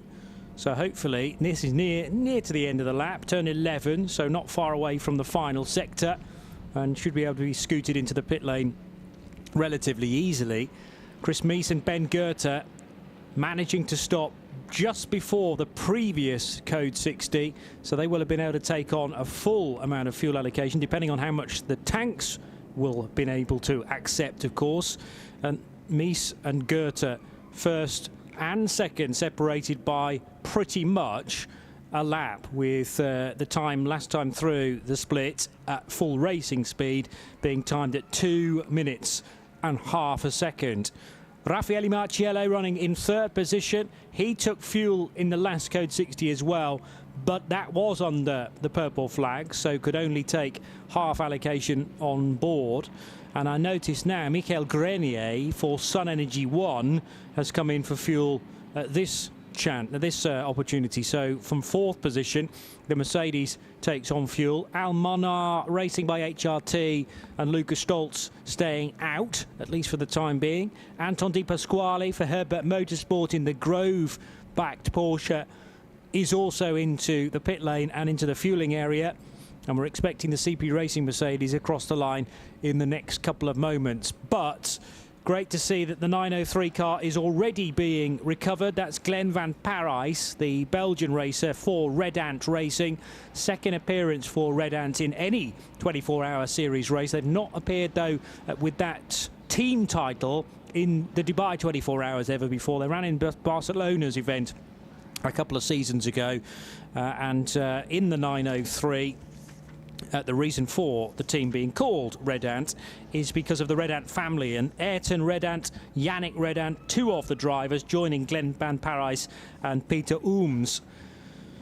Into pit lane has come the 979 car, which is John de Wilde for Speed Lover, but that's in one of the newer shape 992 GT3 Cup cars, and he is currently second in class. So of the 992 Pro cars, let's just see who the leader is. It's Team GP Elite and Max van Splunteren, who have come into the pits for some service and also fuel, no doubt. Second in Pro is Thierry Vermeulen, and looking very rosy indeed for Team GP Elite. They're on the cusp of a 1-2 finish with an hour and a quarter still to go. And in the 992 AM class, it is HRT Performance and Emil Persson staying out for the time being, but 929 leads the 992 AM class from the car, the other car from Red Ant Racing, so not the one in strife at the moment, but 904 with Luc van der Viesten doing the driving there. And debut then at Dubai for Red Ant Racing, looking like a second place finish, but with a bit of time to go yet, John. Thank you, JP. Johnny Palmer joining us in the Haggerty Global broadcast booth. Our communication stretching across the world. Remember, next weekend, more Creventic racing, much more of a sprint race. just 6 hours, just the 6 hours down at Yas Marina. Looking forward to that, Phil? I am indeed. I get to stretch my legs outside the commentary box for a little while and run up and down the pit lane. I seem to remember the way that pit lane is constructed, actually. It's really rather clever that it's in shade more than it's in sunshine. Indeed. It is indeed. I won't need my hat. I have done many races in administration and in regulation and in driving down there, and that area is almost always in shade. Very cleverly done. It is very. As we go green again, we've got a slow car on the back straight at the moment with the green flags being waved. It's just gone behind, past the club link, and we'll see if we can pick that up. It's a little difficult. But under green flag running, 1 hour, 15 minutes, 40 seconds to go before we see the checkered flag. It's a 219 car that is going slow, and that red, white, and blue Cupra. Yeah, that's the Sully Racing entry, currently running in fourth in class, and that's not a good restart for them. Is it getting up to speed, coming out of turn 10 and heading up the hill? Meantime, our leader, Chris Meese, down towards, or on his outlap, of course, because they came in perfectly timed by Mystic Voss, as we're calling him now. And Vodson, very tidy driver in his own right, and still does a bit of driving. WRT's business is actually a lot bigger than people realise.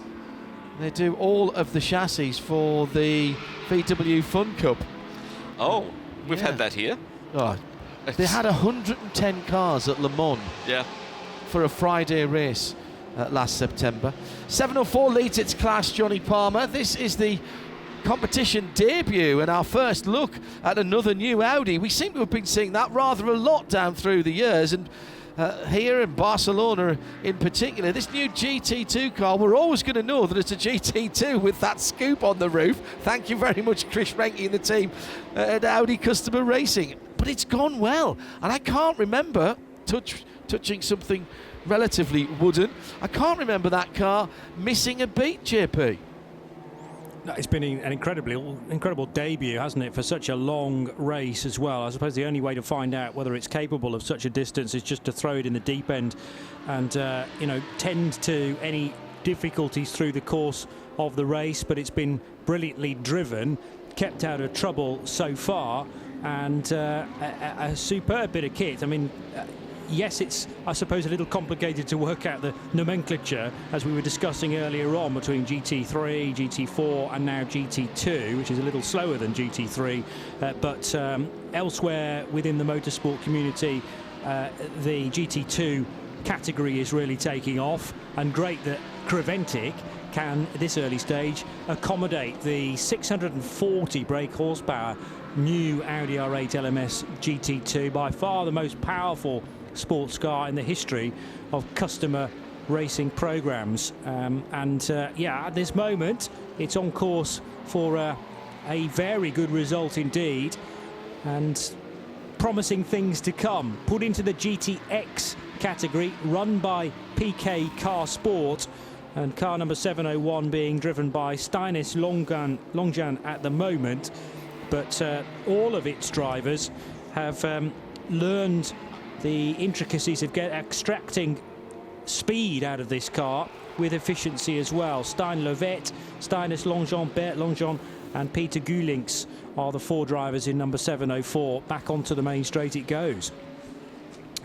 JP, we've got the on the racetrack again. Yes, John. on the start-finish line for the Lux, the 223 Lamera, and well done to Lamera for making our cars two different colours, so that once you've sort of got that in your head, it's stuck to me that the lighter car is the 223 and the 222 is the one with the big purple star. It's dead stick on the hash marks at the end of the pit wall, just where the blend line starts. Now, I can't believe that that's going to be able to be left there. Race control doing the best to let that car try and do a recycle and get it running.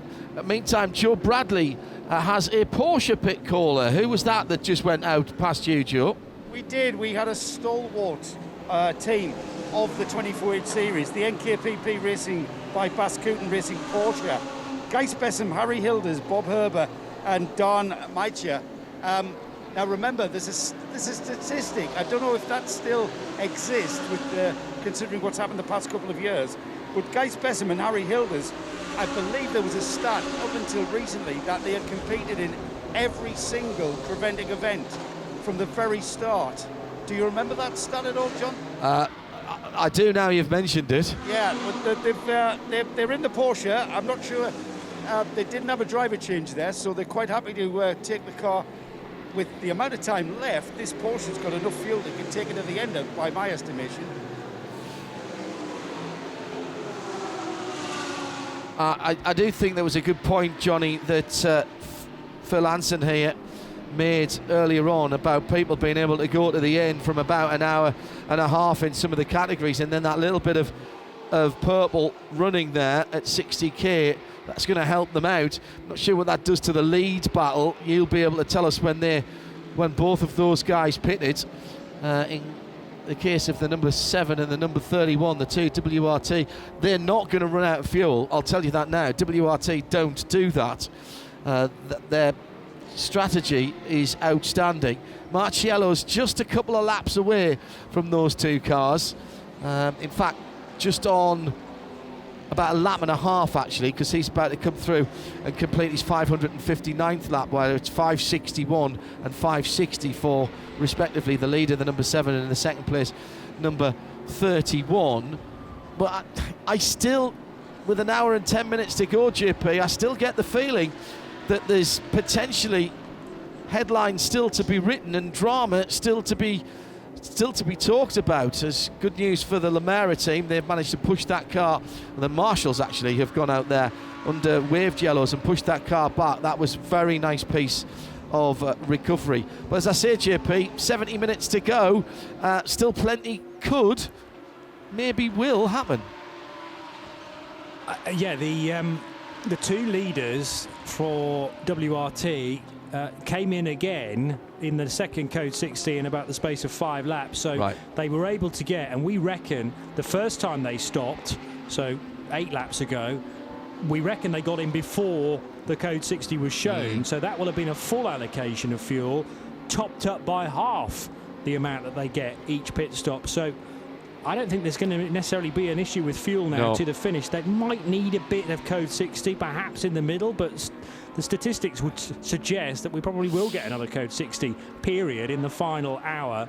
Normally, I think about a GT3 car being able to do an hour, sometimes as far as an hour and 10. Yeah. But there's something about this place where you can conserve a bit of fuel. In the traffic, you're not burning as much fuel either, because you're having to just ease back and decide whether you go left or right of the clumps of traffic. So yeah, it's going to be touch and go, but I think that virtually back-to-back Code 60s have been a big help. Yeah, and I seem to remember at the start of the race, we did have cars who didn't make their first pit stop till an hour and a half in. An hour and 33 is stuck in my head for one of the Lamborghinis. I think it was the Leipert car that went to about an hour and 33. And if you're listening and thinking, hang on, what is Johnny Palmer talking about? So they took a full load and then they took a half a load. Where did they put it? In carrier bags?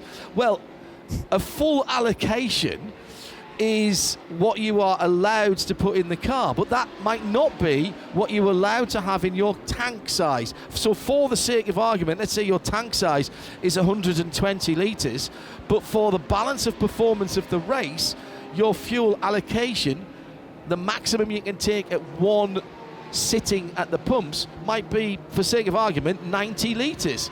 So you've got extra room in there, and what Johnny's suggesting, and I think it's a very, very shrewd observation by JP, that the two WRT run cars, the MS7 and the WRT, their own brand, if you will have got the full tank and then burned a little bit of fuel and then topped it off, brim-filled it, you know, like you do when you know when the petrol stations are going to be closed for a couple of days and you might have a journey. It's when you do that thing with the tank and you just keep flicking your finger and then you're pulling the pistol grip out till you can almost, yeah, I can see it, right, okay, that's it, it's full. And that lovely feeling when your fuel gauge is actually over the top of the gauge on the top, and you think, yeah, that's it, and I've nailed that one. And I think that's what they've done. I think JP's on the money there. I think he is. It just goes to the team strategists would have been looking at that. We're down to 1 hour and 6 minutes at the moment. And you're right with that Hurricane running the whole hour and a half on, obviously, from the start, because they had the full tank when they started the race, not the refuel limit.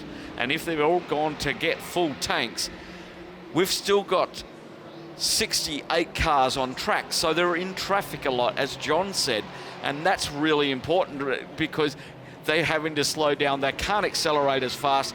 It's actually saving fuel, and the smart ones will be looking at this one going, we can get it to the end. 563 laps for Chris Miles in the MS7 by WRT, 562, so there's about a lap between him and Benjamin Goeth at the moment, and 2 laps clear of Rafael Marciello. So those guys are playing the long game. Driver time is not an issue. They're all about 20 minutes into their stint, so they'll do that, no problem whatsoever. It's what's in that fuel tank. 1 minute 48 seconds separates first from second on the road and in GT3 category. That can go away really quickly. So everybody's playing the game at the moment of get the most fuel in the car as we can whenever we can. That's Phil Hanson, Johnny Palmer and me, John Hindhaugh, in the Haggerty Global Broadcast Centre. Thanks to Rob Lomas and to Tim Gray, our producers in London, and of course to all the technical staff on site here from see, you can tell I'm tired. 021. Natasha, Fabian, Flip, Ulf, our camera operators as well, all been working very, very hard to put this together, and a number of those will be off next weekend. Well, before next weekend, but getting set up for another busy weekend of Creventic racing next weekend, which is the Abu Dhabi 6 hours, and a number of these cars will be refettled, cleaned up, polished and sent back out again for that. JP has been looking back to the start of the race. I got the right car but the wrong time, JP, in my befuddled state. That's quite all right. Perfectly understandable. You were doing it from memory. I've got a bit of computer wizardry to back things up. But yeah, the number 10 Lippert Motorsport Lamborghini, which has actually dropped down to 8th in class and 16th in the GT series now, being driven by Brendan Leach. And it was Leach who started that car at 3 o'clock yesterday afternoon.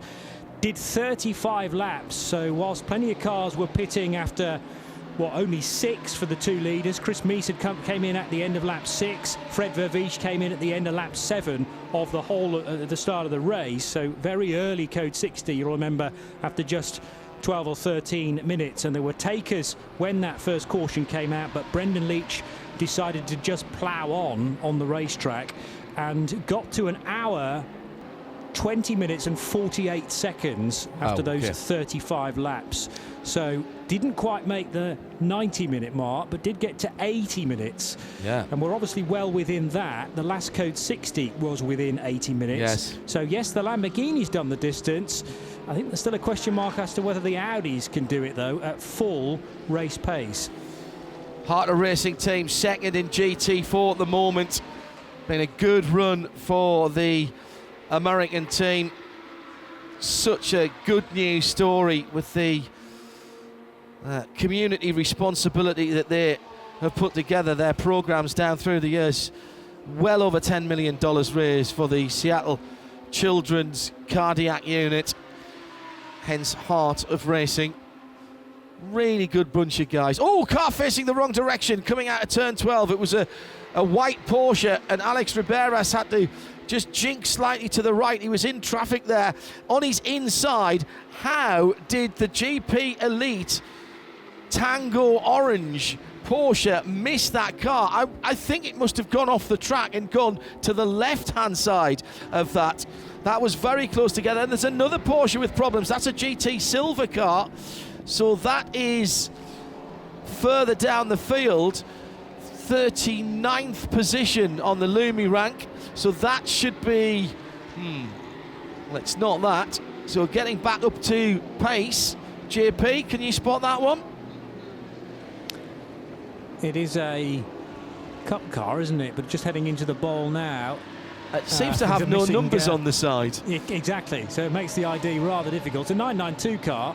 Yes, very good. PIE are the first three letters of the surname, so it's Vincent Piermont, I reckon, for ID Racing. Very good. Yeah, 940.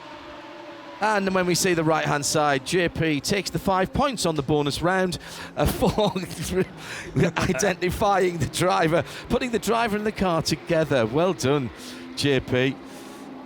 Coming down to just 60 minutes to go.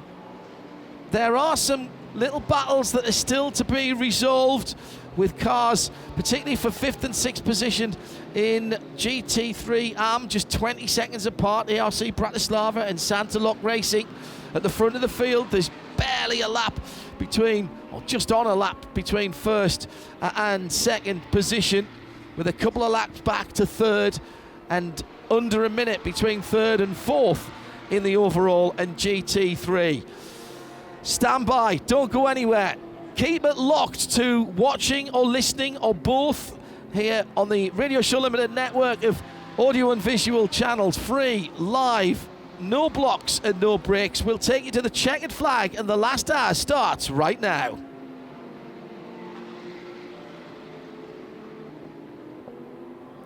Right, Mr. Palmer, where's the drama going to come from? I think everything at the front from WRT is just really putting the kibosh on it, but I think I can see nothing else but a serene run to the finish for WRT, because they've played these Code 60s to perfection. Amazingly long stints from Thomas Neubauer and Jean-Baptiste Simonauer in the middle portion of the race. Now, that must have been when they were on track and encountered 2 or possibly 3 Code 60s during their stints, but we've actually had a 39-lap stint from at least one of those Audis, and I think 37 was the next longest for Dries Van Toort. So they are capable of going to the late 30s if necessary, but they will need some Code 60s to get there. But with as full tanks when they came out of the previous Code 60s they will have had at the start of the race, we reckon, I think they will get away with running now to the finish, particularly if they can fuel save here and there. They have a 4-minute advantage over Raffaele Marciello in the Abu Dhabi Racing by HRT Mercedes, and there's a minute and 50-odd seconds between the two WRT R8s. So less than a lap now separate Chris Mees and Benji Goethe, but they don't need to battle out on track. I think if it needed to come down to door handle racing, we would have seen that, because remember, it's the Saudi Arabian flagged MS7 car that desperately wants to win ahead of the Belgian version of WRT. So no love lost necessarily between the two, but they're surely not going to ruin a near perfect, well, pretty much perfect result in a 1-2 finish as things stand. I would point out that the MS7 by WRT team took the pole position on Thursday, which Phil accurately predicted. And no, absolutely called it. He did. So, you know, lights to flag victory. Nothing really going on there. What? Are you mad? Are you mad? And WRT have history of this, and you can't help, JP, but, and I'm sure this is happening with Von Sant and the rest of the team, you can't help but think about what's happened at Le Mans this year when they were in a similar position in P1 and P2 in the highly contested and competitive LMP2 class, which is effectively a spec class nowadays, and one of their cars broke down a quarter of the way, if that, round the final lap, and therefore was not classified. That's got to be foot-tappingly, nail-bitingly terrible for everybody down there at WRT, because those memories have got to be in their mind. Certainly, it's so fresh, and just a bizarre way to lose a race for one car, because after so much work, after 23 hours and 55, 56 minutes, you don't even get classified as the car ground to a halt down into the sweepers at the Forest S's at Le Mans. So yes, the car to inherit the lead was also a WRT car, but they kissed goodbye at that moment to a 1-2 finish. So you can't think that you're going to finish 1-2 this far out from the checkered flag with 56 minutes to go. It's also been a very long wait since the previous WRT victory here at Dubai back in 2016, when Dries's elder brother Laurence took victory with Michael Meadows, Stuart Leonard and Alan Furte. So it's not as if WRT have been dominant at this event, just the one victory here at Dubai, and that was 2 Audi victories ago, because Car Collection were winners in 2019 with their Pro car in those days. But it would appear on the face of it that WRT have just shown up and will take a 1-2 finish, but there is so much hard work done behind the scenes, and of course a lot of quick thinking that is still potentially needing to be done on the pit wall. It's been 23 hours of probably sleepless period of time, and having to preempt what might happen next, judging where cars are, if they're off the circuit, whether a code 60 will be required, and can we get the cars in for another pit stop before the half fuel allocation kicks into action. Well, we've had one of those pit stops. We've had a more standard pitting under code 60 last time out as well. That puts these two cars in a great position, and massive powerhouses like HRT somewhat in the shade. Let's go to another class leader at the moment, the 202 Ligier, Le Deux Arbres, the 2 Trees. They've got their fingers crossed as well, but Joe Bradley has a bit of history down in the pit lane, and you'll hear it live from Dubai and the Hankook 24 Hours. Jacques Leconte is a driver, a team principal that has competed at the very highest level of our sport. And right now, Monsieur Leconte, you are about to go out and finish the race for the 202 Ligier. This is history, because it will be the last time you drive a race car. Yes, I start my endurance career with 24 hours of Spa and 24 hours of Le Mans in '93. And today, with some friends and for some of my ex-driver, we decide to join Dubai. And we had a very exciting week with the pole position, and with this race, with an incredible traffic, 80 cars on the grid. This is the only race except Nürburgring can look such a grid. And for me, with my experience on this long distance in USA, Europe or Japan, this is the first time I ever see such a traffic. Do you feel any emotion about to drive the car, or will that be for later? This is a very nice time. Emotion, I don't know, but it's very, very pleasant time, because my friends are here, and my wife joined this event to attend my final race. I have other beautiful project for motorsport, but my time of driving is the last day, and I could not expect to win for this horse race. Congratulations, Monsieur Leconte, and I know you've had a very successful and enjoyable career, but it's not quite over. I hope you enjoy your last drive. Yes, and I make you meeting for the WEC with Corvette Racing this year. My team will support this first participation for the World Championship. Fantastic. I'll leave it to your preparation. Thank you. There's a box ticked for me. I've interviewed Jacques Leconte for his last race. Hang on, and who else has retired to you, Joe? Nobody of any real estate, just Sir Sterling Moss. Yes. Derek Bell for me, twice. He retired, then came back, and then retired again. The second time, I didn't really take him seriously, if I'm honest. I maybe didn't give it due deference.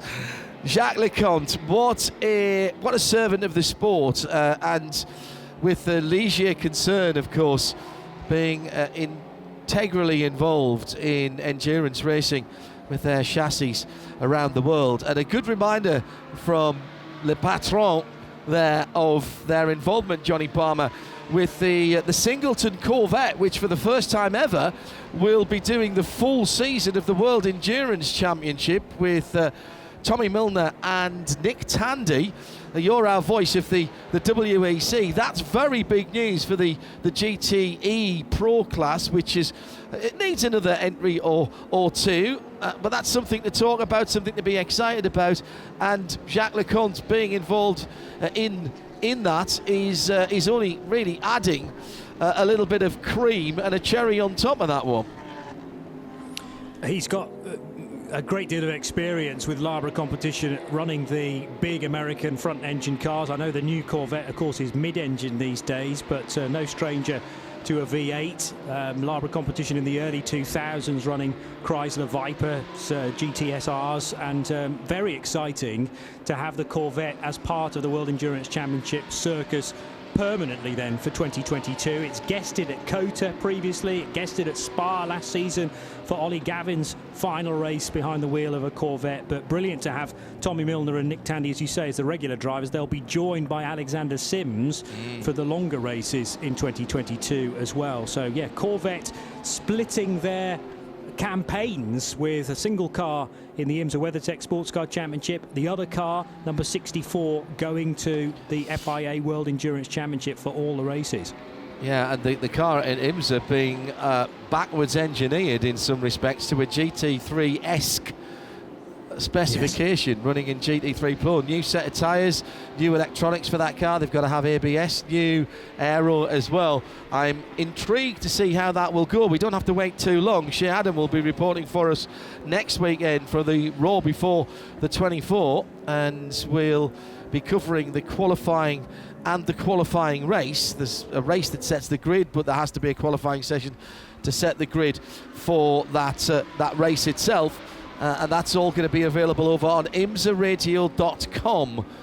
A few names here that will be around that series as well over the weekend. Some of the Americans that we normally talk about in IMSA are here, and of course, therefore, they will be going back to home ground for what is probably one of the biggest, if not the biggest race of the season for the IMSA WeatherTech Sports Car Championship. Let's check in with one or two of the front runners in the other classes then. Jerome Blake-Molan drafted into the Red Camel Jordan.nl squad. He's no stranger to the American scene, one of the hardest working drivers in the world, frankly. I don't know if he's ever had a weekend off in the last 5 years. He seems to find something to go racing in.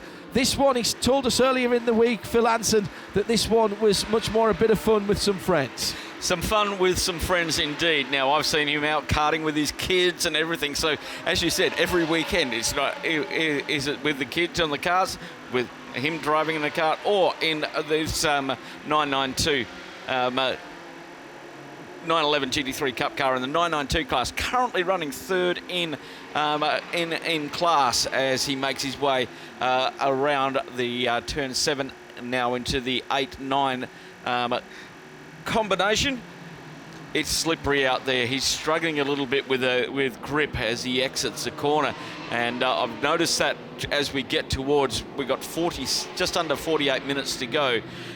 Quite a few of the lead cars have been sliding around a little bit more than what we have been seeing previously.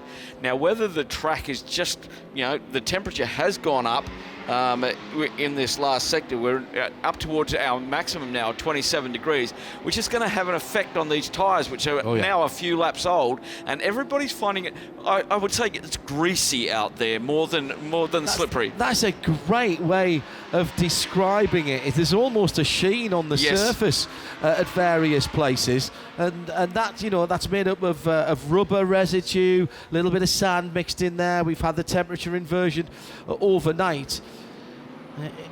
Down at the braking area to turn 10, around goes Arthur Gorian for Car Collection Motorsport.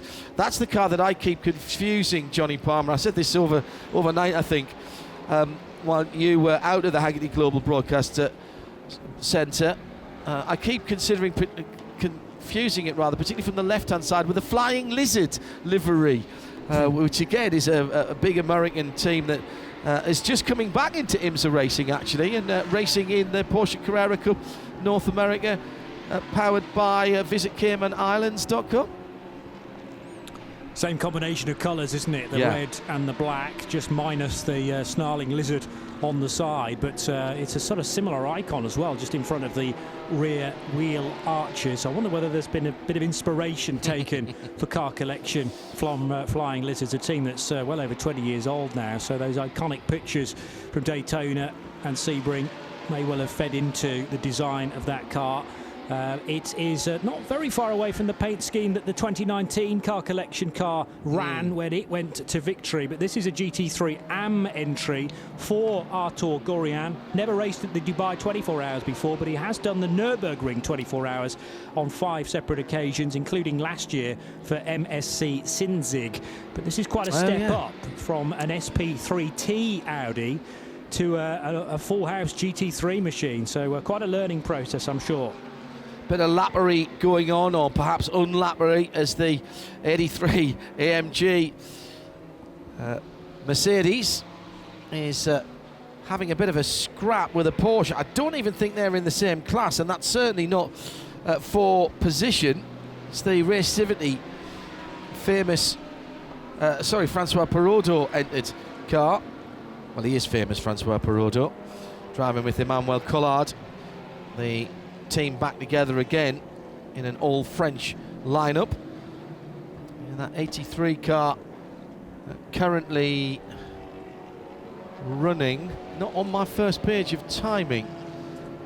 Phil will scroll down and find it. Oh, yes, it is. So I've missed it, haven't I? It's Mathieu Vaxier. 17th, yes. Yeah, running 17th and 4th in GT3 Pro-Am. We're getting a heap of penalties just coming up now because people are tired. Yes. And we're seeing these, and they're not concentrating enough, or they're tired and their concentration's going away. We're seeing it for track infringements, speeding in the refueling area, more track infringements, not respecting pit stop regulations, which is more the crew side of things. Everybody's, with just over 44 minutes remaining, everybody's tired. Everybody wants to get to the end. They want to hold their place, but they're starting to make a few mistakes. MP Motorsports leading in GT3 Pro-Am has come in for fuel. Henk de Jong driving that car. That'll get George Kurtz very close to them. They were only 43 seconds behind.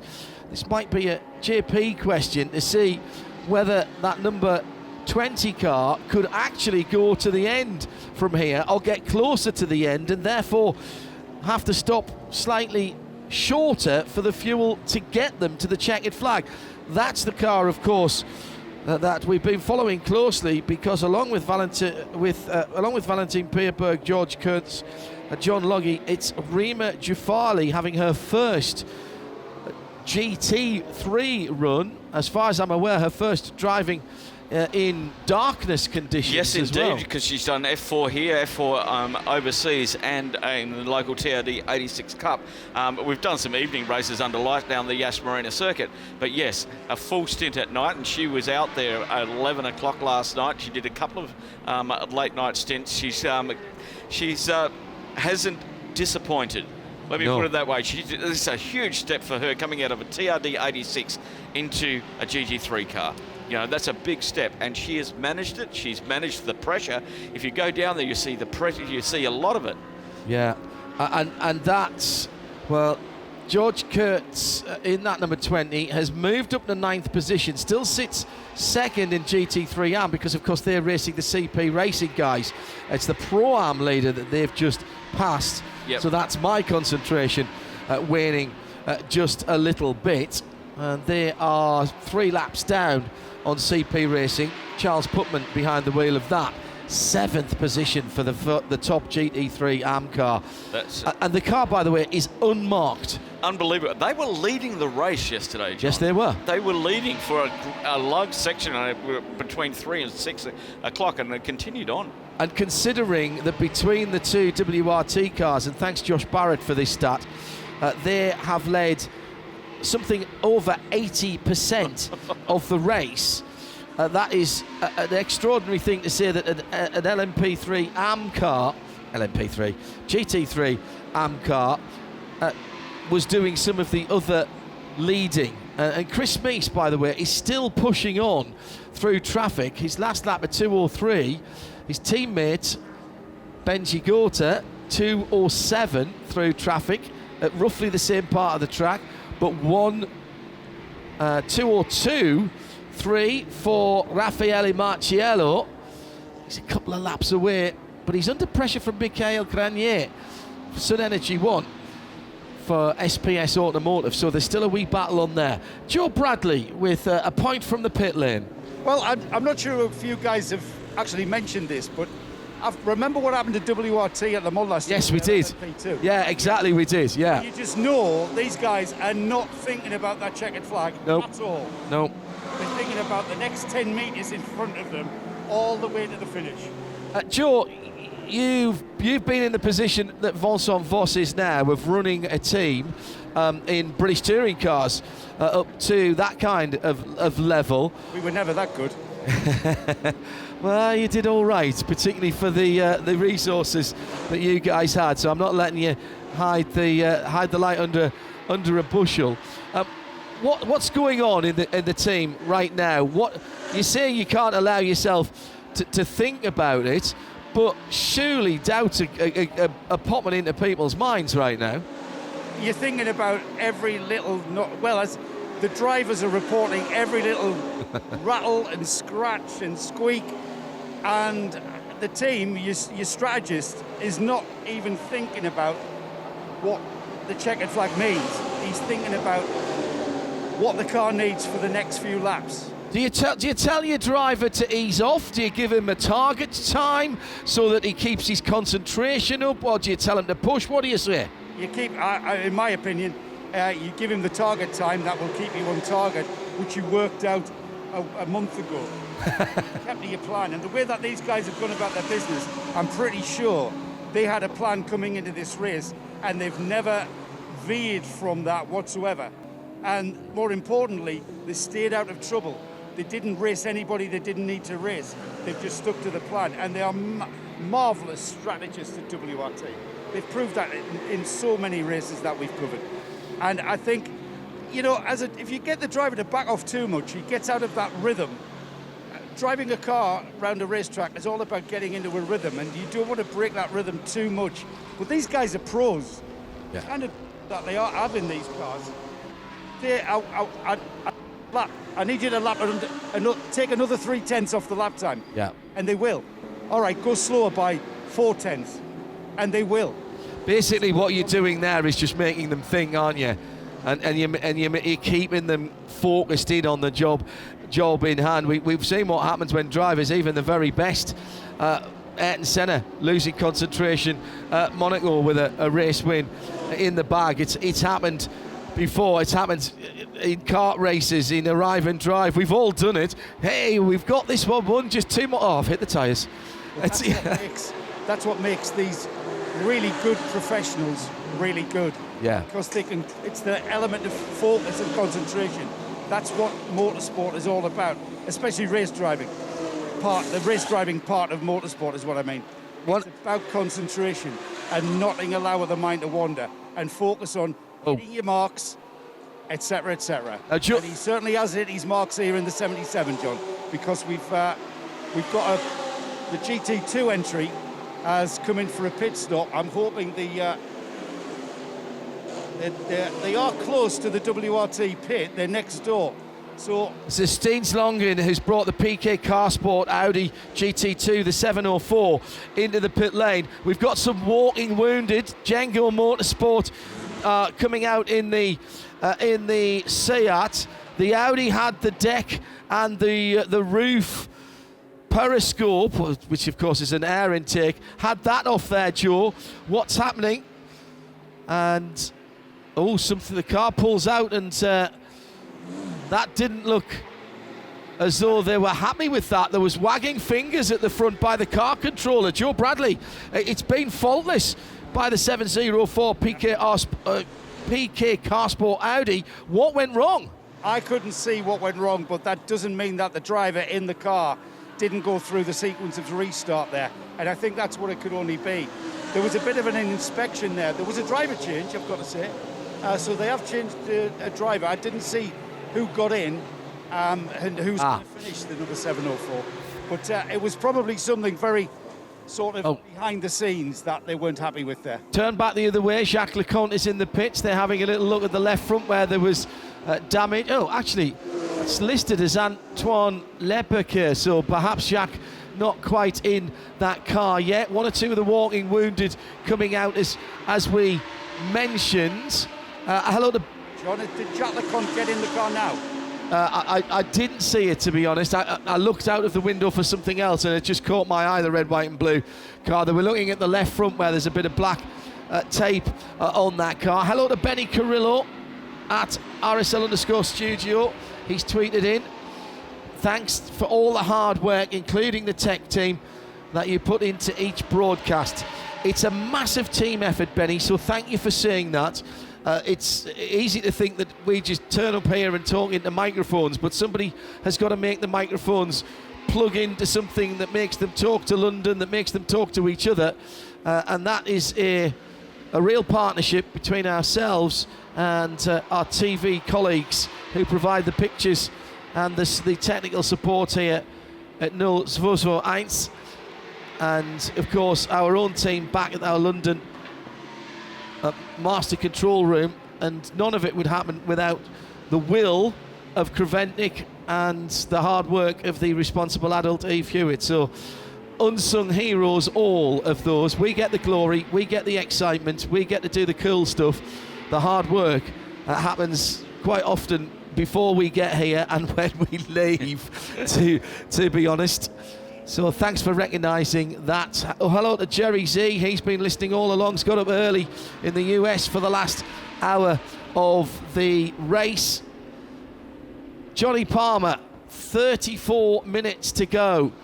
Nervous times for everybody. Hugh Chamberlain's always said to us at Le Mans, if you're going to fall out of a race, fall out in the first hour, not the last hour. And yeah, that's a great adage to live by, because the last thing you want is high drama in the closing 34 minutes. I was slightly concerned about Jacques Leconte's final stint because he didn't go for fuel, but Antoine Leperque only did 21 laps on the previous stint, and that car is capable of stint lengths somewhere in the mid to late 30s as far as lap distance is concerned, so should be plenty of fuel on board. It's just bizarre that the car gets a driver change and new tyres but then didn't turn right at the end of the pit lane, but I reckon they'll be fine for the final 30 minutes. There was obviously concern for PK Car Sports Audi GT2 as well, because that came in after only 18 laps, and a normal stint time for that car is 30 odd. We wondered whether there had been a driver change there for car 704. Just looking further down the order, it is Peter Grillings who took it over. So this might be down to just pre-planned final drivers that were sorted out maybe yesterday or the day before. You'll take the final stint regardless of where we are on the cycle, and assuming you've got a big enough lead to be able to do a comfortable driver change and to be able to bring those cars home. So already we are thinking towards the last half an hour, which is only a couple or 3 minutes away. What an opening to the endurance racing season. Back to absolute glory, and the shining example of Creventic and the way they put things together, work with their teams, with their commercial partners, Phil, to have over 80 cars. All right, we started 79. We're not going to quibble about that. A race that's, if one thing I'm going to say here, and this will upset a few people, I'm not taking anything from WRT or Abu Dhabi Racing by HRT. I wonder what sort of a race it would have been if Herbert and the number 91 car had still been out there. We've had a late spin for the number 26 Santalok Racing Audi. Now, they were battling for position early on, quite recently in fact, but they've dropped down through the order in their category. And that car was stationary for a good 10 seconds. The number 26 car we're talking about, they are 6th in GT3 AM. They were trying to close down the ARC Bratislava Lamborghini Huracan in 5th, and that's pushed them about 20 or 30 seconds further back down the road. They're in 18th and 19th position overall, but an easy thing to do at this stage of the game. Yeah, maybe I'm just being a little bit greedy there, JP, but I kind of looked at that 91 team and thought that they would be there or thereabout. It's Herbeth, for goodness sake. Their 92 supported team, it's effectively the Grove Racing drivers, isn't it? Anton De Pasquale, the Repco Aussie supercar driver. Successful, I think he said overnight 5 times last year, JP, in his home championship. Still wasn't enough, Shane van Gisbergen, even with a dodgy collarbone and shoulder. I think he won the first 7 on the bounce, didn't he? Which was, frankly, if he'd not won another race all season, that would have been extraordinary for SVG. But a good season for Anton, and this another string to his board, JP, with that Herbeth team in 6th position. Yeah, I mean, he's a real talent and was always going to get towards one of the big teams within the Repco Supercars Championship. So it was run by Dick Johnson Racing in 2021 and joining with Will Davison in the Mustangs.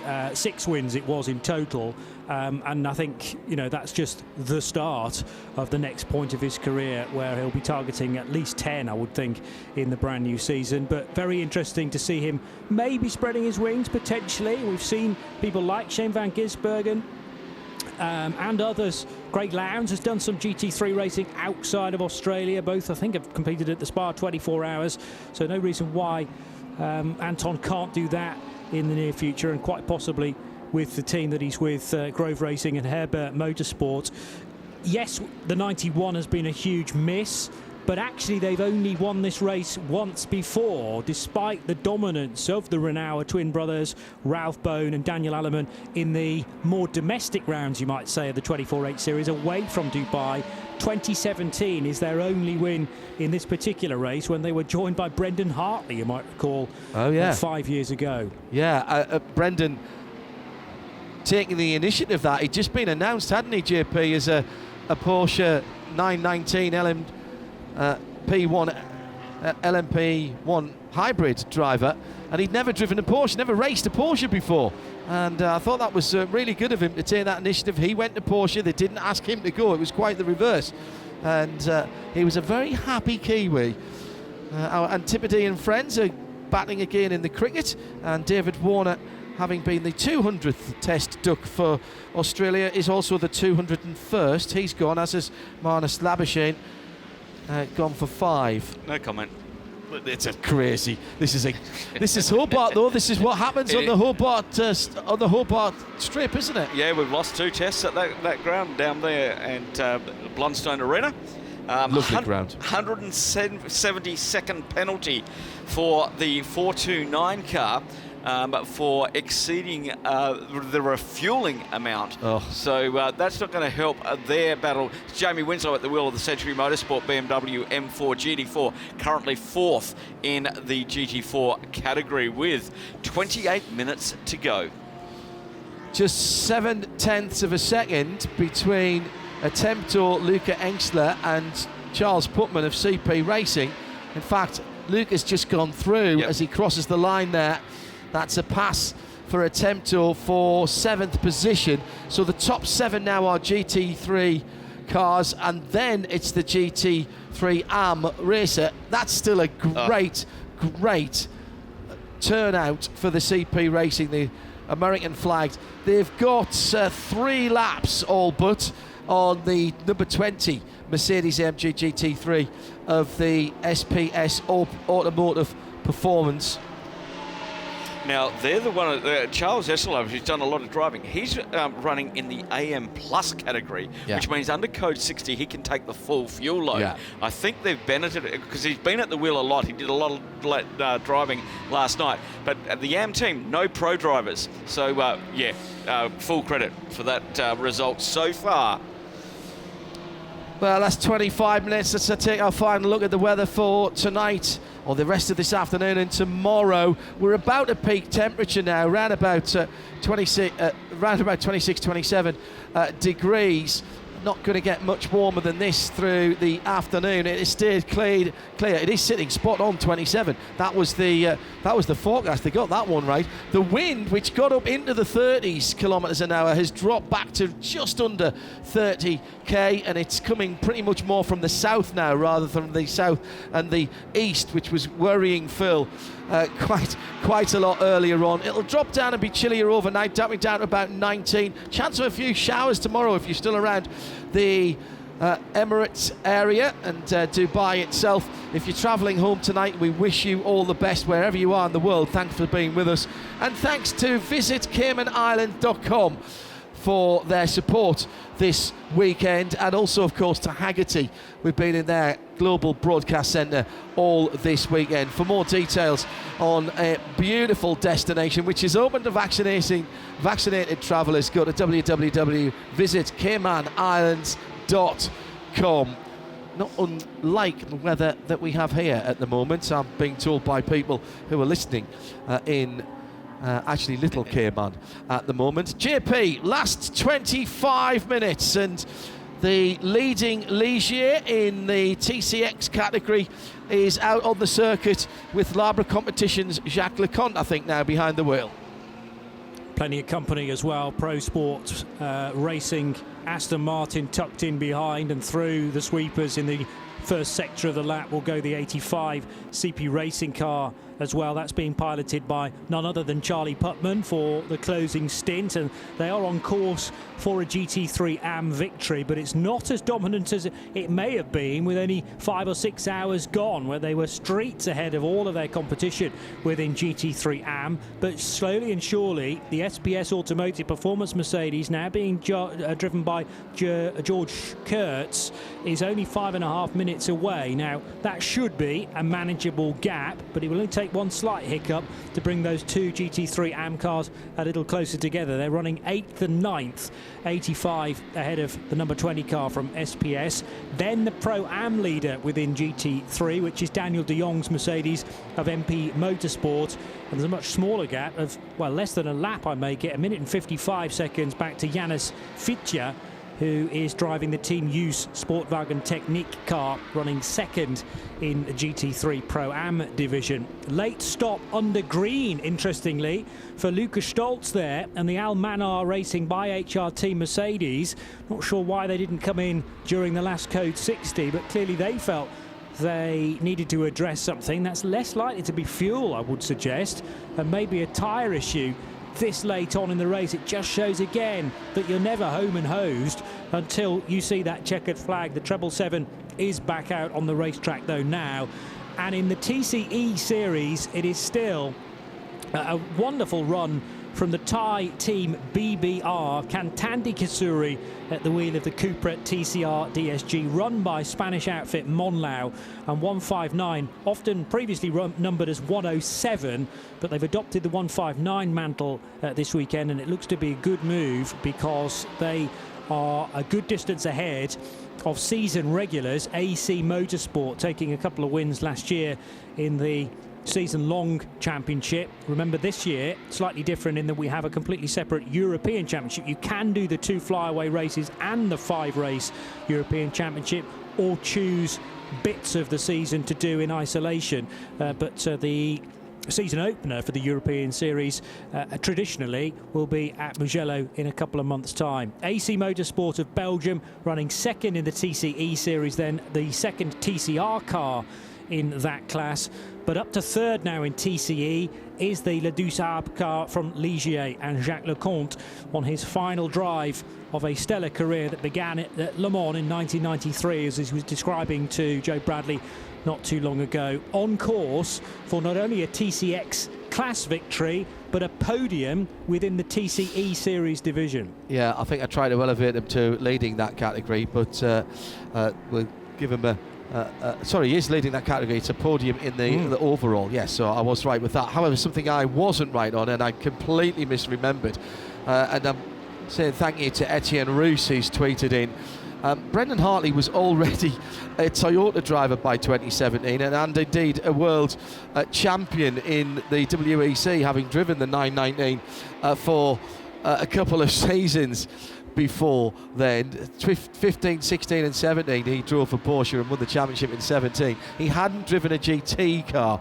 before then. I completely misremembered that. I apologise intensely. However, it didn't take away from the point I was trying to make, that it was his wish to drive the GT car. That bit at least I did remember, and he was very happy indeed that he was on the top step of the podium. However, the rest of it was more than mildly inaccurate. I think I was wrong, but I'm going to wait for the outcome of the inquiry to find out. The inquiry, indeed. The number 92 car has moved up into 5th position outright. That's excellent. Herbeth Motorsport with Anton de Pixali at the wheel, courtesy of that Lucas Stoltz pit stop that JP mentioned in the 777 car. Both the GT3 cars, and that is a change for outright position and class position. So late move with under 25, well, just over 20 minutes remaining. We don't have an official Spirit of the Race award for this event because of the way that we finish the race, and we have TV commitments. We can't do a post-race tech. But it is undoubtedly, if we did, it would be CWS Engineering and the two Ginettas that they've been running. Also their frankness in interview, particularly from Colin White and from Darren, their engineer. That car is back out. It went out with about 45 minutes to go. It's not as if they're just going to toddle round for the last couple of laps. That was the 478 that went back out, wasn't it? Yeah. And that car is running around at the moment with Colin at the wheel in a way of saying thank you for all the hard work to the guys for patching those cars up, including making an exhaust pack out of the lid of a metal toolbox. Yeah.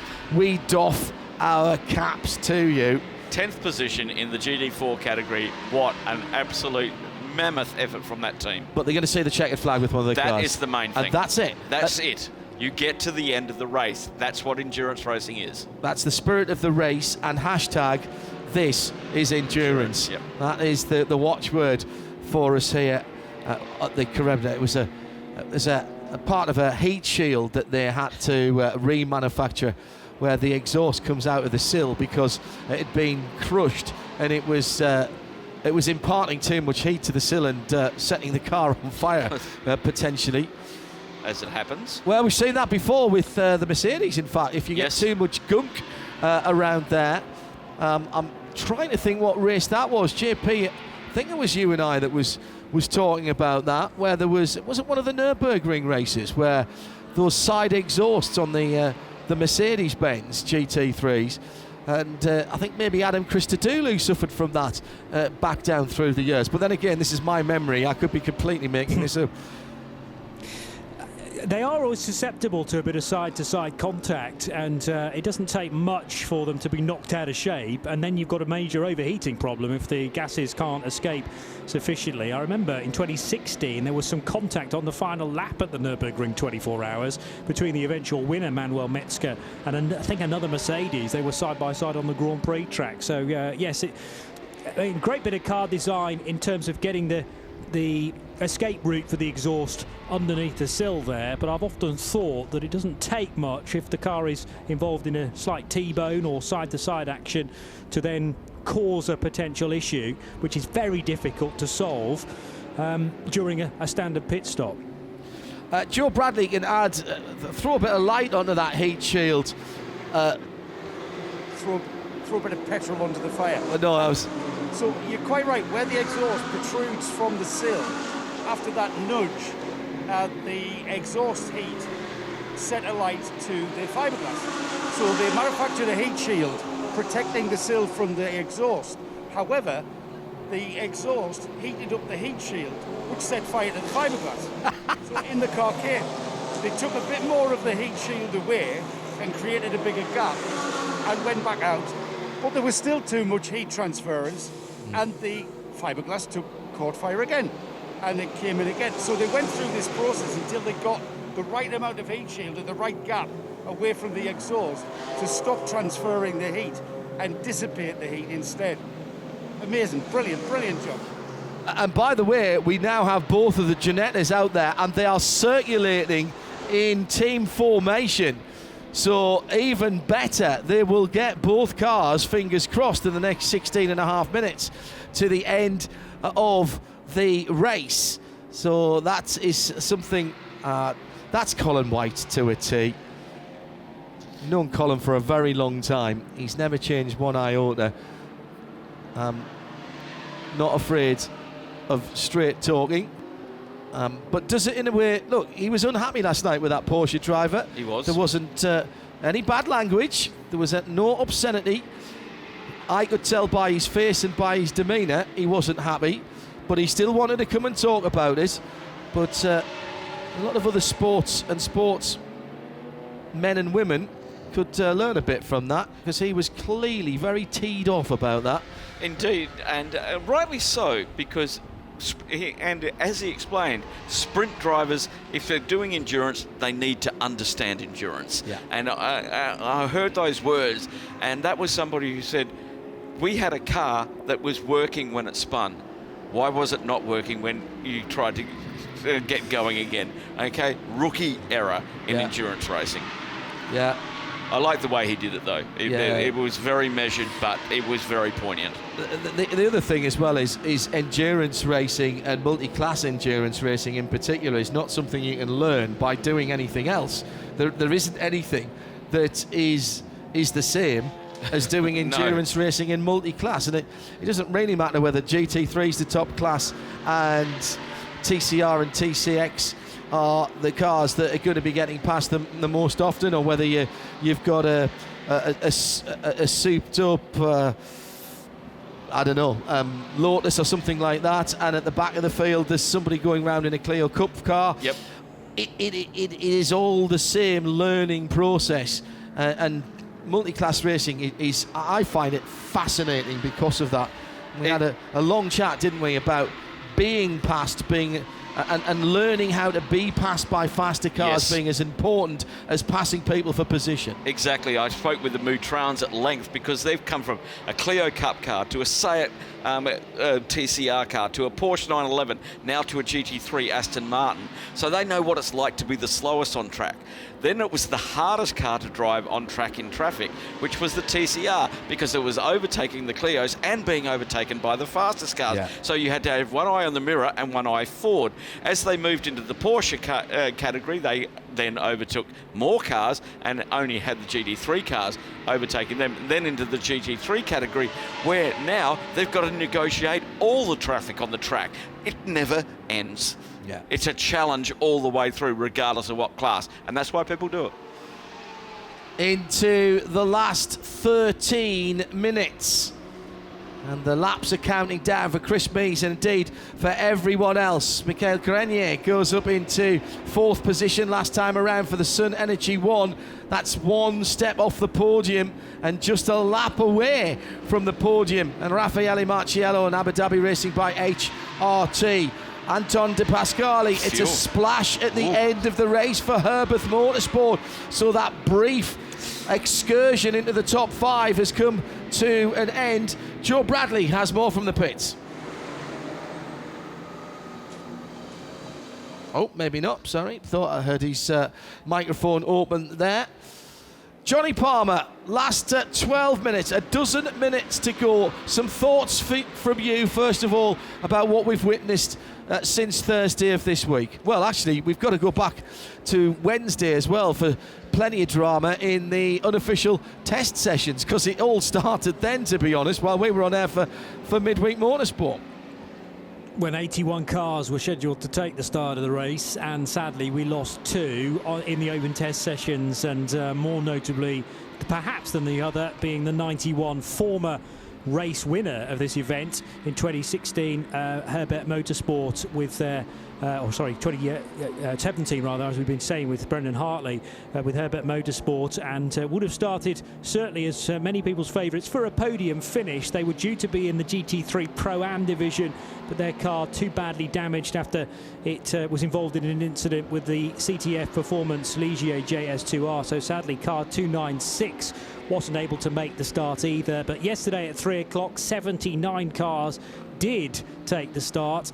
And I haven't tracked back actually through the archives to find out when the next biggest number of cars we had start this race was, because it has been a little while since we've been north of 75 entries, let's say, and a really good amount from TCE series, 18 cars in total battling it out within the touring car ranks, and then 61 cars in the GT series across 5 different classes.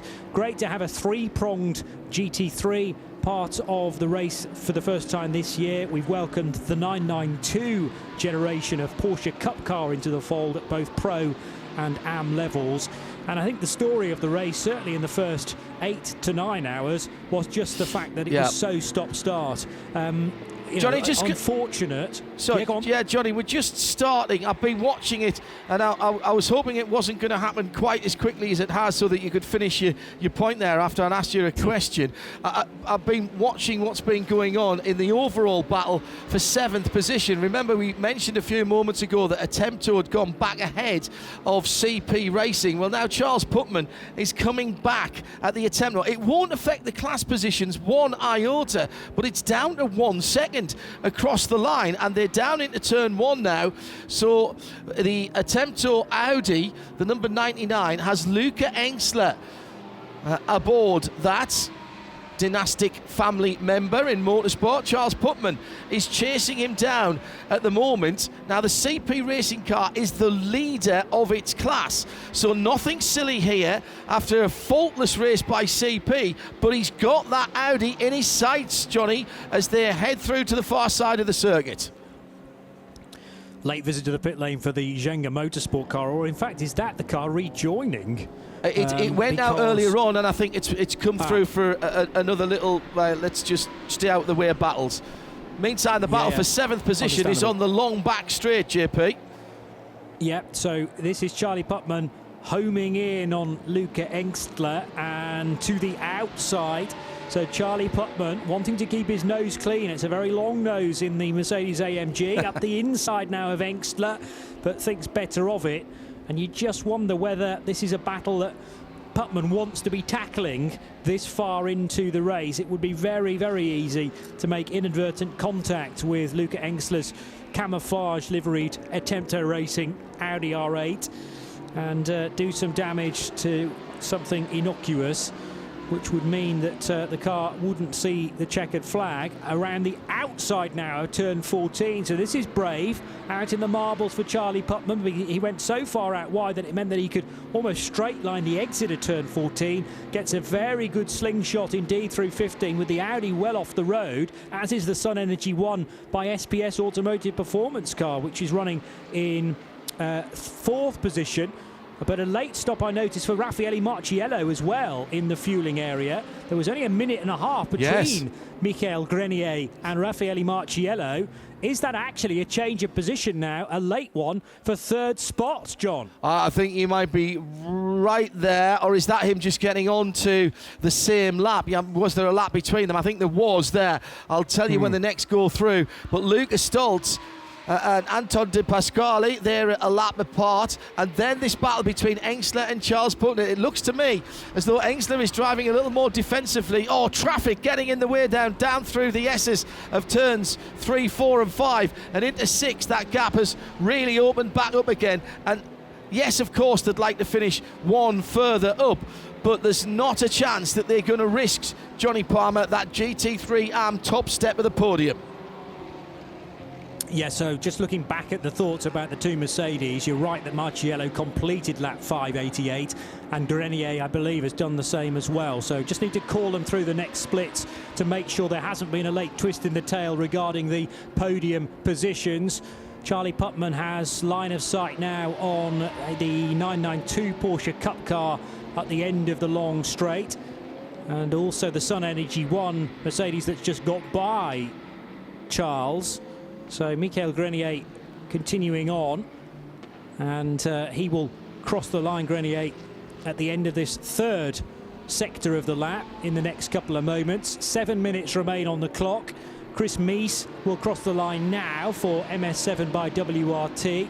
592 laps in the book, so we are not going to get to the 600 lap marker, which we were able to do last year and have been previously well north of 600 laps, but the amount of Code 60s, 21 when I last counted, have unfortunately meant that we're going to get nowhere close to a record distance for 2022. 22 Code 60s we've had to this point. So Marciello marching on in third spot, but there has been a change for third. It is as I read, John. So Sun Energy won by SPS Automotive Performance because they didn't need to make that late stop, whereas Abu Dhabi Racing Bay HRT have 75 elevated to third position with just 6 minutes left on the clock. That's extraordinary, isn't it? And just shows how things can change. Raffaele Marciello's got 20 seconds of arrears to make up, but that'll actually be a little bit more by the time he comes round, and 5 minutes to do it. That's going to be possibly 3 laps. Surely he can't pull that back unless Michael Grenier is on massive fuel save. 2:06.6 last time around. Anton De Pascali a 2:03.3. 2:10s for Engsler and Putman through the traffic, and that battle is still going on. It's not a class battle, but it is a battle for an overall position. But the change made then, Marciello and Abu Dhabi Racing by HRT now in 4th and 5th position, as Raffaele Marciello had to make a little splash there at the end. And the new third place car then, the 75 with the flaming croc on the front, Kenya Bull's team, they'll be absolutely delighted with that. Expect to see Kenya Bull in the endurance races of the WeatherTech Sports Car Championship this year. Gradient looking after his car for part of last season. Potential for him to come back and do some more this year. Chris Meese is going to cross the line with 4 minutes remaining, so maybe 2 laps more. Just depends where he crosses the line. Have to wait for time to elapse. Meantime, Charles Putman is now in a little bit of clearer air. Let's see if he can get to the back. Just goes to show though, JP, we were talking, weren't we, about surely there'll be another Code 60, and he's right there again on Engsler. I don't think Engsler's got the tyres left. It looks like Putman to me, who is a very smooth driver. He's able to put that red, white and blue AMG GT3 wherever he wants, and he's forcing Engsler, Johnny Palmer, to defend with under 4 minutes to go in a battle for 6th. Yeah, really good scrapping this between two different class of GT3 car, but it's Engsler 7th, Charlie Putman in 8th place, just less than half a second between them, and Charlie looking to just try and wrong foot Luca, who is not experienced behind the wheel of a GT3 car, done all his racing in more recent years in TCRs, whether that be at World Championship level or around the Nürburgring Nordschleife as part of VLN, NLS races and the Nürburgring 24 hours itself. So Luca Engsler, who admitted to Joe Bradley earlier on, it's actually a little easier to be piloting a GT3 car with all the mod cons on board rather than a pretty skittish TCR car around the tight and twisty tracks that they go to. I don't know whether Michael Grenier, by the way, going back to the point about third position overall, has got enough fuel to get to the finish. I'll tell you that they pitted Marciello and Grenier just 3 laps apart, and we are nearing now the end of lap 36 for Grenier. Marciello pitted after 36 laps. So it really depends on how much fuel saving Michael Grenier has been doing is it worth the risk here just to stay out and hope you don't run out of fuel rather than grasp the nettle and dive into the pits? I would stay out there with just 2.5 minutes to go. He can't lose 4th position because they've got 4 laps on Lucas Stoltz. So he now, with the time on the clock remaining, he can't lose 4th position. So at worst, he's 4th. You've got to stay out there and give it a go. Surely, JP, put the slippers on, Mikael, and just bring it on home. 14.8 seconds, and he's coming down. 2:05.6 last time by Grenier in the Sun Energy 1 car. Kenny Bull will be chewing his fingers down to his wrists. Do you know what the difference may be? Raffaele Marciello pitted on 2 sequential laps at the start of that 36 lap stint. So he pitted on lap 551 and lap 552 during a code 60. Now, question is, did they have enough space in the tank to put enough fuel in? The difference for Grenier is he pitted with 4 laps between the 2 pit stops. So you're burning 3 more laps, a little bit more fuel goes in. Does that mean that the 75 car can actually get to 37 and ideally 38 laps on this stint? This is really nip and tuck to decide whether you finish on the podium or not in the 2022 Hankook Dubai 24 Hours. And down to 12 seconds, that gap for the 3rd step of the podium. Meantime, a great run by Putnam through turn 8 into turn 9. Engsler's doing a really fine job. The young man from touring cars, as Johnny was saying, down the back straight. The leader coming round to start his last lap in traffic. The battle's going on behind him. That is when he crosses the line, he is safe. Even if the car doesn't get to the checkered flag, I reckon he's safe because he'll be a lap ahead of everybody else. That's not how they'll want to finish. WRT and Vincent Voss's team were robbed of a 1-2 at Le Mans by literally a penny part in the fuel system, and they did manage to capture the Le Mans LMP2 category win, and it looks like the number 7 is now on its way with under 5 kilometers to go. Stoltz goes through in 5th position. He is fairly steady. Yeah, that's where he's going to finish. It's going to be Herbert Motorsport in 6th. What we don't know is who's going to be 3rd and 4th and who's going to be 6th and 7th. It's a 2nd position. Check that, 7th and 8th between Engsler and Charles Putman. 1 second between those two, 11 seconds between Grenier and Raffaele Marciello, who've just started their last lap as well. But this one has come down to great planning, great execution, Johnny Palmer, as the 24 hours since the red lights went off elapses now. It's the run for the last half a lap to the checkered flag for MS7, the pole sitters. A pole to flag win. It looks that way for WRT. Johnny, bring him home. Chris Meese, who started the race, he is at the wheel for the closing stages, but ably supported by Dries Vanthoor, Thomas Neubauer, Axel Jeffries and Mohammed Saud, Farhad Al Saud, who is the Saudi Arabian element of that WRT crew. The MS7 by WRT squad from Belgium, and second place still the 31 car then for Benji Gota and the rest of his crew. They are going to head out of the bowl at turn 14, absolutely nose to tail, still keeping a keen eye on the gap between 3rd and 4th with Mikel Grenier and Raffaele Marciello. There's only 10, nearly 11 seconds between them, but how much fuel has the 75 car still got in the tank? The 2 Audis then come out of the final corner to take victory for the first time for WRT since 2016. Fireworks let loose from the over-track gantry and opposite the pit wall as well. Quite a spectacle it makes here at the 2022 Hankook 24 Hours of Dubai. A 1-2 ideal finish for Belgium squad WRT, but a big shout for the flag of Saudi Arabia as well, who become victorious here in the Dubai 24 Hours. Congratulations to MS7, to Mohammed Saud, Farhad Al Saud, Axel Jeffries, Dries Van Tor, Thomas Neubauer and Christopher Mies, who brings the car safely home ahead of Benji Goethe in the 31 crew, joined by Arnold Robin and Maxime Robin of Le Mans, Jean-Baptiste Simonauer and Fred Verviche, just about the fastest driver in that, although doff my cap to Benji Goethe, who's taken to GT3 running like a duck to water. The 75 car does get home by 7.5 seconds to make the podium.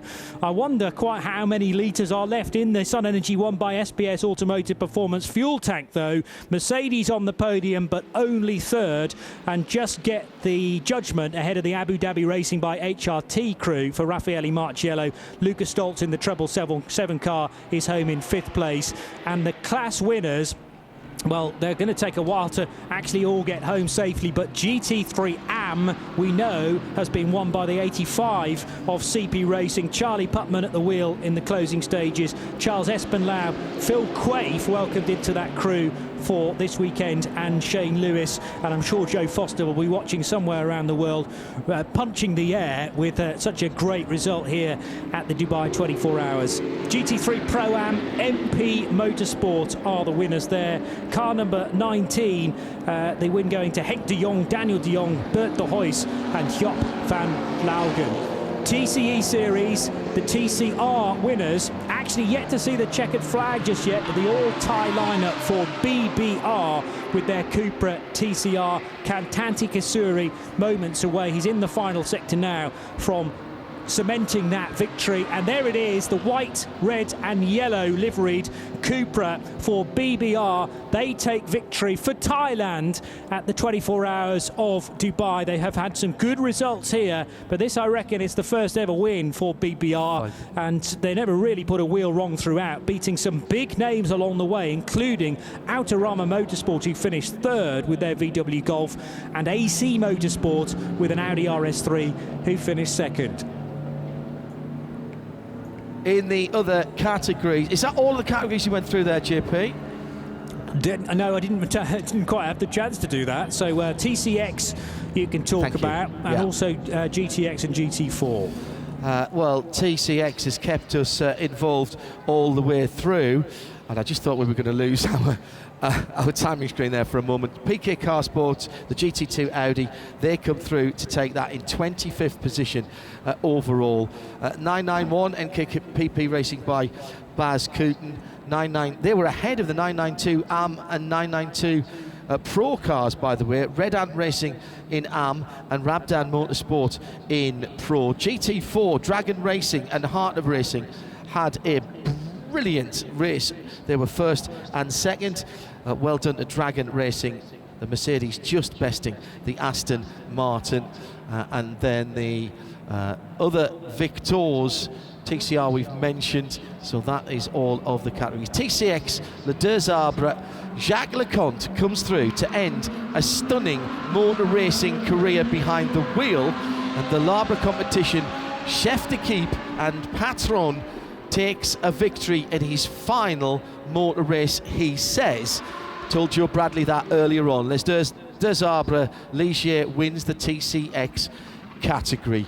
Joe Bradley is waiting for Christopher Mies to depart his MS7 by WRT Audi, and we'll go down to Joseph now.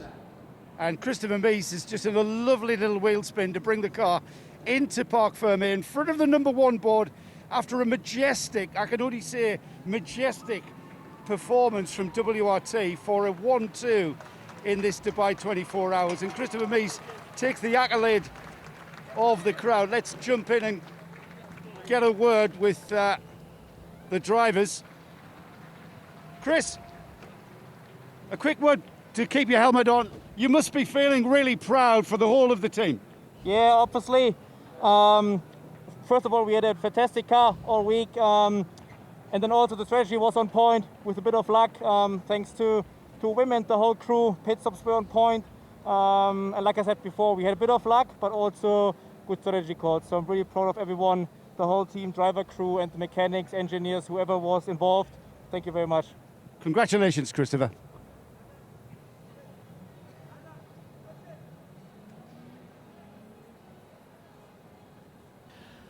Not sure what you could say after that. That's as close to perfect as I've seen, and a very deserved 1-2 for Vincent Vos and the Belgian WRT team, getting the 1-2 that they were so cruelly denied by fate in LMP2 at Le Mans last year in their class.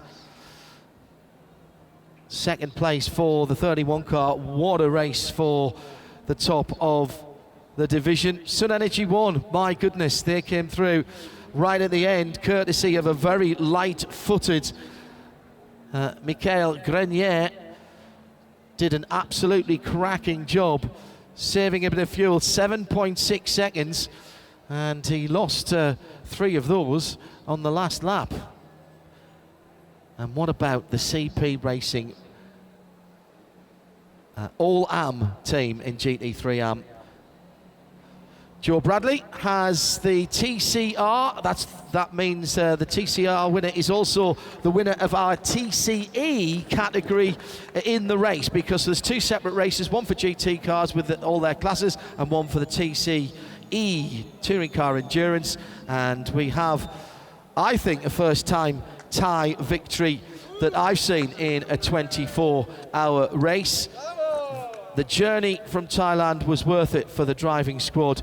The BBR guys have put together a cracking job, and Joe Bradley has the winner and the driver who has just taken the checkered flag. I feel there may be quite a bit of emotion here, Joe.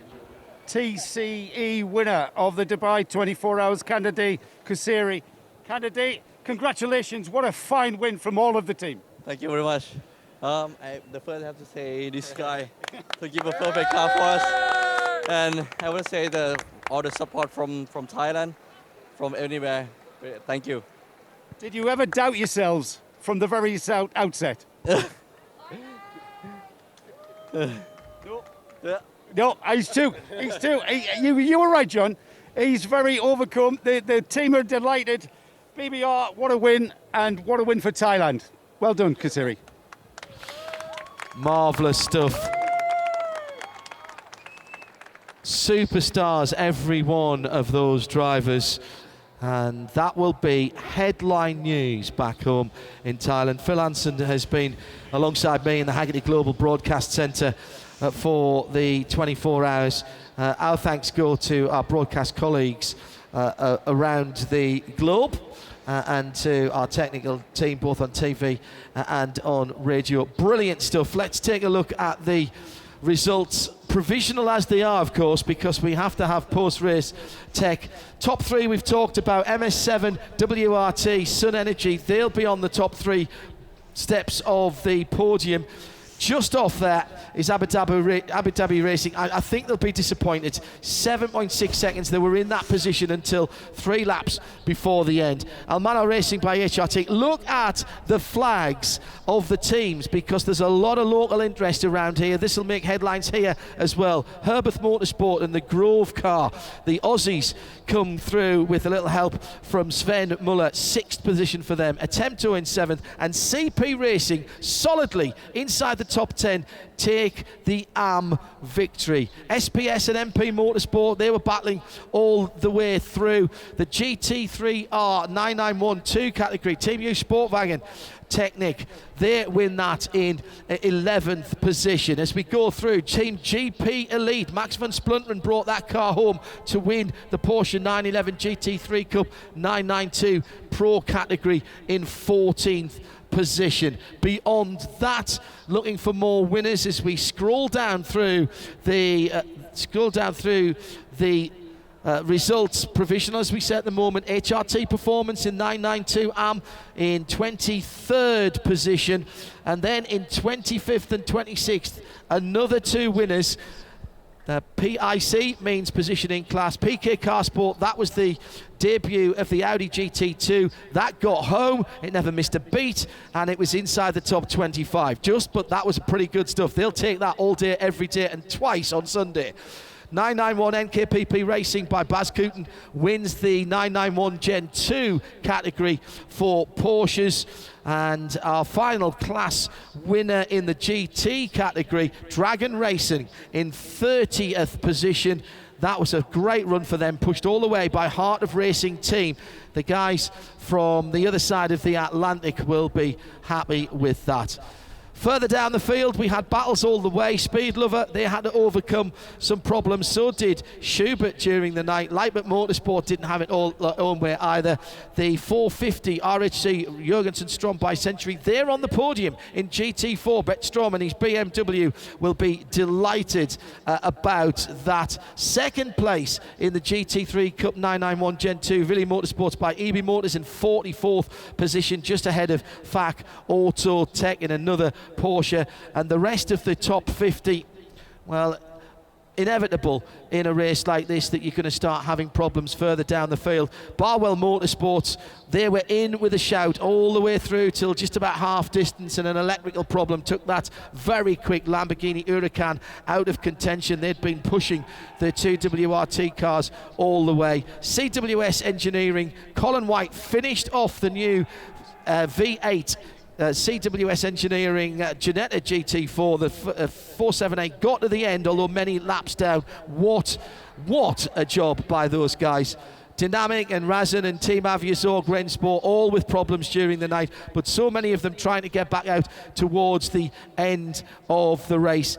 The 62nd position there was a car that didn't start, and that was the headline earlier in the week for Herbert Motorsport and the number 91 car. Alaman Bon, Renard, and Robert and Alfred Renard did not get to the start line. They were out before we went even into official qualifying. 69 finishes out of 79 starters. That's a pretty good finishing percentage. In TCE, we've heard from the winners. The Thai team have done a cracking job. BBR 37th overall and win their TCR and the TCE category ahead of AC Motorsports. They lost a car early in the week, but my goodness, they made up with it for it with the number 188.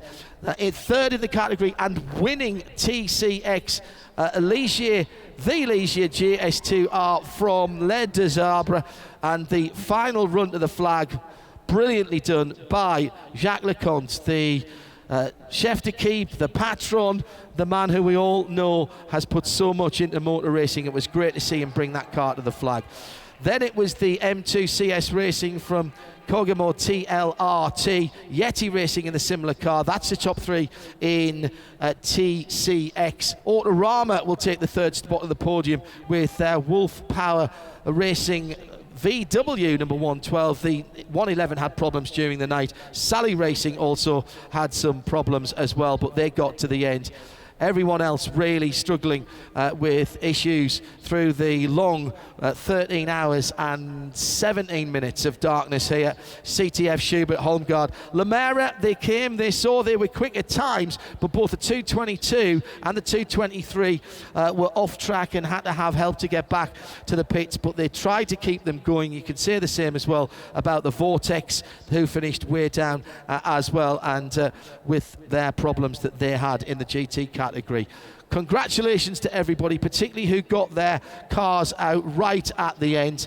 CWS was one of those. They had both of their Ginettas running at the end, and the 278, the V6 car, did get the end. Anzeng, Jenga Motorsport, they had a very long night where they tried to fix the car, then they went away, but they came back and got that TCR Cupra to the end of the race. It did see the checkered flag.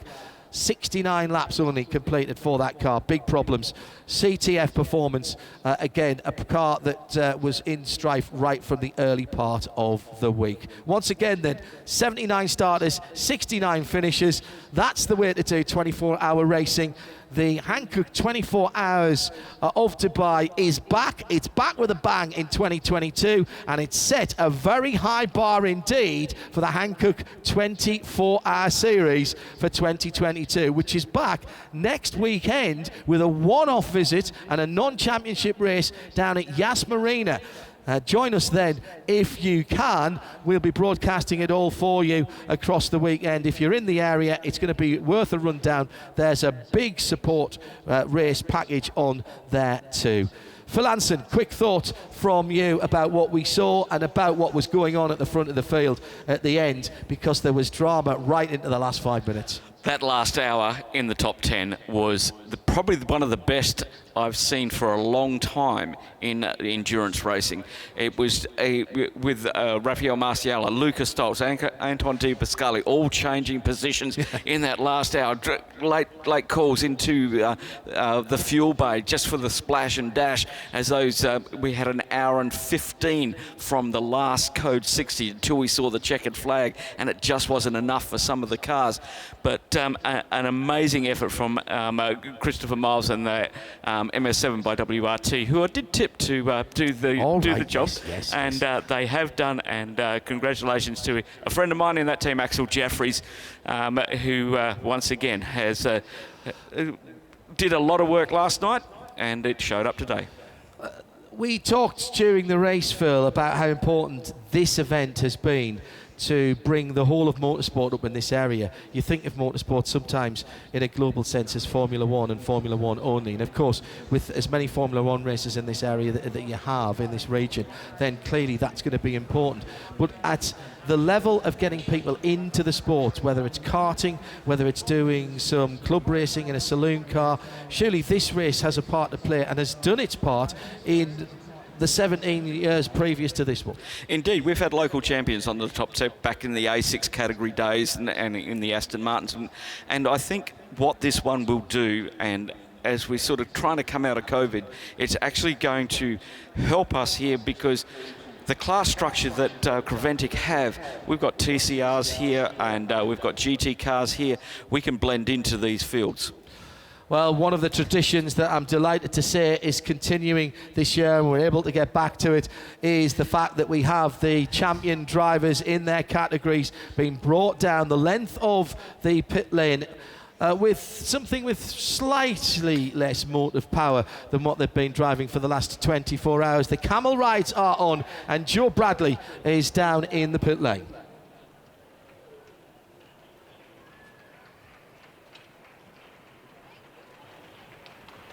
Well, those camels being very well behaved indeed as they are led down the very busy pit lane.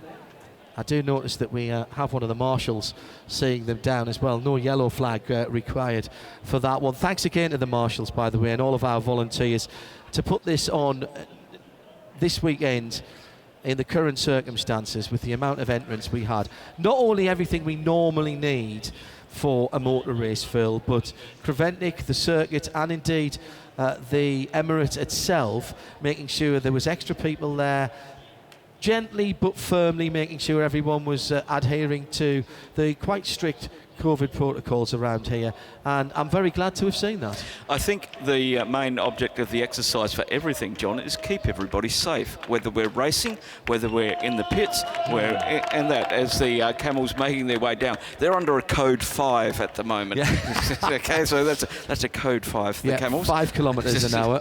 The red and white striped blanket is the code 5 flag. Yes. Yeah, very good. We'll take that one away. Extraordinary that with so many codes 60s, which robbed us of getting to 600 laps, that so few of them, in fact, were down to car-to-car contact. Indeed, and I said that earlier on last evening, the same thing. We lost 1/6 of the race to code 60s, just over 4 hours of the race to code 60s, but it was mostly because of spins hitting the barriers. There was a few car-to-car contacts. We had one at 11 o'clock last night down at turn 10 for about a 40-minute code 60, but it was, I think there was much more respect out there for this one, because we're back, but everybody knows you've got to get to the end of the race. And I think the different mentality we saw this weekend was everybody's happy to get back. Let's just finish it. Unadulterated joy is what I was telling somebody earlier on, and I meant that in the very literal sense of what I was saying. Whether it was the welcome barbecue on Wednesday night, that's been reinstated as well, running under the strict protocols. Of course it was. People smiling, and of course when they were sitting down and eating, socially distanced, we could see the smiles on their face. I have to say it was quite a surreal experience for me, working in the pit lane with a mask on and not being able for the people who were interviewing to see me once in a while when I was sort of 6 feet away. I was kind of quickly pulling it down, and so, it's right, it's Hindorf. Yes, right, okay, hello, I haven't seen you for ages. Yes, exactly. But by the way, I've got to talk to you about your motor racing. We can't catch up on the last 2 years. It was a bit bizarre in some respects, but it's been great to see the utter joy and the enjoyment, genuine enjoyment of motor racing that we've had since, well, I was going to say since Wednesday, but since Monday, because people have been out on the track. I think we had 77 cars out in the Wednesday unofficial test session. Yes, we lost a couple, and that was very unfortunate, but really it has been a celebration and a festival of motorsport. Creventic, Dubai Autodrome, take a bow, and all the teams and drivers.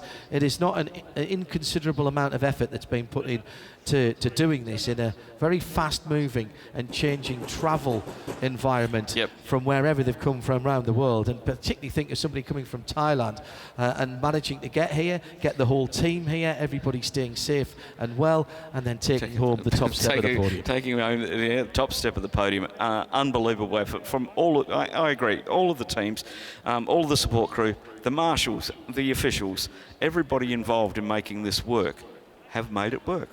And it's hard work. It's the start of what promises to be a very, very impressive season. And next weekend, the 12-hour races and the 24 hours in both Portimao and Barcelona have got a lot to look up to and live up to, as does the Sebring 24 hours later in the year. Thank you for those of you who have come to spectate. We know it's all of your time, so thanks. So fantastic stuff.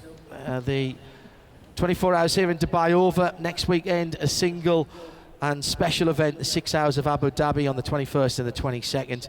And we'll have that for our international viewers and listeners live as well, with a huge support package there. Phil will be down in the pits for us for the main event.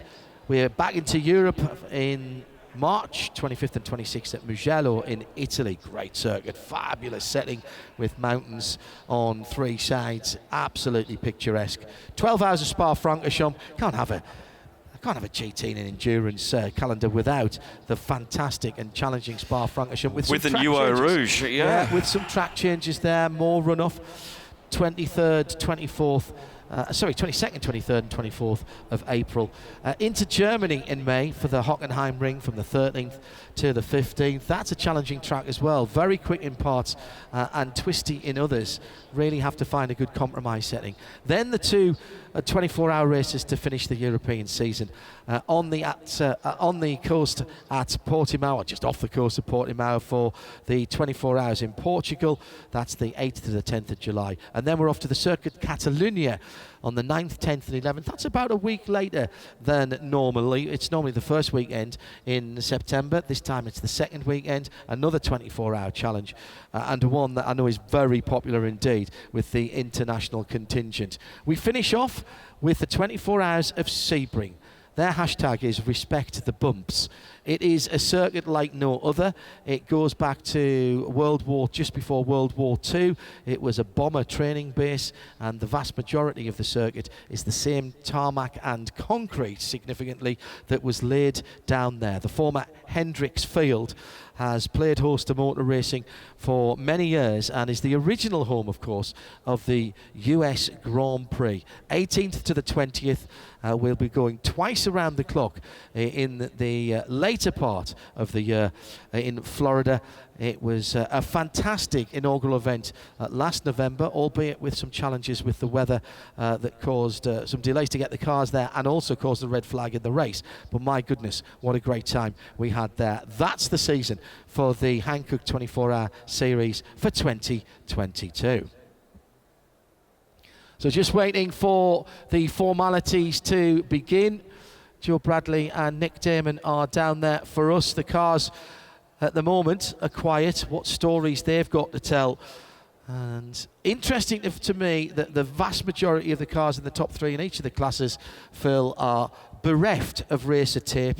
They are a little dirty, a little grimy. They're wearing that with pride. But otherwise, and particularly the two WRT cars, I don't see a scratch on them. Either do I, John, and that is really surprising considering the amount of traffic we had out there. And as we discussed during the race, you never got a break. There were always clumps of traffic everywhere, and getting through them at night and not having any issues, that's a really difficult task. And all credit to all of the drivers last night, because we had that such long stretch of no code 60s for it was 6 hours. 6 hours, and that's night when we normally get all of the issues. And everybody played the long game, and I was really happy to see that. Well, I think when we add up everything and take in what we've seen, and it'll take me probably till Midweek Motorsport on Wednesday to digest everything. I'll go back through the timing and scoring and try and look at some of the patterns and see what we actually have witnessed here. But that was a very impressive opening to the season indeed. And just looking at the leaders that we had from lap 75, there were only 3 leaders, and they swapped that around for over 500 laps. Right. And that's what, and it was close up there. It was like less than 30 seconds between first and second for the majority of the evening.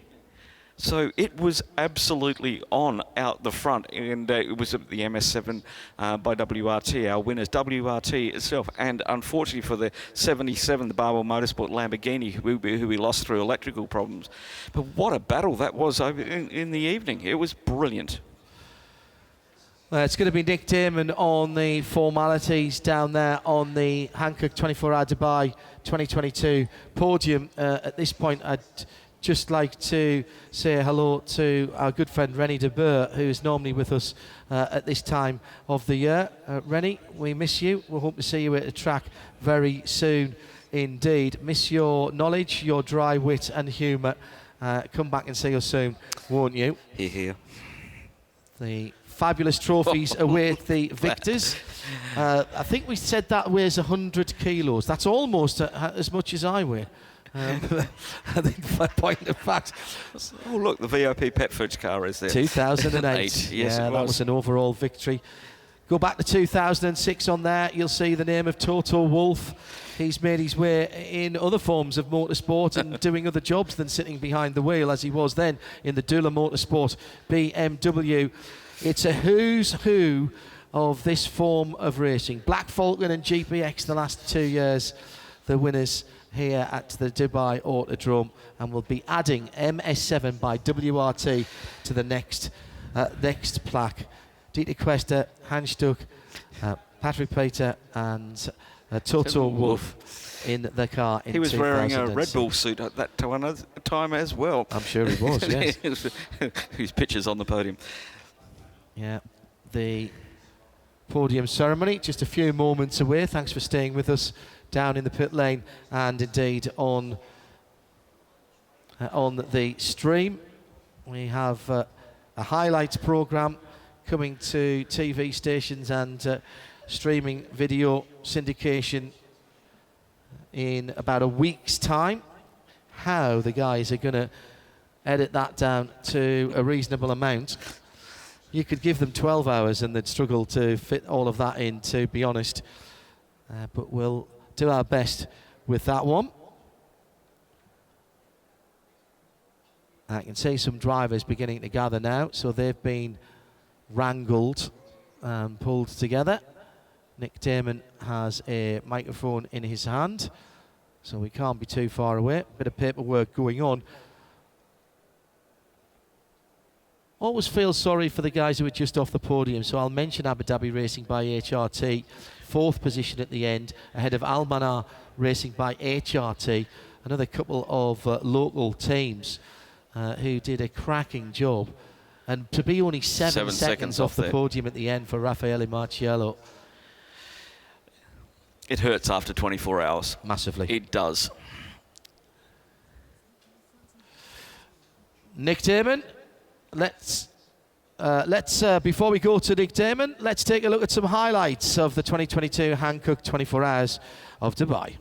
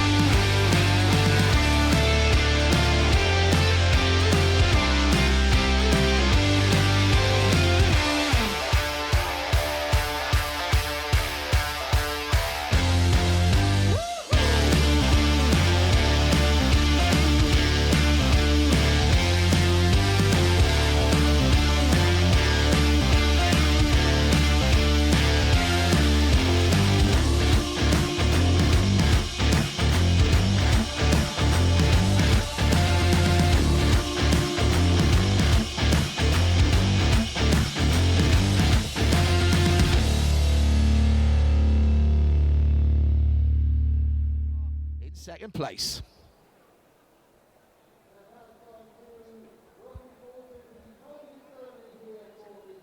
Running of the Hankook 24H Dubai 2022. And we start with the overall GT podium.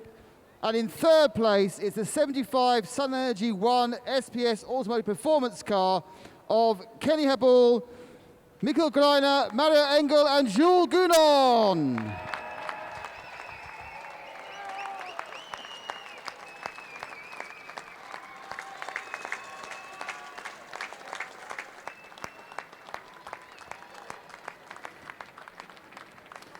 In second place, it's the 31 WRT car of Benjamin Gotha, Arnaud Robin, Maxime Robin, Jean-Baptiste Simonard and Frédéric Verviche.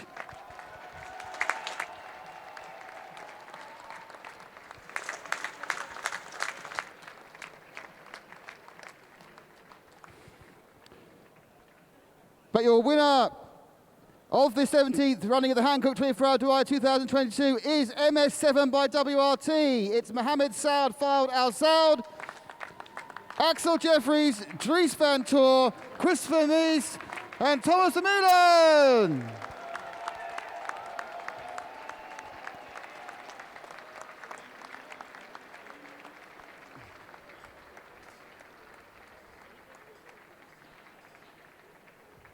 And now it's time for the national anthem of the winning entrant.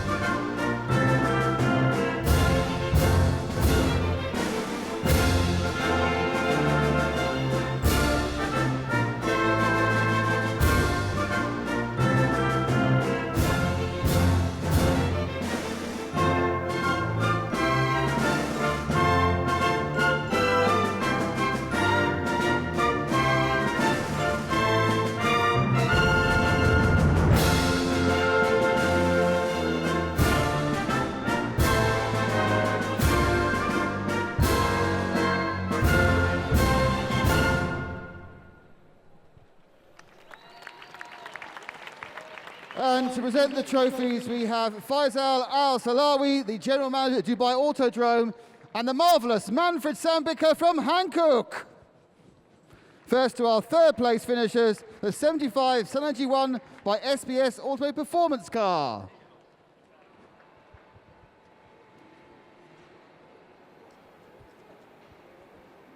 And our second place finishers, the WRT team.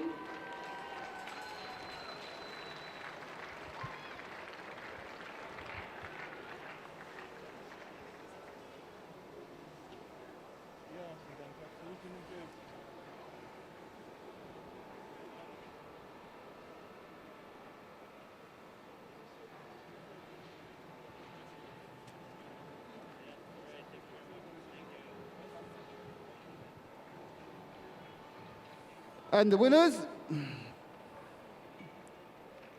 MS7 by WRT.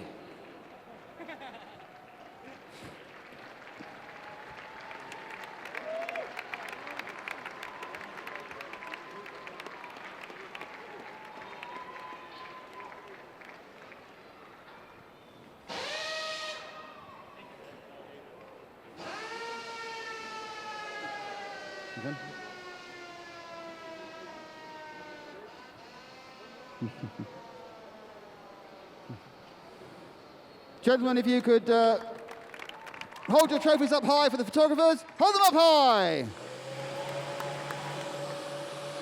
Yeah.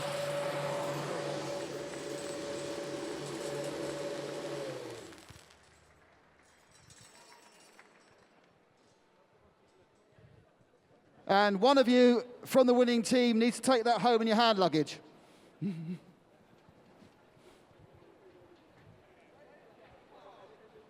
Congratulations to our top three finishers. Thank you, gentlemen.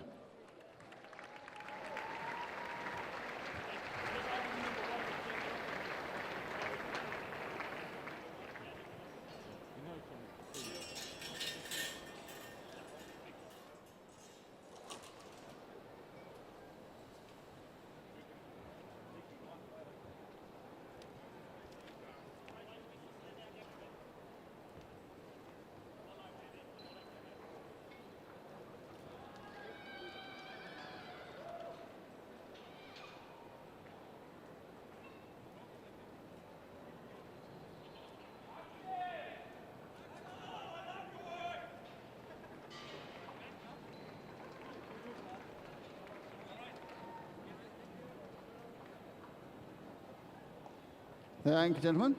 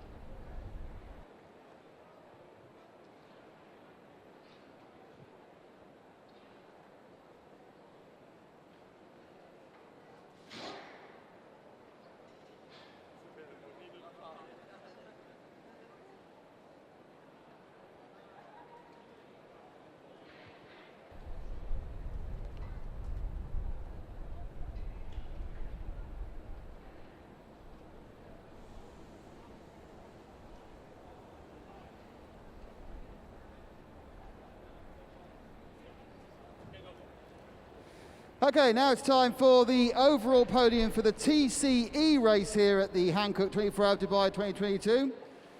And in third place overall in the 202 Le Deux Arabes car, it was Steve Zakia, Patrick Zakia, Jacques Leconte, Anton Lebequeur, and Christophe Boujou.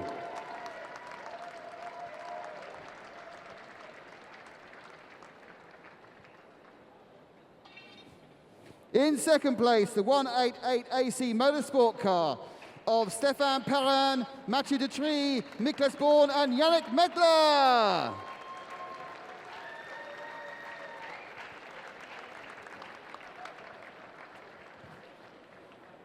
But your winners.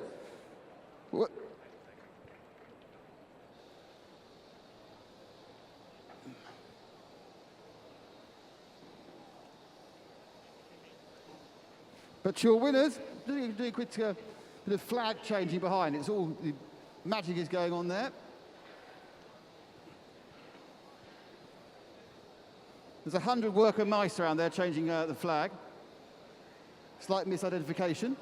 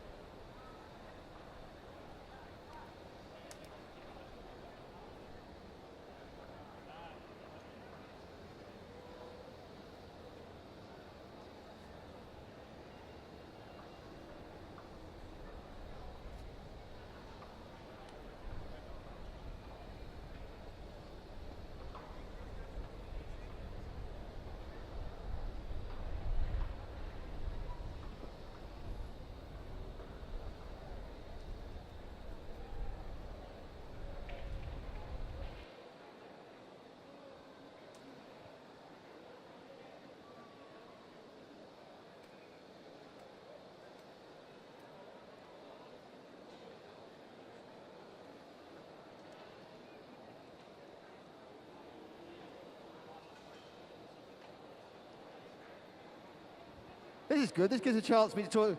Are we all having a good time? Did we enjoy the race? I can't hear you. Did you enjoy the race? It's like doing panto. We're filling now, so this is good. Oh, look, I'm on the top step. Stefan, I'm still just taller than you. Give us your thoughts on the Dubai 24-hour this year. Sorry? Give us your thoughts on the race. It's an amazing race. We fight to the beginning of the race. We lead a long time, but after we have a problem with rear wheel, and yes, it's a race. And we have problem with differential all the race. It's not easy to keep the pace, but second place is not to be. Great stuff. Stefan, second place indeed, but our winners, see that seamless link? Our winners were the 159 BBR team of Kasaki Kashuri, Anderson Asalasiri, Tanat Sathikarichkul, and Parasit Prasay.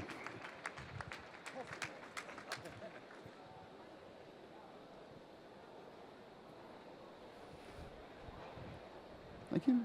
And now for the national anthem of the winning entrant.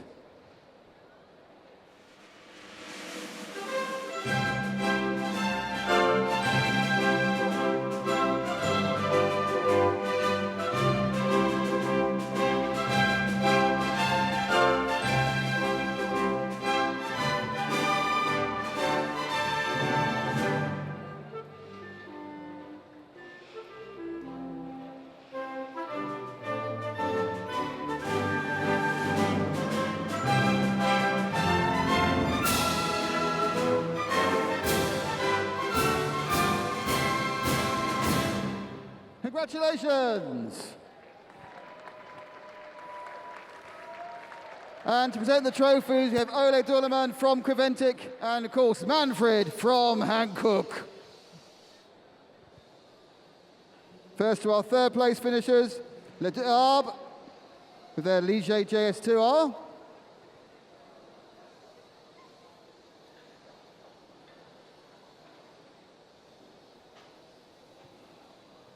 Now to second place finishers, AC Motorsports with their Audi RS3 LMS DSG.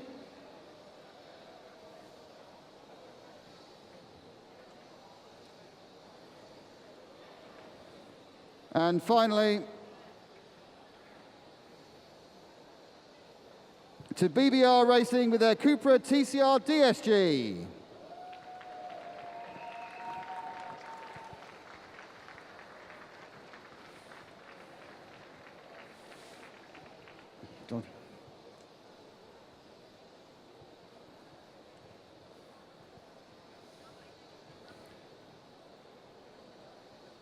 Gentlemen, gather together and hold your trophies up high. You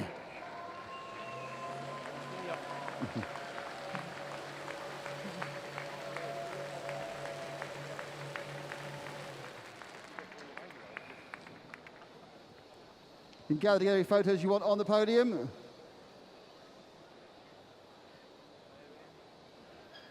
Thank you, thank you indeed, gentlemen.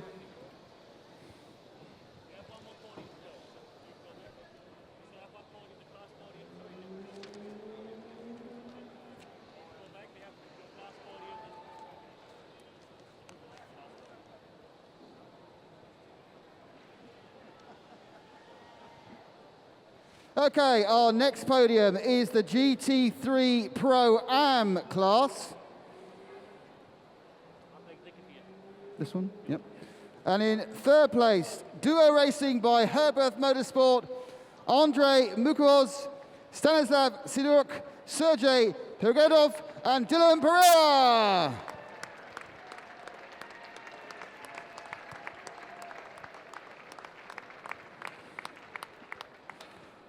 In second place, the number 27 Team Use Sportwagen Technik of James Fishy, Michael Use, Friedel Belfus, and Stefan Gordig.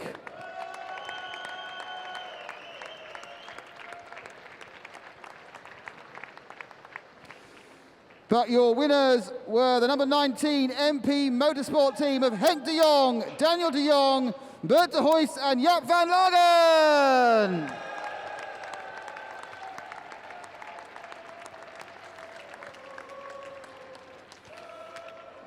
And to present the trophies, we have Ola and Manfred.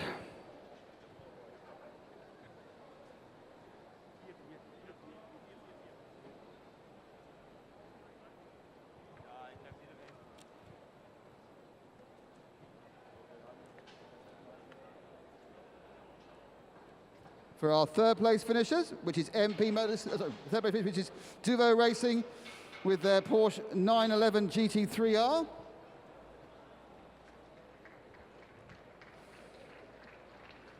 And our second place finishers, Team Use Sportwagen Technik.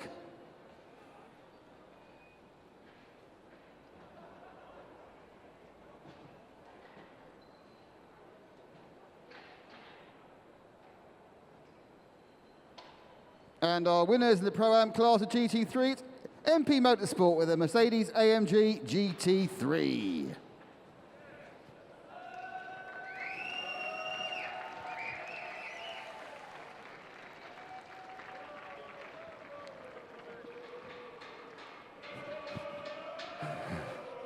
Gentlemen, please gather together. Hold your trophies up high.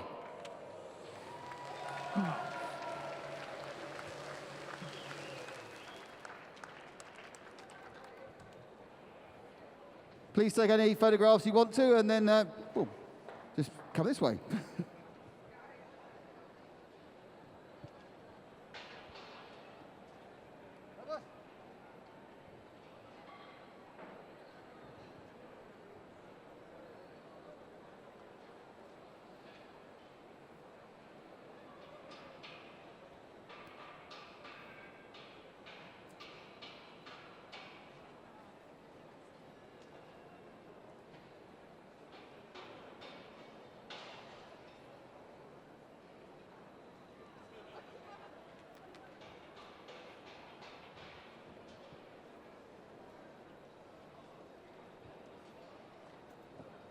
And next up, it is the GT3 AM class. And in third place, the number 34 Car Collection Motorsport of Dr. Johannes Kirchhoff, Gustav Edelhoff, Elmar Grin, Ingo Volger, and Max Edelhoff.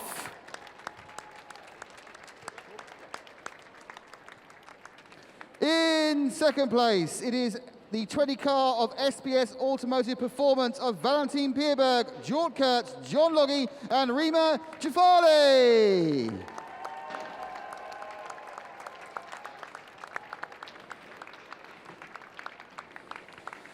And your winner in GT3 AM, it's the 85 CP Racing team of Charles Putnam, Charles Espinlab, Phil Quaife, and Shane Lewis.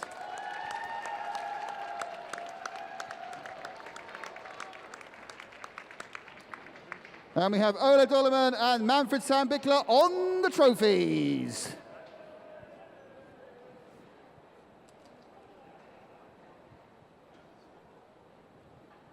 First of all, to our third place finishers, the 34 Car Collection Motorsport Audi R8 LMS.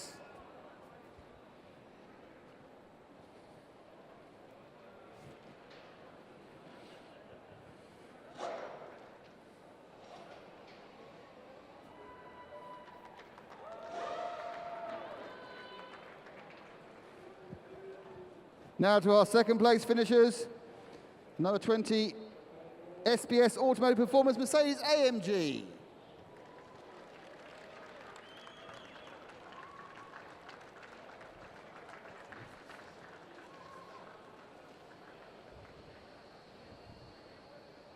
And finally, to the winners of the GT3 AM class, the number 85 CP Racing Mercedes AMG.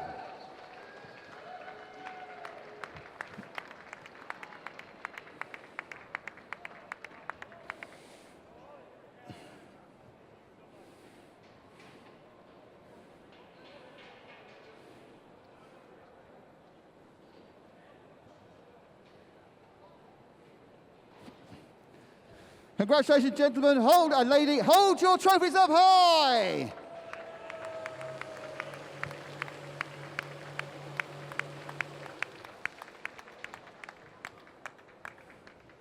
Thank you indeed. Thank you very much.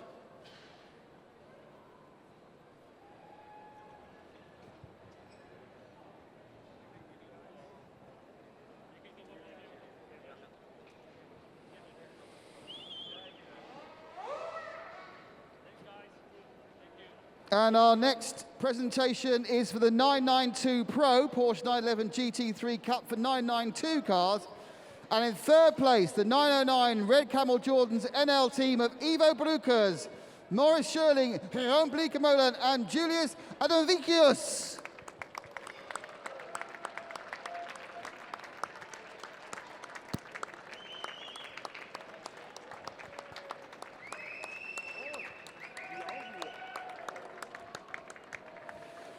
In second place, the 933 car of Team GP Elite. That's Larry ten Voord, Thierry Vermeulen, Roger Holdenois, and Steve Ranray.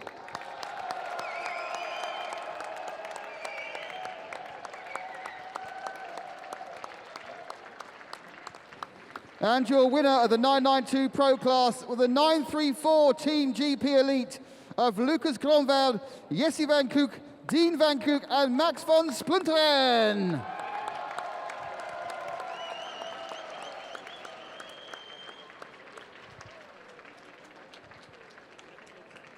And to present the trophies, it's Ole and Manfred. First of all, to our third place finishers, that is Red Camel Jordan's NL. Obviously, all these people have Porsches because it's the only car allowed.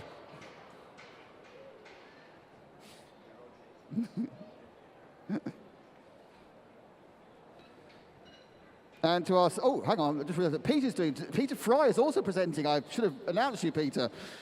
In second place, it's a 933 Team GP Elite.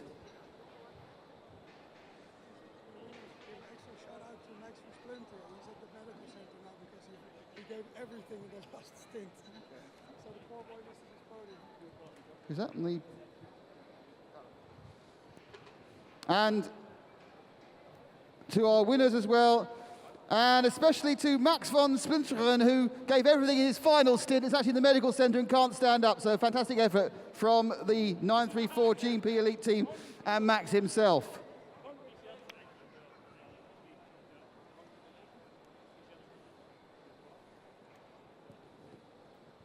Congratulations, gentlemen. Hold the trophies up high.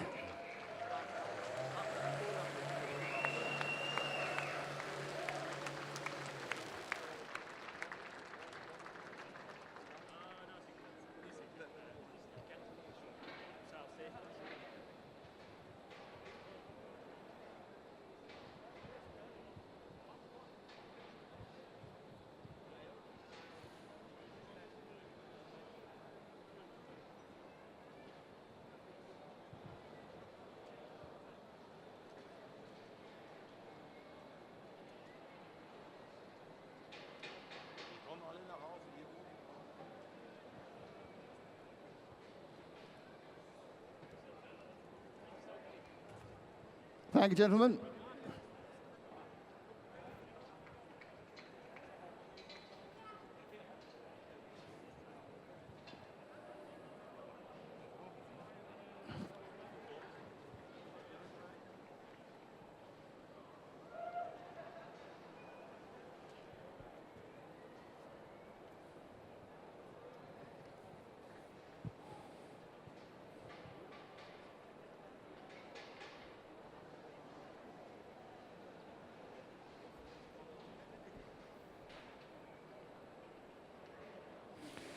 Our next presentation is for the 992 AM class of Porsche 911 GT3 Cup 992 cars. And in third place, it's the 928 HRT performance of Eric Behrens, Hans Holmland, Tommy Greyberg, and Daniel Ross.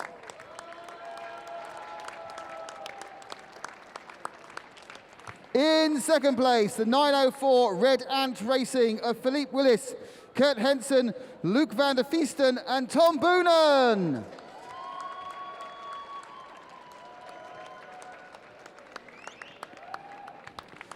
But your winners of the 992 AM Porsche 911 GT3 Cup class were the 929 HRT Performance team of Henrik Skoog, Patrick Skoog, Emil Persson, and Gustav Bergstrom.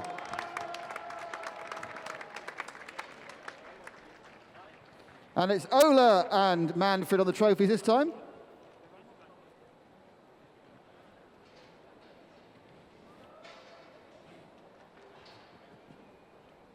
First to our third place finishers, the 928 HRT Performance team with their Porsche.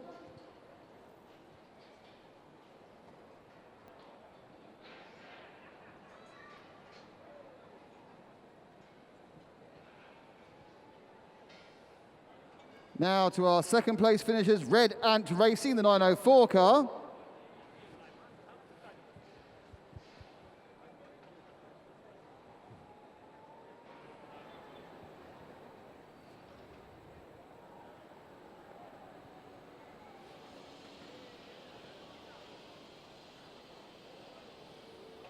And finally to our winners, the 929 HRT Performance team.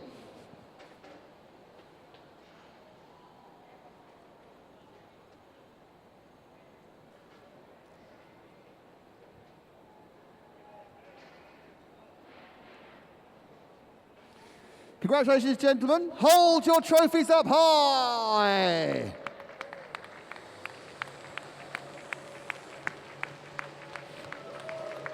It's really hot. Yeah. I need danger money from those things. Thank you, gentlemen. Congratulations.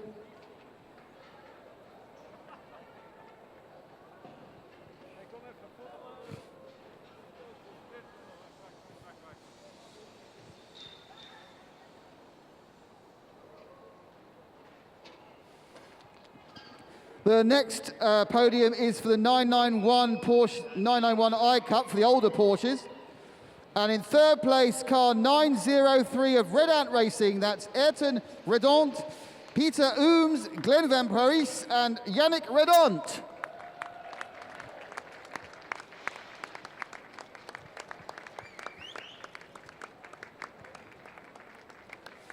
In second place, the 955 Willy Motorsport by EV Motors, Fabrizio Broghi, Sergio Nicolai, and Sabino Di Castro. Rocking some great face masks there. But your winner of the 991 class, it's the 991 car of NKPP Racing by Baz Curtin Racing at Heis Bessem, Harry Hilders, Bob Herber, and Dan Meyer. And it's going to be, it's Ola again. Ola and Manfred for the trophies. First of all to Red Ant Racing, car number 903.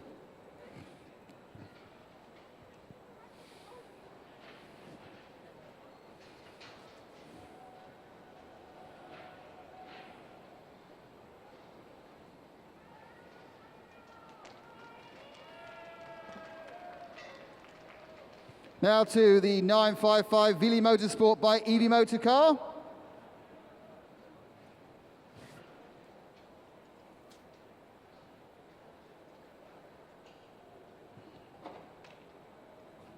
And to our winners, the 991 of NKPP Racing by Baz Curtin Racing, and their Porsche winners in the 991 class.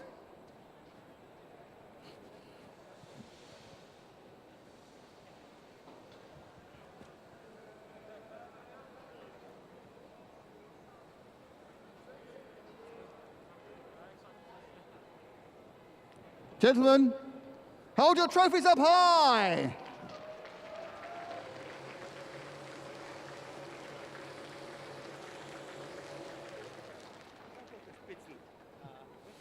Congratulations.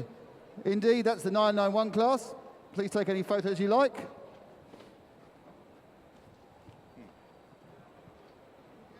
See you next time. Bye-bye.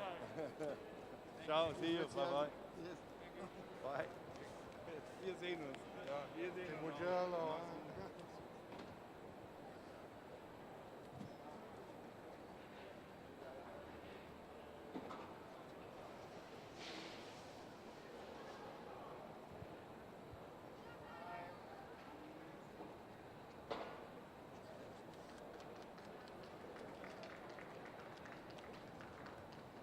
Okay, the next podium is for the GTX, the special GT cars. And in third place, it's the 701 Vortex V8 of Leonard Amarouche, Philippe Bonnel, Philippe Grau, and Sebastien Lejoux.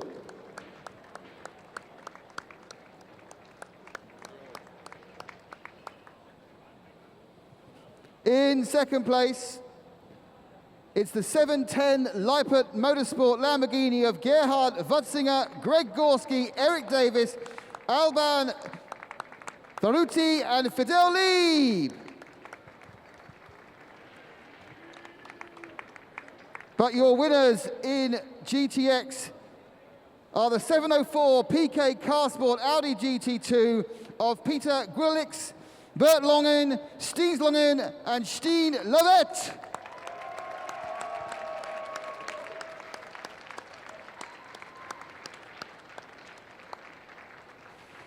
And to present the trophies, once again, it's Manfred Sandbickler from Hankook. Oh, it's Peter Fry from Creventic as well. First to our third place finishers, that's the Vortex V8 team, the 701 with the Vortex 1.0.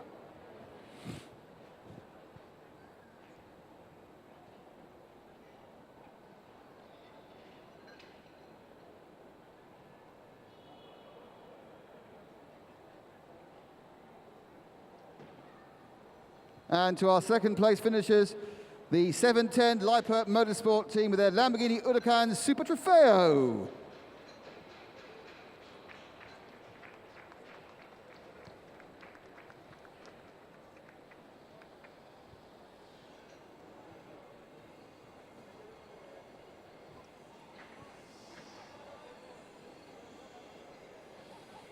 And to our winners, who are the 704 PK Carsport with their Audi GT2.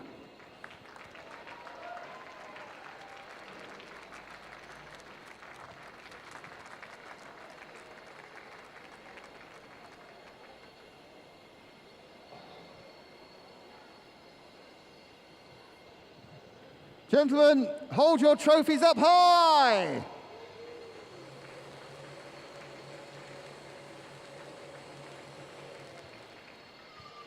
Congratulations. Any pictures you want to take, please take them.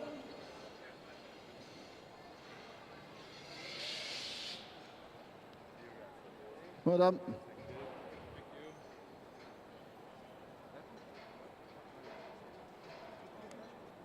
It's bad. Is he happy now after he win the race?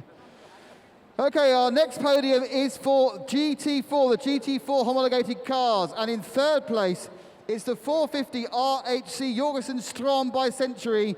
Darren Jorgensen, Bet Strom, Danny Van Dongen, and Nathan Freak.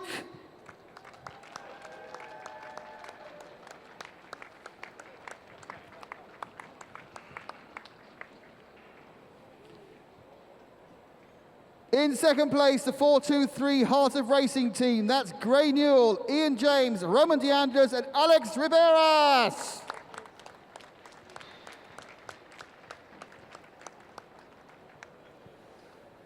But your winners in the GT4 are number 408, the Dragon Racing of Roel Goethe, Oliver Goethe, Stuart Hall, and Jordan Groger.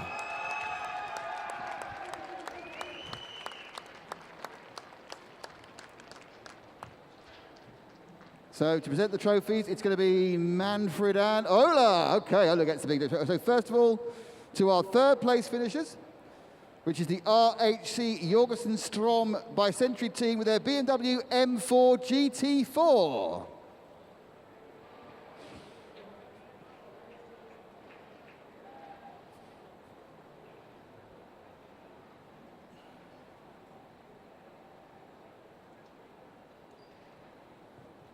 And to our second place finishers, who are the 423 Heart of Racing team with their Aston Martin Vantage AMR GT4.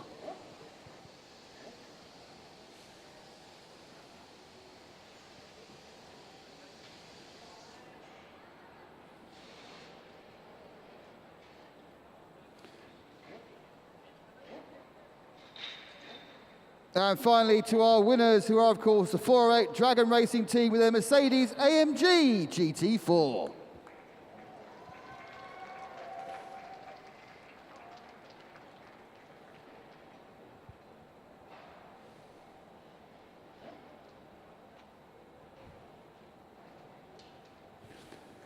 Gentlemen, hold your trophies up high.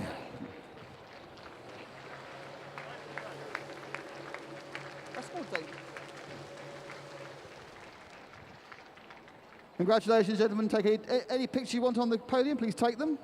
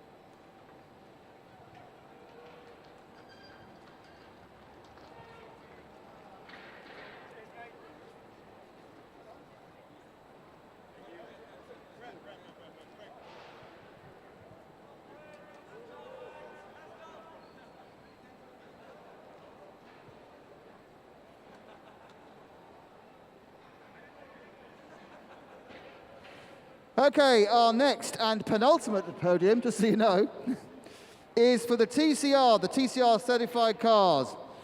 And in third place, it's the 112 Autorama Motorsport by Wolf Power Racing of Henry Littig, Antti Rameau, Vinicius Gulbienas, Gustavo Javier, and Alex Morgan.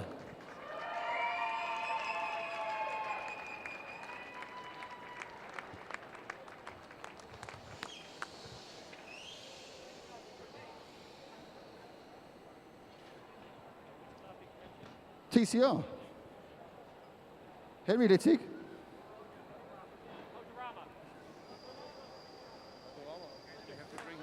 Are you from the third place team, sir? Yes, he is. He knew where he was. Well, 1 out of 5 ain't bad, is it?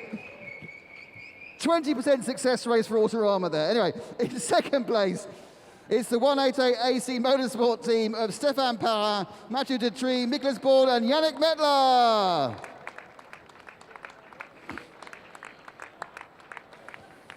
And the winners of the TCR class are our friends BBR Racing, and that's Kanade Kusiri, Kanastat Kusuri, Arnason Alasatiri, and Tanak Sathani Thirikul, and Parasit Pramika. Can I apologise for massacring all that? I'm really sorry, honestly. The writing's very small. I'm fighting eyesight and poor pronunciation, but congratulations to the BBR team. Fantastic driving there.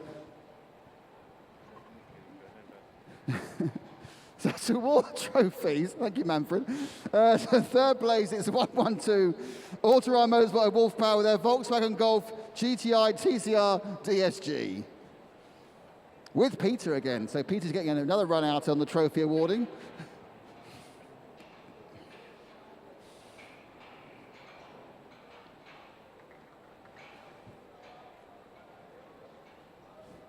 The second place finishers, which are AC Motorsport, with their Audi RS3 LMS DSG.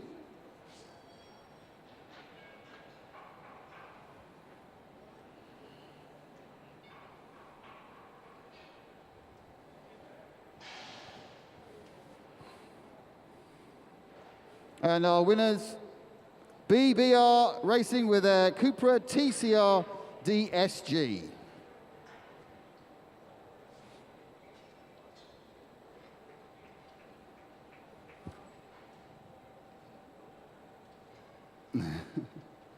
Get Manfred to run off quickly. Gentlemen, hold your trophies up high!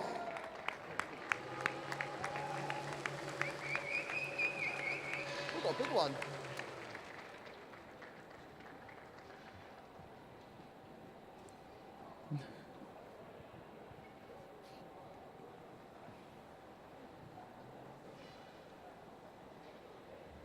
Thank you, gentlemen. Congratulations. Apologies to the BBR team for my appalling pronunciation. I'm very sorry.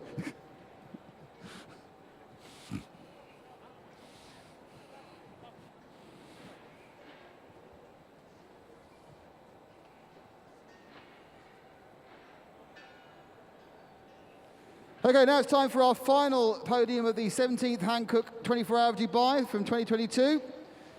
And it is for the TCX, Special Touring Cars and Silhouette Cars. And in third place, it's a 208 Yeti Racing of Domenico Solambrino, Phil Hill, Thomas Krebs, and Hannah Zellers.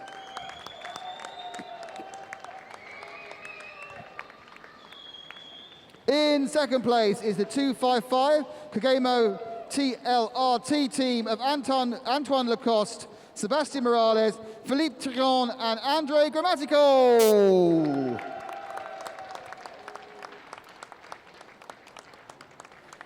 But your winner is the 202 Le Drab team of Steve Zakia, Patrick Zakia, Jacques Leconte, Antoine Levaqueur, and Christophe Bouchou.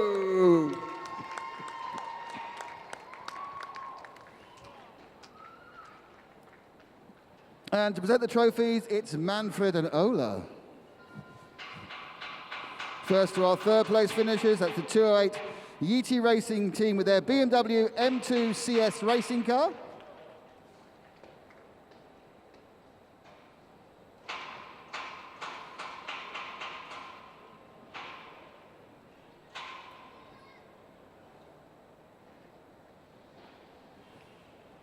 And to our second place team, which of course is the 255 Kagemo TLRT team with their BMW M2 CS racing car.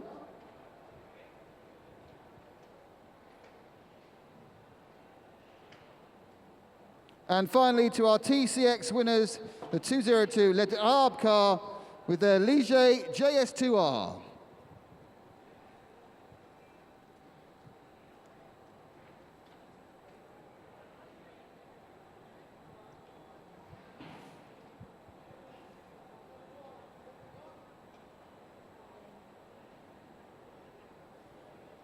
Thank you, gentlemen. Run, run, Manfred.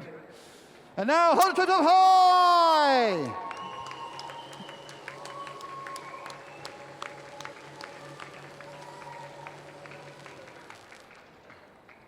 Thank you, gentlemen. And thank you, everyone, for attending this event and this trophy ceremony. That concludes the 2020 Dubai 24 Hours. But there is more exciting Creventic action just 6 days away when we start the 6 hours of Abu Dhabi. And the next round, the first round, the European Championship, that's in Mugello at the end of March. We hope to see you there. If you can't be there in person, watch along on the Creventic socials or obviously listen on Radio Le Mans. Thank you very much.